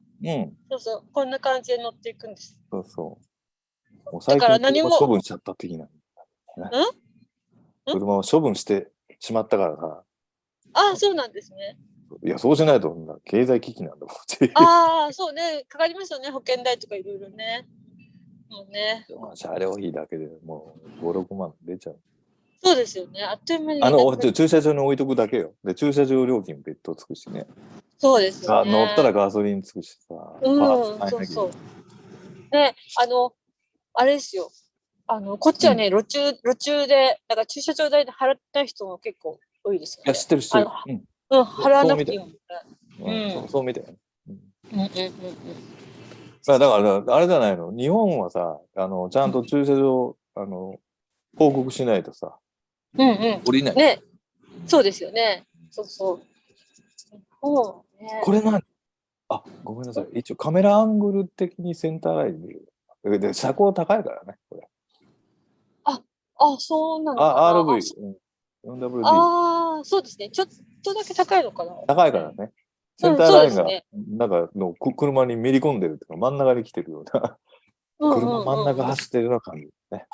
こんな感じだね。いや、もうカメラで見るとできない。いちいちややこしくてごめんなさいね。もう細かくてすみません、私は。いや、でも、そこはやっぱり男性の見る目とこですね。いや、ノートね、女性の方が見る目細かいじゃない。いや、私たちは中を見たりとか、そんな感じです。感覚とか。でも、は細かいよ。もう浮気はすぐ見抜くからね。それはね。鼻が利くのは当たり前だけど、目も利くのは当たり前。微妙な髪型の乱れをタッチするから。なんでいつものディップの効かせ方が違うとかさ。そう。いつもの感覚をもうほら。朝出てった時とちょっと雰囲気違うとか絶対言うから。遊んできたでしょ。い香水ですぐ分かったわ。でもね、パッと見て扉開けた時も分かったね。なんで分かんの？髪型が違った。なんで分かんのみたいな。こう出る時こう整えてもらったりとかあるじゃない。はいはいはい。違うね。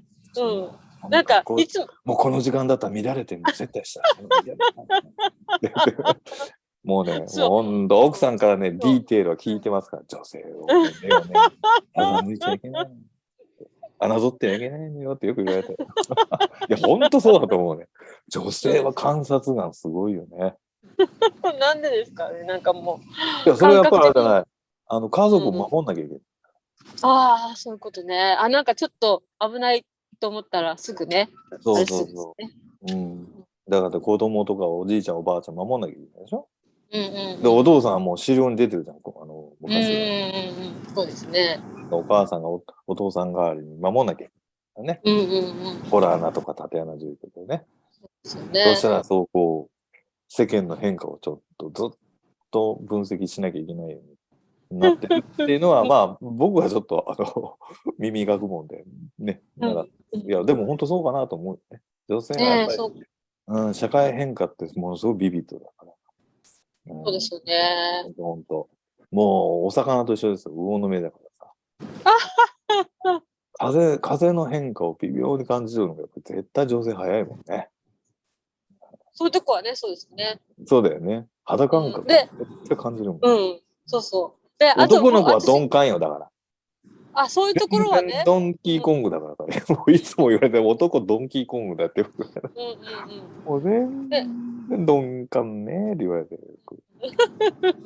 でもね、私が思ったのはね、なんか Facebook かなんかで動画のね、なんかいろいろ出てたやつがあって、特集みたいなのがあって、子供がさ、なんか、ちっちゃい子供がこう転びそうになったらね、男の人はすくってすぐすくんですよね。あれは瞬発力は男の人はすごいですよね。まあ、それは、車がパッてきたらパッて避ける、すくってね、避けたら、その瞬発力とか、ほら、子供がちょっとほら、水遊びでて、転びそうになったらピュッてすくってさ、もうそういうなんか、その瞬発力ってすごいなと思いますよ。いや、それはもう、あれだよ。もう日頃、危機的なことを自分でやってるからね。そうそう。だからそういうとこ女性はあんまりできないと思うんだけど、やっぱちょっと、ね、そうね。だから子供が授からなくてね。子供いたらね、そういうことしてあげた方がいいよね。いや、だからそれがあるからね。ずっと、一番最初にエデュケーショナルアライアンスのミーティングでお話したんだけど、世間の人はみんな僕の子供と思ってる。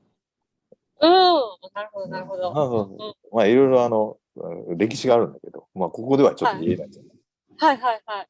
今度の参加した時にまた同じような話するかもしれないですね。はいはい。ぜひ。そう。もうまさにそう。だからね、もう子供可愛くてしょうがない。もう動物も好きなんだけどね。猫も犬も。最近鳥も好きになってきたわ、もう本当に。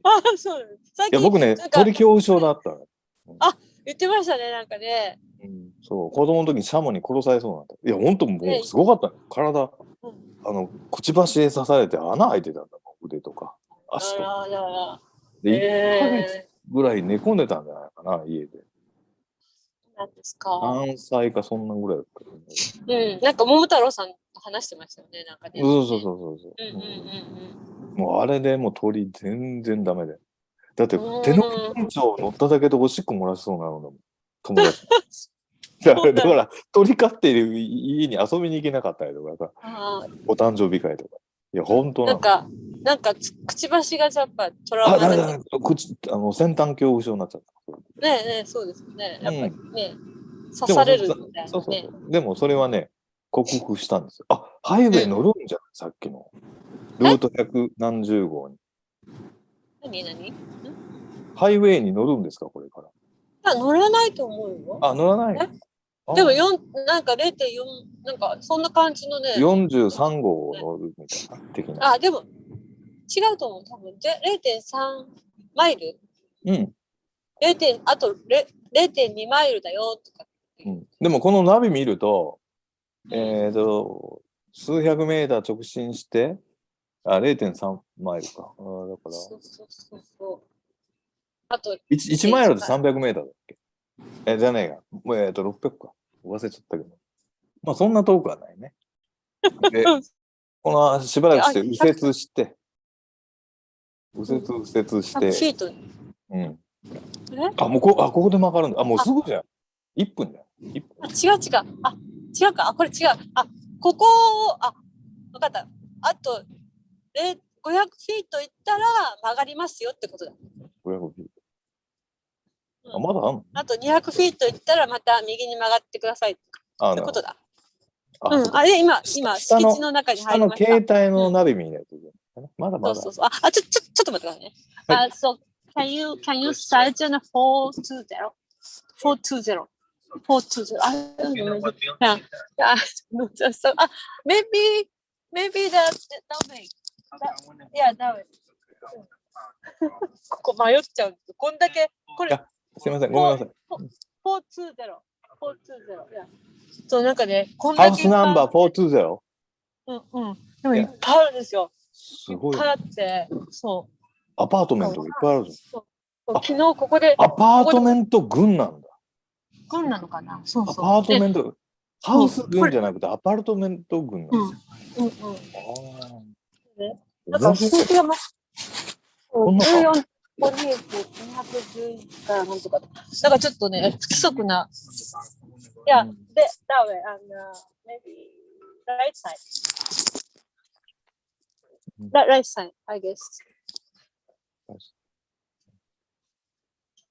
まあでも。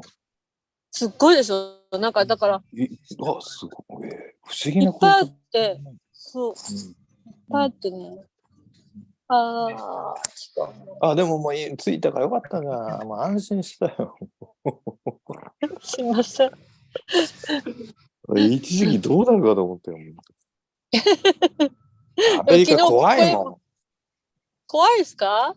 そんなに怖くない。前から言ってんじゃん。だってハンガリー行った時自動小銃撃たれた男だから。あ、それはね、ハンガリーはね。アメリカも変わんないって言って。そうですか。行った友達だって結構いろいろあったから。なんかあるのかな。僕の友達ってみんな危ないことばっかりやってるからね。危ないことあった人ばっかり。そうなんだ。いや、そういう友達ばっかりなのかしら、私は。やっぱり知ってる。ちょっと待って。どうぞ。 Maybe that way. Just a little bit slow. Yeah, okay. I'm sorry. いや、こっちかな。Maybe, so, right side.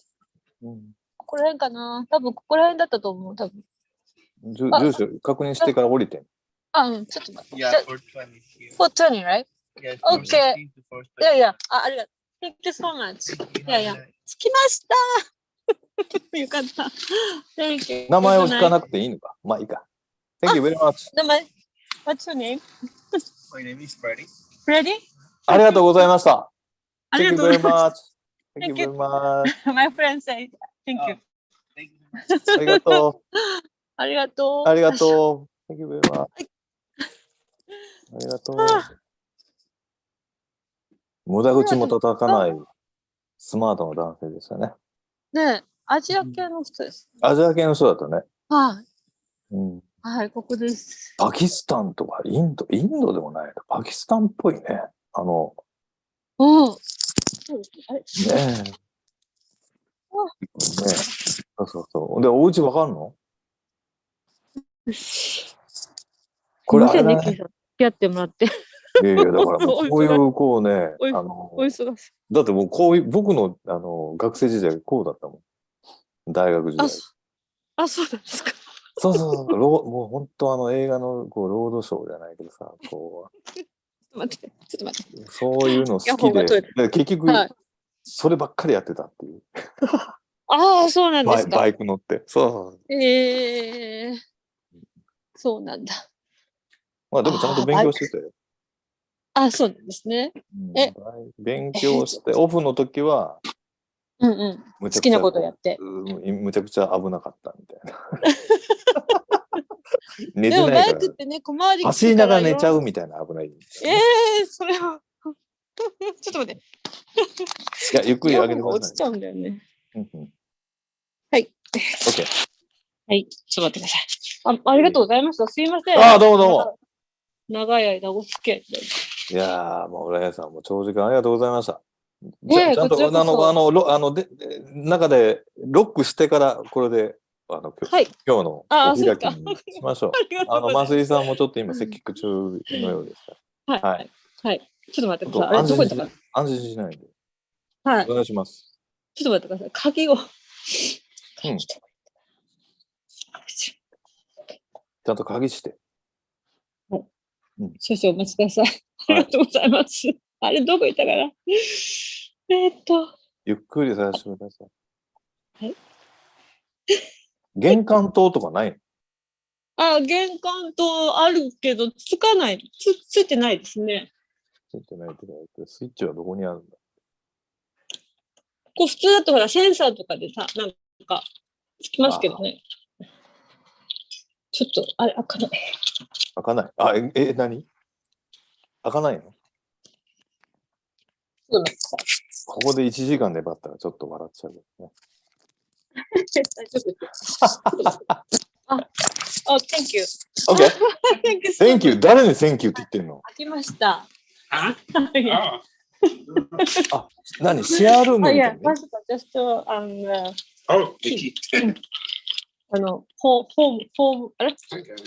ホスト？このオーナーの方。オーナー。Thank you very much. Thank you very much. ありがとうございます。よかったよかった。すいません。Kさん、じゃあ一日お疲れ様でした。はい。今日はね、ちゃんとゆっくりシャワー浴びていいよ。はい。いいお休みください。はい。はい。彼はなんかすごい。はい、バイ。バイ。バイ。ありがとうございます。無事に着きました。すいません、皆さん。じゃあまた、はい、明日また、もしよかったらご参加ください。絵的にはね、部屋入って明るくなった時にさよならで終わった方が綺麗です。これね。はい、絵的には明るい空間になってさよならと言った方がいいと思う。電気つけて。はい、電気を。はい。はい、つきました。はい。じゃあ、レイさん。今日は一日お疲れ様でした。はい、ありがとうございました。はい。もうゆっくりしてくださいよ。あと安心しましたよ。もうびっくりこいちゃった。心配させるね。意外に心配させますね、みたいな。いや、ほんと長時間、今日はお疲れ様でした。はい。増井さんがちょっといらっしゃらないんですけど、私が仕切っていいのかどうかわからないんです。はい。あれちょっと待って。はい。もう。はい。はい。ありがとうございました。どうもありがとうございました。じゃあ明日またよかったらご参加ください。はい。今日は本当に一日おやすみなさい。はい、ありがとうございます。ありがとうございます。はい、どうも失礼します。